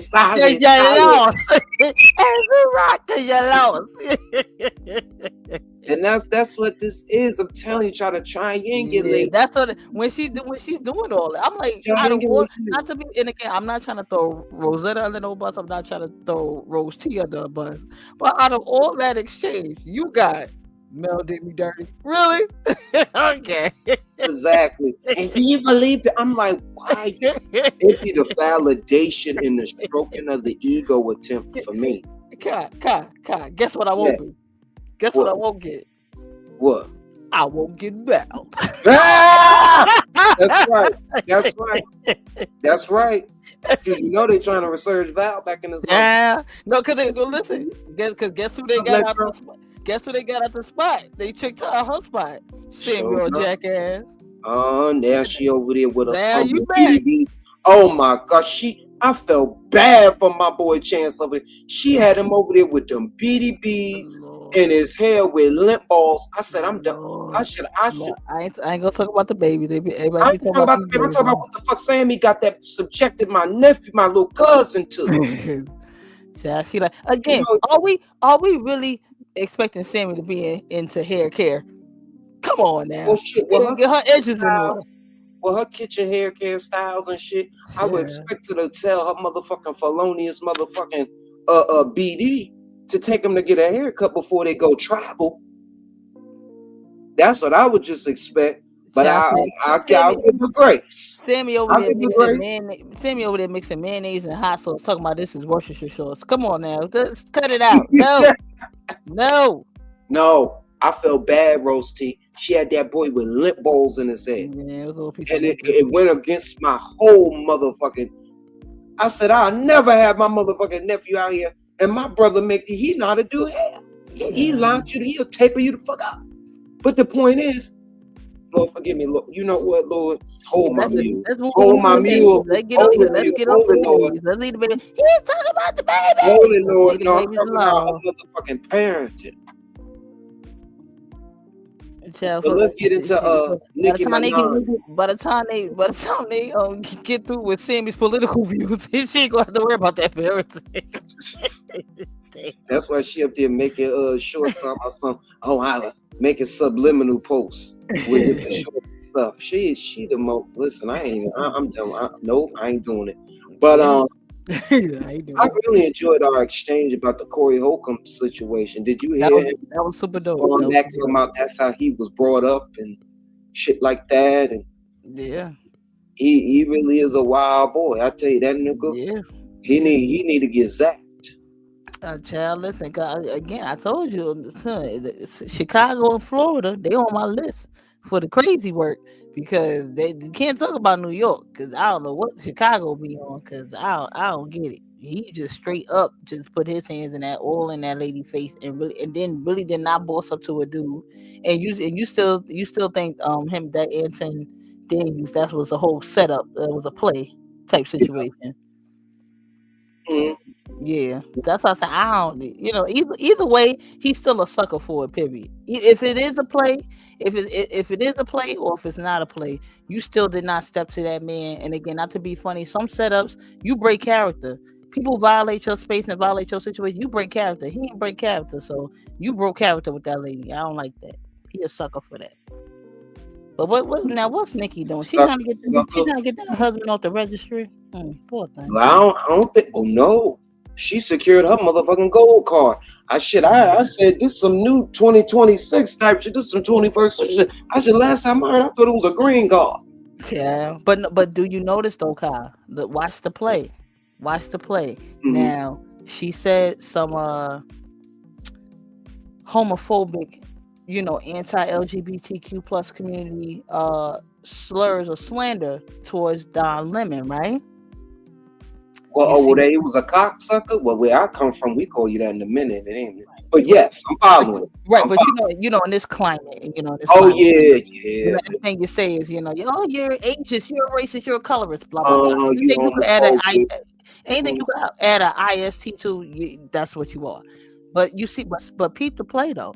So she made those, homophobic slur comments or whatever, defamatory comments to Don Lemon. All of a sudden, Don Lemon's at a church in Minnesota, just doing some coverage. Now they're trying to arrest him, saying that he was down with the protests and he down with the anti-ICE situation. You know what I'm saying? You see how that go?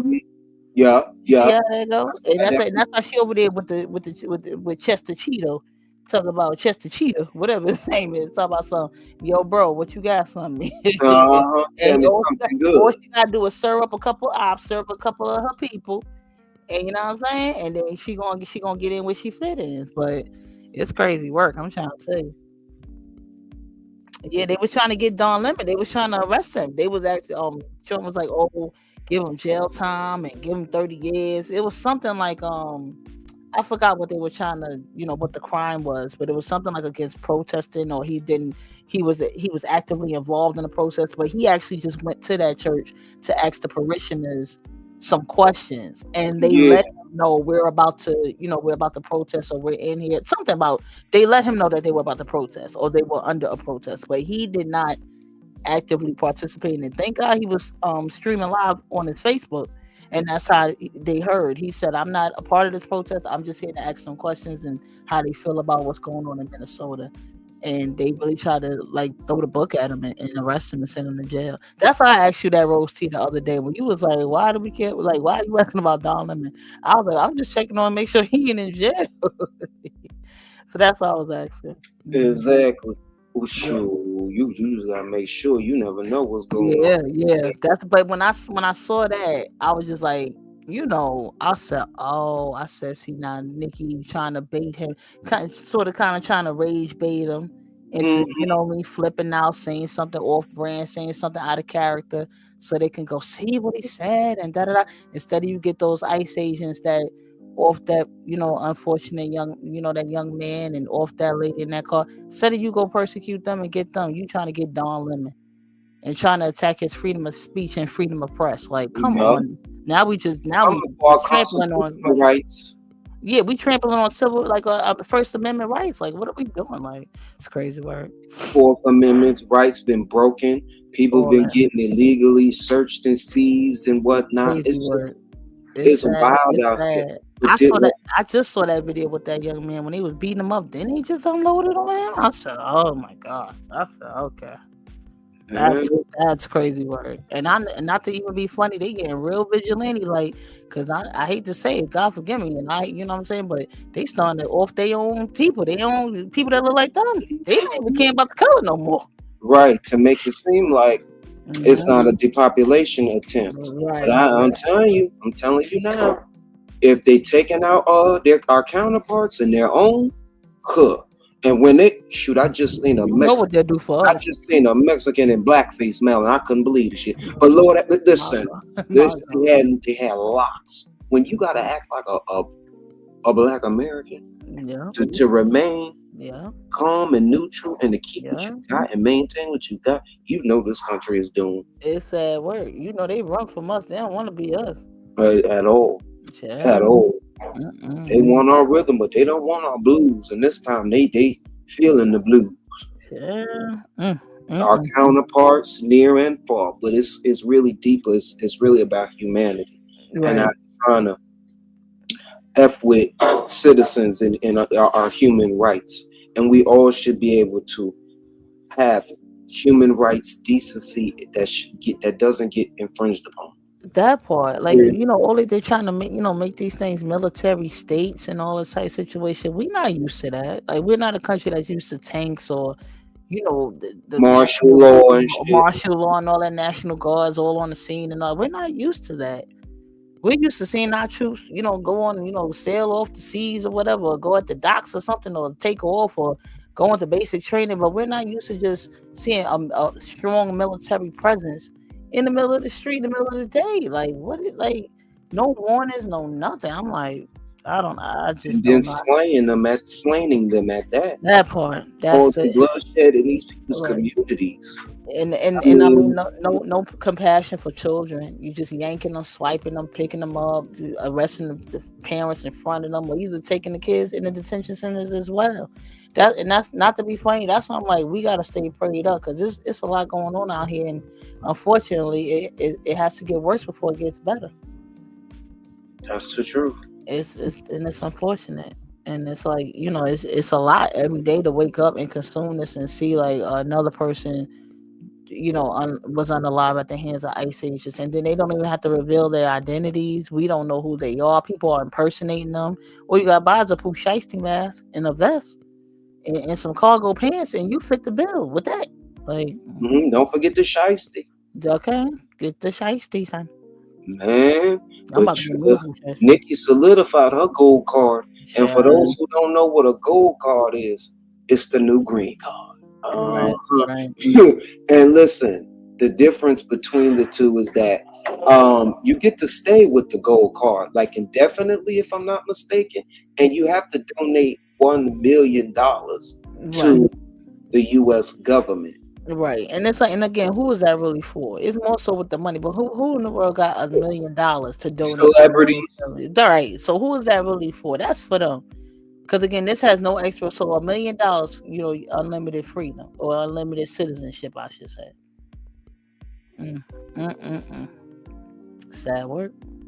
It says the Trump Gold Card, announced in late 2025, is designed as an expedited donation-based $1 million plus alternative to the traditional EB-5 green card, intended to replace it as a pay-to-stay pathway for wealthy immigrants without requiring direct job creation. While both offer lawful permanent residency, the Gold Card prioritizes direct financial contributions to the Department of Commerce, whereas the traditional green card requires investments in specific job-creating projects. Key differences between the Trump Gold Card and traditional green card, specifically EB-5, include financial requirement, the $1 million quote-unquote gift or donation to the U.S. government. Do you think that old nigga had to slide her $1 million gift donation on over, while the EB-5 program requires a $900,000 to $1.8 million investment in a new commercial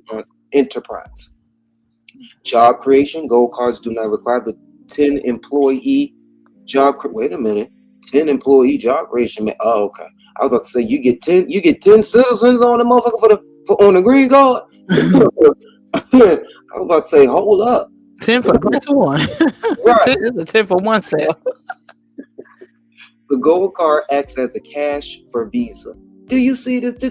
A swap ain't no motherfucking swindle, Trump said. He said, Lord, he said a swap ain't no swindle. What we doing?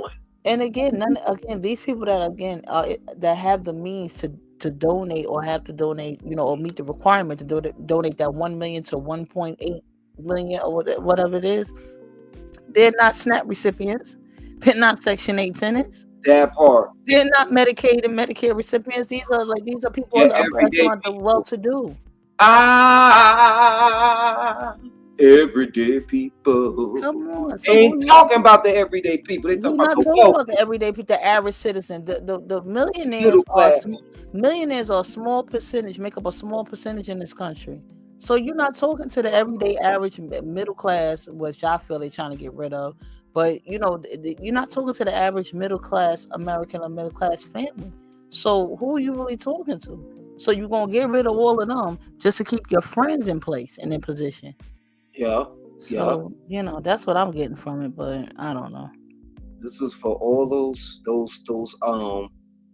foreign traders, the people that get kicked out, that can muster up a little bit of money from trading. Because I'm telling you, them people in different countries, when you start trading and you see the other currencies, and you see when you swap out the currencies for this American currency, those people in Abu Dhabi and Dubai, they not chump change, coinage, and motherfucking racks on racks on racks, on stacks on stacks on stacks. So To them people that want to come over here, it's easy for them to get that million or get to whatever they need to get. But for those people who getting deported and those people who are getting adult napped by ICE, Right. Why it's gonna be harder and harder for you to get your green card and get your papers. That part. This and I'm I don't know the guy's name specifically, but I just saw a story today how a young man went to his immigration hearing, I guess to renew his visa or to see what he needed to do. ICE took him right on the spot at the visa hearing. He wasn't even running. They took him at the hearing. He been in ICE custody for 2 months. But his family fought, and he's a parishioner of a church in Manhattan, and they fought, and now he's being granted $6,000 bond. So he should be getting out by the end of this week, hopefully. But the thing is, they snatching you up at the hearings. I'm like, well, that's why the people hiding and they running. I was saying that's why the people hiding and running. They scared to go to the hearings and check on their citizenship because they're afraid they're gonna get picked up at the hearing. And facts, and this is what's making it hard for people to get it the proper way or go about getting their citizenship the proper way now under this administration. This is no way a country should be operating, especially when we are deemed the melting pot. America has always been deemed America. We're one of the richest countries that other countries pattern themselves after, but that part, and we need to pattern ourselves after these other, or infrastructure wise, after these other damn countries and shit. And again, I don't get, and again, I'm not good at foreign affairs, so don't give me the line, so I can't dig too deep. But I just find a little piece of odd, like when people like Eric Adams and Will Smith and DJ Khaled, all those celebrities that go over to Dubai and spend money over there. Like, what is that about? Like, they don't, they not about land, but maybe spend, buku dollars over there, whatever it converts to over there in their money, but for hotel stays and jets and things like that, when they don't even help, like they don't even have charities to help build anything over here in the United States. I'm very confused by it, but facts. But whole time they have this R&B artist Jane Eugene in ICE custody. Why didn't they give her a chance to pay for the fucking the fucking gold card and shit? I'm sure she could have sold a couple royalties and shit. Right, sold a couple of her her royalties, her masters, or her, sell your masters and stuff. You know what I'm saying? Because they illegally detaining people. Right. This shit is wild work, and it's making people have mental outbreaks. People to become reclusive. You know what I'm saying? It's like all I could do was pray. And what I say, Nicki over there, she tried to do a smart move. I'll say this, but you're gonna lose your fan base. You're gonna lose your supporters. And most of all, you're losing your integrity. And but she don't care. She'll buy bots and call them all barbs in a minute. We did right.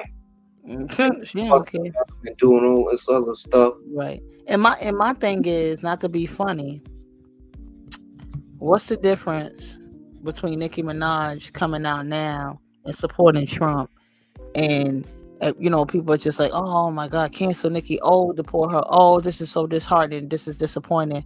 Her sales haven't dropped, her album spins haven't tanked. She hasn't lost endorsement deals or lost any brand deals or been shunned by the black community, the black urban community. But when Chrisette Michele went to go sing at his inauguration, that was all hell broke loose. Or whatever it was she was supposed to sing at. The ball or something. All hell broke loose. We ain't hear from Chrisette Michele since. And they trying to do the same thing with Nelly too. Well, cause the Manon, she propped up to not get rung down. Yeah. The game is rigged at this time for her. I think that Chrisette, she didn't make sure she was solidified with her spot. I got you. Yeah. Absolutely. I got you. I get you. Yeah, because I'm like, they propping Nicki up too much and nothing. You know what I'm saying? There's not enough. And again, I'm not for the downfall of my people, or like let's all go get it and burn it at the stake. But there's not enough outrage and backlash for me when it comes to her. This girl is just really, the girl ain't have an album since when, running them up, talking like promoting Trump, and nobody's saying I'm not supporting her anymore or just saying the third. Now they said a lot of people unsubscribed from her with was it X? I think Twitter or something. Like a lot of people left from over there, but I don't believe those numbers. I think they bots. But you know, I'm just like, that's something when it's like, you know what I'm saying? That's what it wasn't the same intensity or the same cancellation when it came to Chrisette Michelle. Mm-hmm. Not to say I wasn't disappointed in her either, but you know what I'm saying? It wasn't the same. But I get what you're saying. No, she's being used. She's being used as a tool against the black community. I get it. I get what you're saying. Mm-hmm. And people are saying they may be giving her grace for being used as a political pawn for citizenship. Shit, she'll be right there like motherfucking Jane Eugene. But I bet you one thing, people will have respect for you, love for you, yet and still. And it's not like you could have not been got your motherfucking, like you could, it's not like she couldn't pay for the motherfucking citizen status or whatever the fuck she needed without doing the endorsements. That's what makes me think she didn't have to pay that motherfucking $1 million or $1.8 million.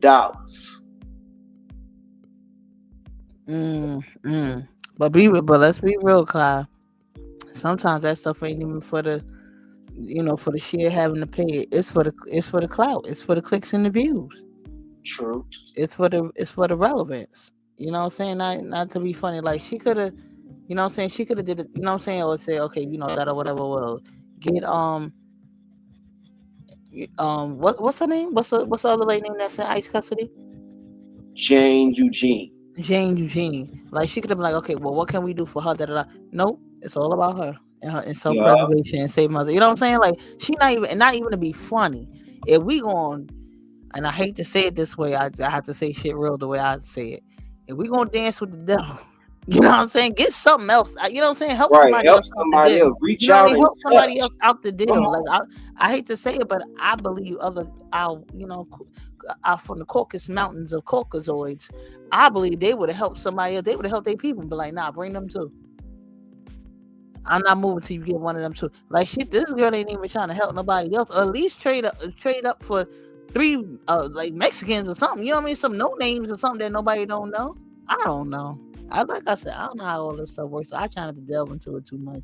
Sound crazy and you know what I'm saying, ignorant and shit. But I just know Nicki is on some.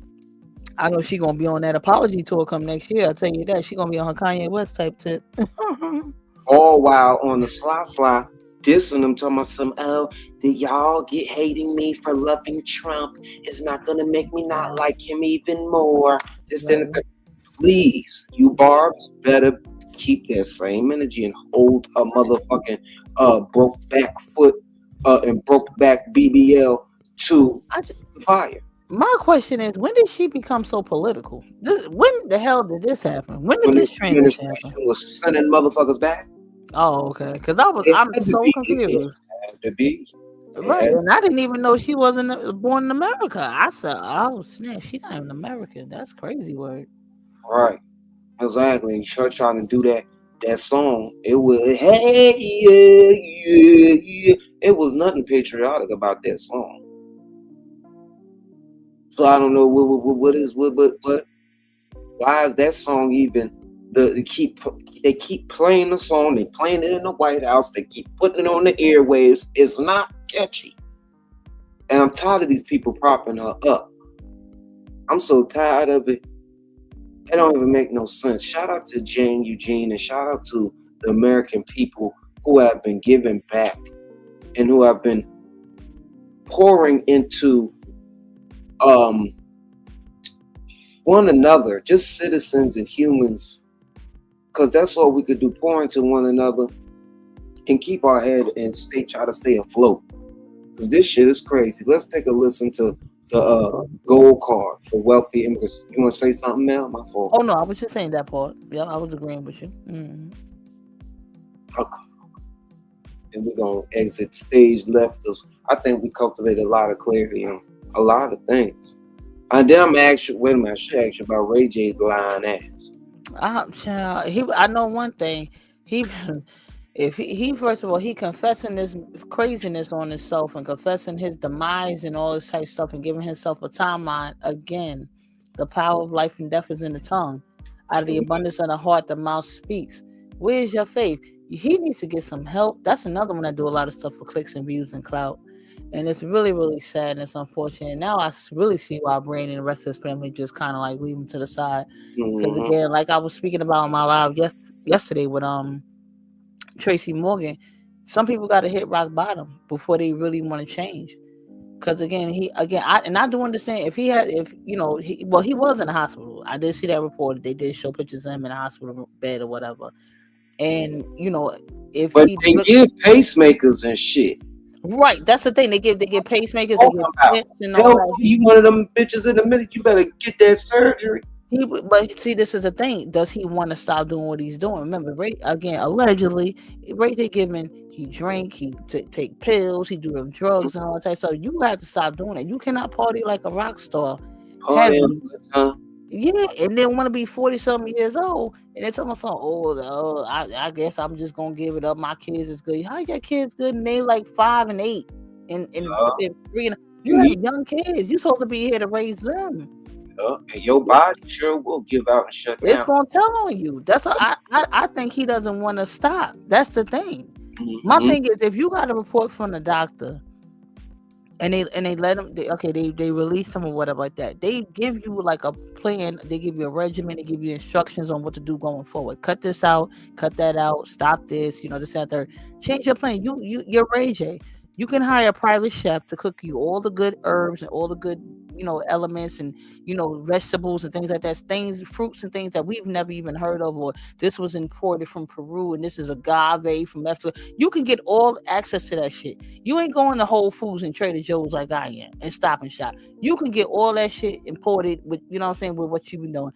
It's the question is, does he want to stop? And if you keep declaring, that your demise on yourself, eventually it's going to come to pass. Yeah. And I find it interesting. I find it real interesting. Okay, I gotta get my jag back. I find it illuminating. I find it interesting that he is declaring and decreeing his demise around the same time. Isn't this around the same time Whitney went down like Motown? Oh, woo. Not Nippy. Hold it. Okay. Not Nippy. Don't do Nippy. Don't do Nippy. Don't do Nip. Hold it. Don't do Nip. Hold it. Don't do what did she pass around February though? Because she passed around the Grammys. She passed around the Grammys. And again, remember, it's allegedly. That's why it was all slumped over that coffin like that when they were taking her down the aisle, and that's why he was all slumped over because he was the last one to see her in that hotel room, and he gave her that golden goose. Okay. That took her up out of here allegedly, and that's when she slid up here. Allegedly she slid Brandy a note. Brandy said she ain't never read it. She ain't never tell us what it read that motherfucker. She read that shit as soon as they got off that camera, but she ain't gonna tell us what to say. She probably said your fucking brother up there acting a plumb fool. I got Nippy from Jersey, okay? That is like 2 doors down from New York, okay? That part, right across the bridge, and right over the tunnel. You go through the tunnel, Holland or Lincoln, you in Jersey.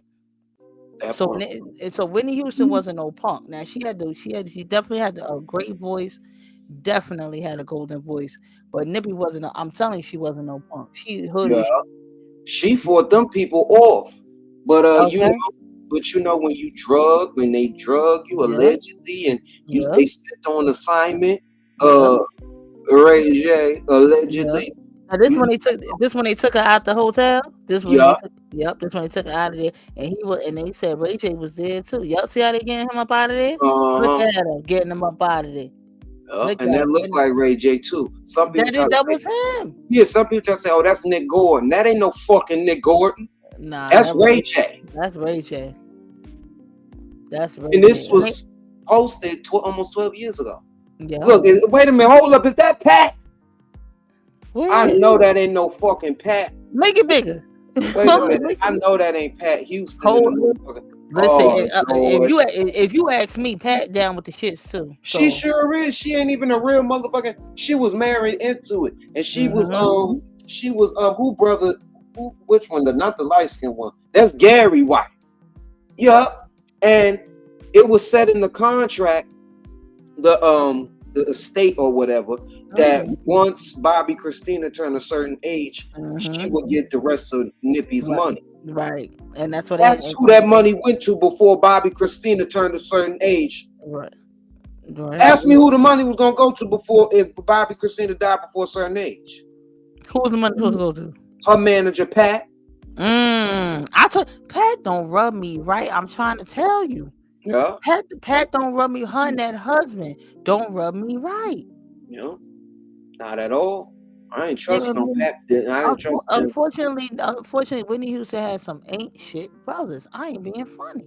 Yep. They turned that out to them drugs. Yeah, and it was on Oprah's show. Yup. Yeah, the other one, I forgot his name. The light skinned one, not Gary. The light skinned. Right, because Gary married to Pat. See, now Gary got more sense. Gary let Pat do all the money and take over the business affairs and stuff like that.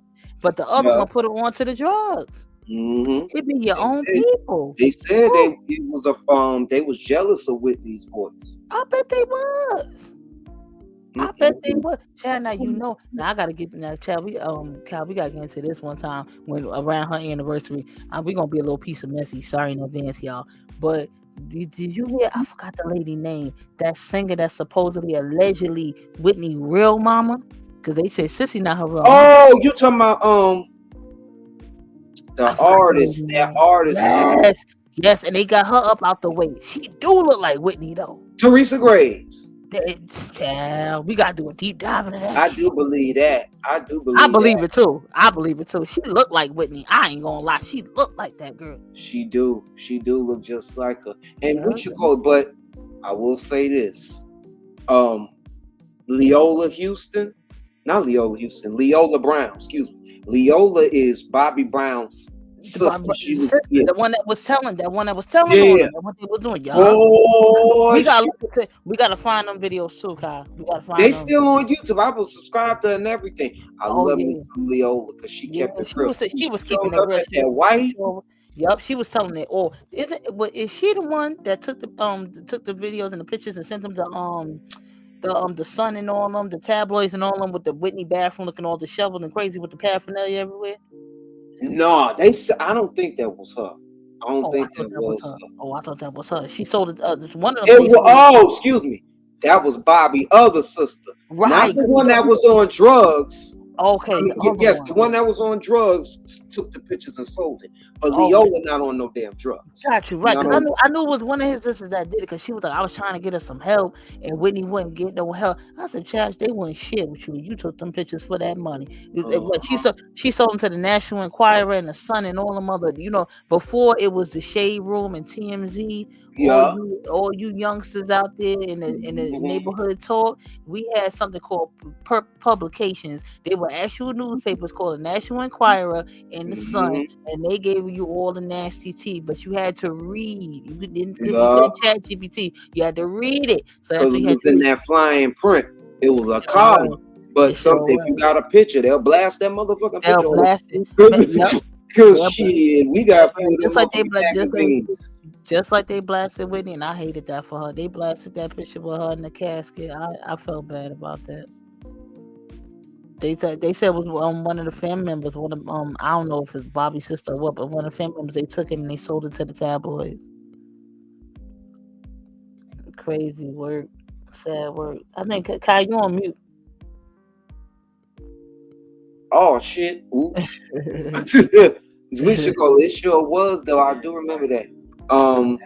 It was just so crazy. Yeah, that whole funeral service was nuts, and they wouldn't let Bobby up and all that. Sissy did not like it, and not to be funny again, we gotta cultivate clarity. They blamed out her whole addiction on Bobby, and it wasn't even him. She put him on. Exactly. It was not only Bobby.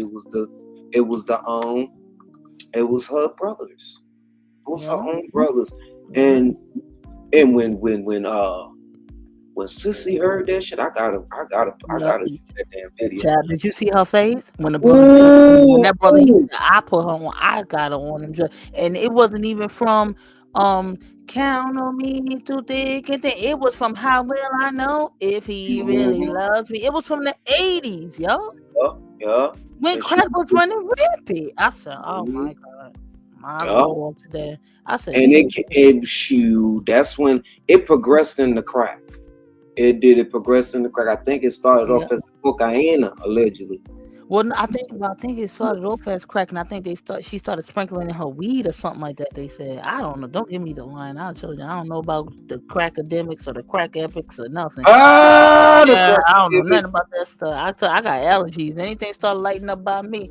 Yup, look at that stuff, and that was so sad. That was so sad how she was living like that. Just the cold. Yeah, just when she started losing all that weight, she was already skinny and thin. And then it was like when she got even skinny, that Michael Jackson tribute concert thing was terrible.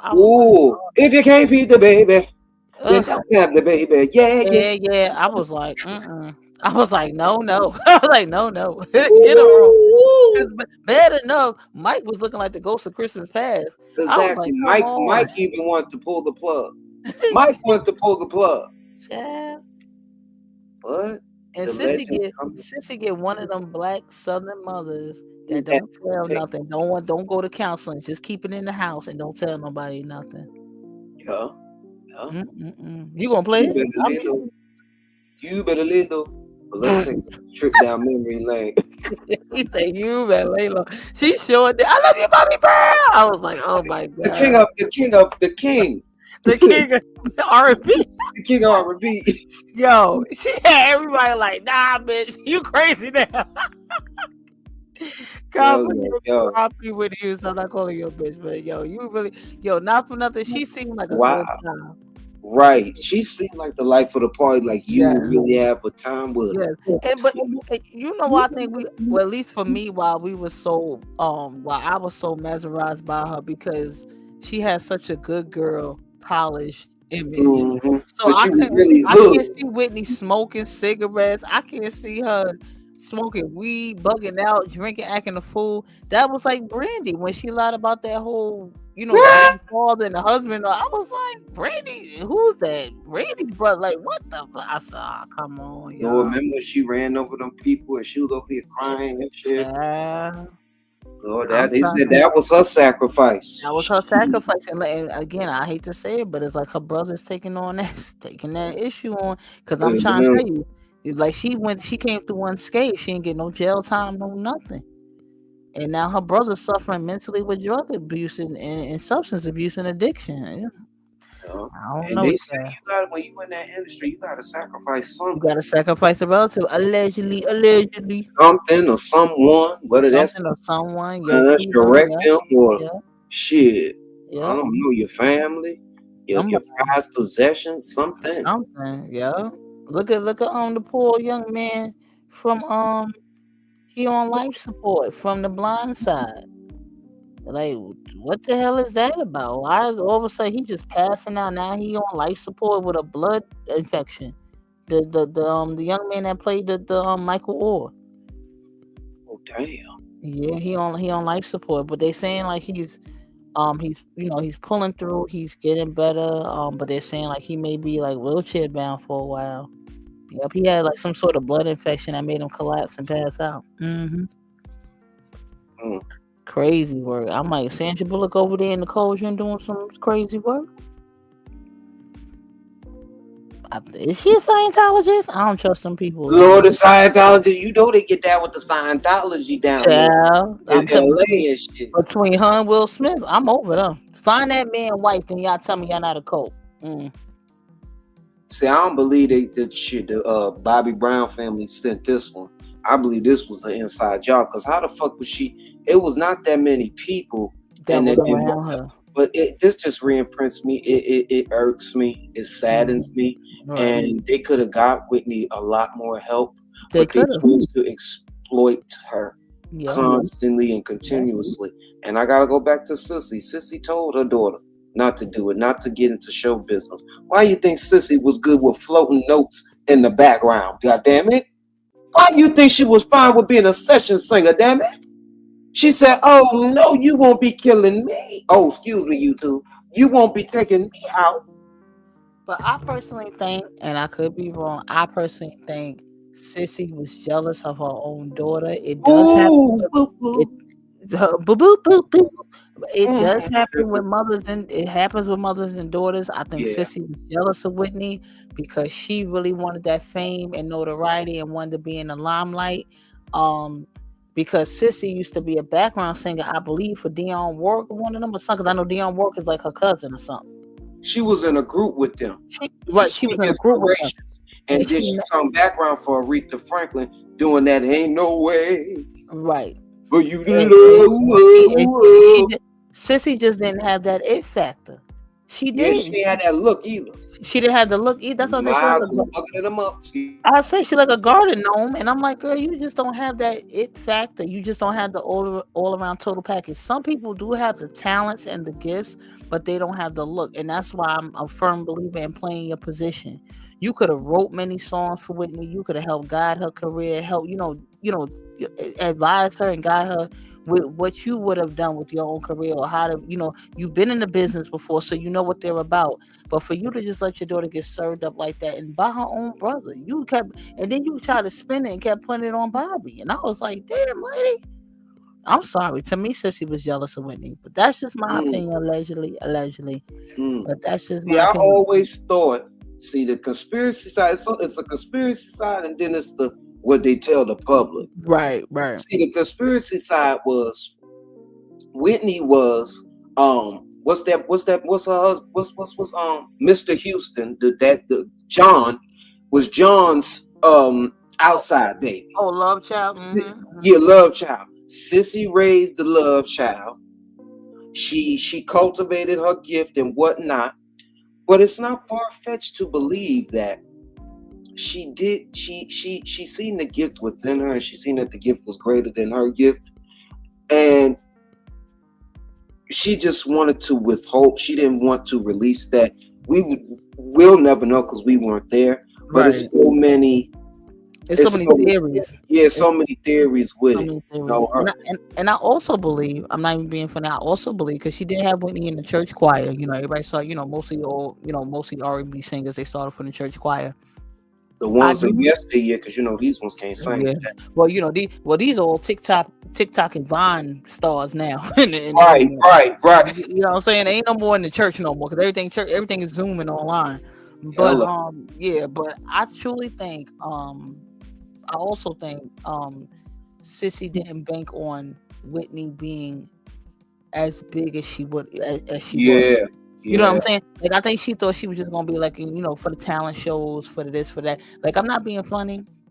And again, a lot of people may not agree with his methods of corporal punishment and his temper and things like that. But I'm sorry, Joe Jackson. Now, however they are as adults is something else. If you want to believe he did a lot of psychological abuse and I got them all looking kind of a little piece of crazy these days, okay. But we can say all of Joe Jackson's children were not on anybody's registries. They weren't ever arrested. Michael did go through that court case situation, but he didn't serve any jail time.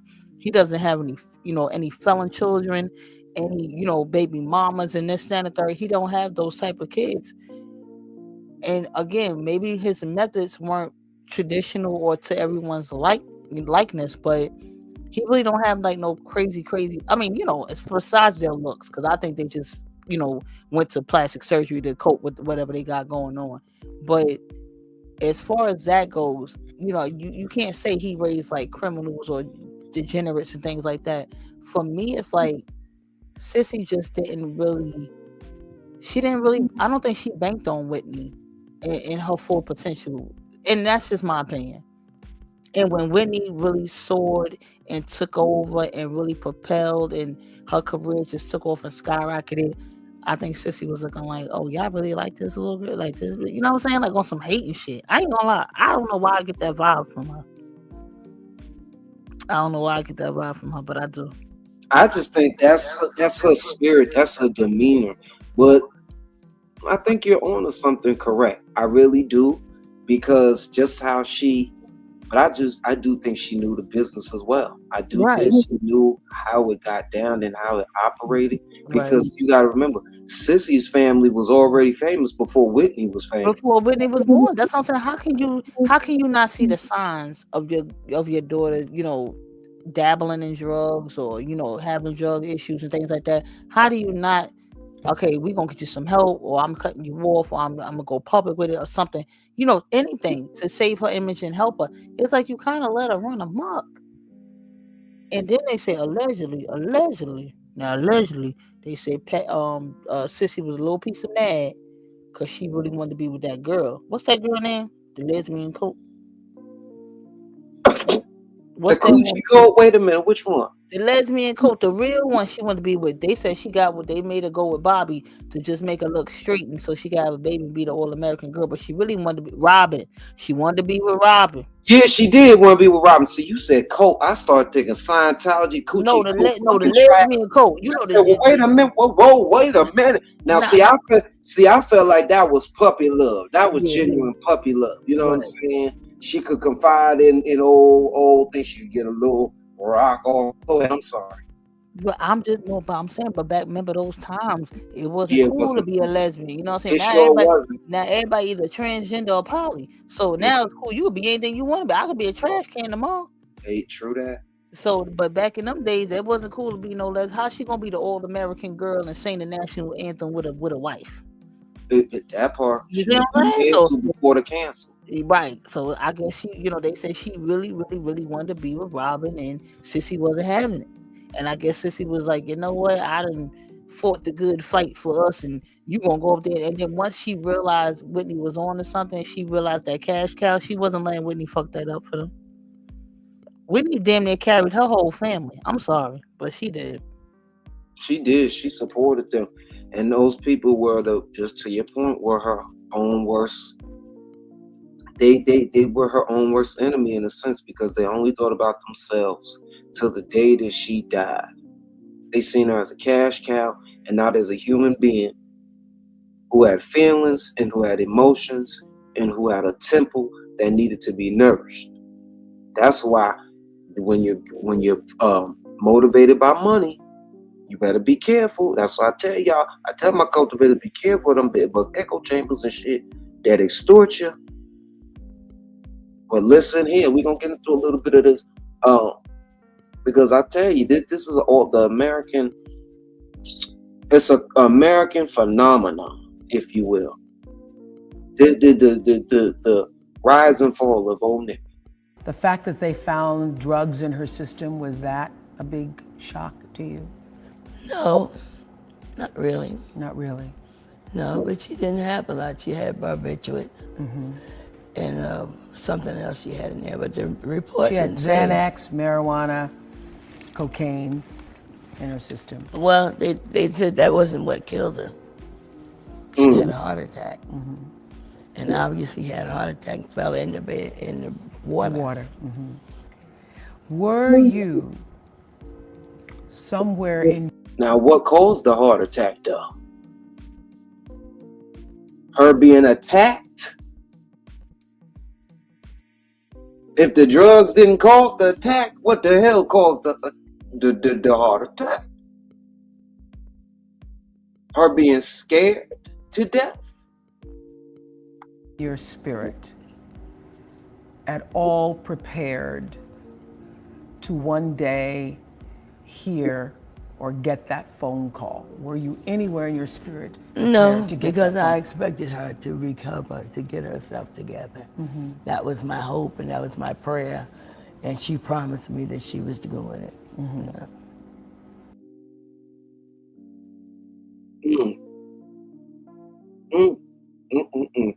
Old Clyde. Yeah. He wore Whitney out. Yeah. So Whitney couldn't Whitney no more. Yeah. And that's the thing. When I tell you, some people in my family had opportunities to be in the industry a multitude of times. And I'll say it was nothing but the Lord's divine protection in his hand. Cause hell, we get down in a church house. Shoot, that's where we had our concerts at the church house. Don't let it be a revival. Yes, Lord, because we gonna have a Pentecostal Holy Ghost party. But some people get attached. That fame is a drug. Some people get attached to it and they can't let it go. But yeah, y'all. I think we've been here for quite some time. I think we're gonna end it on that high note. Yes indeed. Wait a minute, we ain't getting into RayJ, but I think we all know RayJ be trolling. RayJ is a professional mother-loving troll. Right. You want to say something else? Oh no, I was just saying he's a professional troll, and unfortunately, if it is true, he really needs to get himself together and get his health in order so he can be here for his children, because they don't deserve to just be born and have to grieve and go to funerals because they dad want to party like a rock star. But if he is trolling, woe unto him, because I'm sorry, but you have what you say. And it's not going to be funny when you're on ventilators or breathing apparatuses and breathing machines and life support. Your family got to make decisions for you and all that. That's not fun. And that's not cool for the sake of clicks and views. And he really, really, really needs to really get help. He's giving me like Kanye West vibes a little bit. Just like the manic behavior, like when he wants to be calm and regular and cool, then he's okay. Then it's like, oh, they hating on me and they hating on the money team and blah, blah. And it's like he starts that jazz, and it's just unfortunate. And again, I hate to say it. And again, I'm not in their family. I don't know what Sonya and Ray Senior and all. I don't know what they doing, but it's giving. Y'all letting this dude run amok. Y'all letting him run amok and intervene. Get him off the internet. Get him off social media. Take his devices and all that. Which and I'm gonna leave you with an open question, Kai. Pause. I'm gonna leave you with an open door. Now, now you saw did you see the Gucci Mane interview with his wife when she was talking about his mental health challenges and things like that? And her riding for him and setting up things to protect him, or right, to, like shutting down the social media, deleting all the apps and stuff like that. Now, some people were saying he's being MK Ultra, she's controlling him and things like that. But is that for his protection? Is that a form of control, or is that for his protection? You know what I mean? Like, do you think that's what RayJ needs? He needs someone to step in, take his devices, delete all his social media apps, keep him away from social media. Because to me, he's addicted to social media. And I hate to say it, it's gonna be a time when he cries wolf and nobody believes him. Everybody gonna think he's trolling and being funny, and he's really serious. I think someone needs to regulate it, because if you take something away from someone, they're just gonna want to do it more. And I'm surprised he doesn't have a sincere, genuine team around him. But when you act like this, you burn bridges. But I truly think he's constantly attention seeking, right, for some reason, because he's always been in the shadow of Brandy. Right. And he has been. And he probably never really, not to be funny again, he's a child star as well. Because again, if Brady's a child star and he's younger than her, then we already know he's a child star his own self. And he may not have never found his own identity. And again, not to be funny, that one line, everybody may not remember that. Oh, wait a minute. Hey, people may not sing that all the time. Wait a minute. Should we know him as one? I want if I had one wish. Oh God, I hate that. Yeah. But I'm just saying, like, from that song, like, wait a minute, the one line that stuck out to me, that resonated with me, hey, wait a minute, ain't that Brandy's brother? Like, I think he has not come up from under that. Same. You know what I'm saying? Like, think about it, like, he really hasn't had any groundbreaking roles or movies, or, you know what I'm saying? He hasn't broken out into his own lane. You know what I mean? Like, it's just... Yeah, that means he's not his own man. Right. And I think he's having, you know what I mean? It could be a whole... Again, I'm not a man, contrary to popular belief, but I'm not a man, so I don't know that, what that's about. So I don't know if it's an ego thing, or as a man, you ought to, carve your own niche and carve your own path. But I just, you know what I mean? In my mind, I just try to do that anyway. carve my own lane and do me. I don't want to be a repeat or a doppelganger or a carbon copy of anybody. I just want to be Mel. So I don't know what he's going through, especially having a sibling in the spotlight that has done significantly well before him. You know what I mean? Brandy is a household name, whether, you know, whatever she did or not, she still is a household name. But I really do think he's just struggling to find himself, and he's never really found himself. I think Sonya kind of babied him a little bit. Then you gotta remember that Kim Kardashian spell. They'll put a spell on you. Who you talking about them bitches in Eastwick? Because I call them. Yeah, hell yeah. Because them bros over there doing, they got that cauldron, and they doing witchcraft on all black men in America. Every nigga they mess with, life turned into shambles. And you see Lamar back on with that crack, child. Speaking of crack, shit, Lord, we gonna smoking that smoke, doing that doom. We ain't got to do no deep dive in the Rosetta, child. Lamar is on that crack again, child. He got pulled over for a DUI. They found cracking. Crazy work. It is wild work. You After just he- never know after what he these almost child did- stars were subjected to. Crazy Between the work. upbrokenness of it all and the you know, it's you never know. It's sad God, work. It's sad work. It's sad work. But it God, is. I enjoyed my time up here with you. I appreciate you. I did too. Shoot, I'm about to end it right now. Replay. Y'all already know what it do. Yes, indeed. Mel, we gonna end it here. Yeah, we gonna end it. Tell the 100 Tim's crew and the cultivators. Peace and chicken grease. No problem, Illy Ill. You guys, I was like, look, you still on the nip. Yeah, she behind by a minute or so.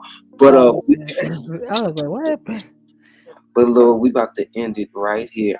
And Y'all, I appreciate y'all for having me. And y'all make sure y'all subscribe to Mel's World 25. Make sure y'all definitely subscribe and get some memberships to Cultivate with Kai. Y'all make sure y'all tell a friend and tell a friend and tell a friend. Yes, indeed. That Mel and Kai did it all over again. And we added a slew of clarity. Yes, indeed. And thank you all for my panelists who came up. Shout out to y'all. Happy birthday to Rose T. We love you. We love you. Love And you, we out. Rose. Peace. Love you, cultivators. And All we right. out. Good night, Peace. girls. Good night. The shoe fit sticking up your ass and wear it, bitch. Anything I said, now or forevermore. If it didn't fit you, happen. How can you have beef with me and you don't even have beef in your refrigerator? That's why you mad, cause you hungry. Thank you. How can Don't pass up this chance. I got a bracelet and a pair of pants. He waits. Good night, ladies and gentlemen. He waits. You don't give a Thank you shit. for being He here. waits. Get the hell I know out you of don't. here. He waits. But it's okay. Don't pass up this chance. I got a bracelet and a pair of pants. He waits. Good night, ladies and gentlemen. He waits. You don't give a shit. He waits. Get the hell out of here. He waits. Don't pass up this chance. I got a bracelet and a pair of pants. He waits. Good night, ladies and gentlemen. I'm not political, all right? I don't believe in Republican or Democrat because it's not in the Constitution, it's not in our Declaration of Independence. It's just American, one nation under God. Whatever they do as one. The trick is to give us the illusion that there is a choice, that there is a separation, to keep us fighting over these things. These things right here. Keep us not talking about the fact that we're working harder. 5 generations now. We're working harder than our great-great-great-grandparents and our grandparents did, who had no education, who sent their first generations to college. We were on our way somewhere, and then something happened in the 50s. One of the big things I think that happened is they took the Bible out of school. People don't know, a lot of you young people don't even know the Bible was curriculum. And I'm not religious once again, but the Bible gives us a strong moral code to live by. We were family. We were community. We knew our neighbors. Our children played outside, met new friends. Those new friends wanted to spend the night, and they had to ask their parents, and their parents became friends. Today, mom's in the park on fentanyl, and we think they give us this propaganda about it comes from China, it comes from here. They didn't want this stuff in this country, it wouldn't be here. This is a weapon against us. There is an attack on all of us, red, blue, conservative, liberal, it doesn't matter. The American is under attack. Our dollar is buying a lot less. We're working a lot harder for it. We're losing our constitutional rights, whether you realize it or not, a lot through the technology that we're using today. Yeah. You know, these. That's interesting. Can you go more into that? I'm interested in what, like.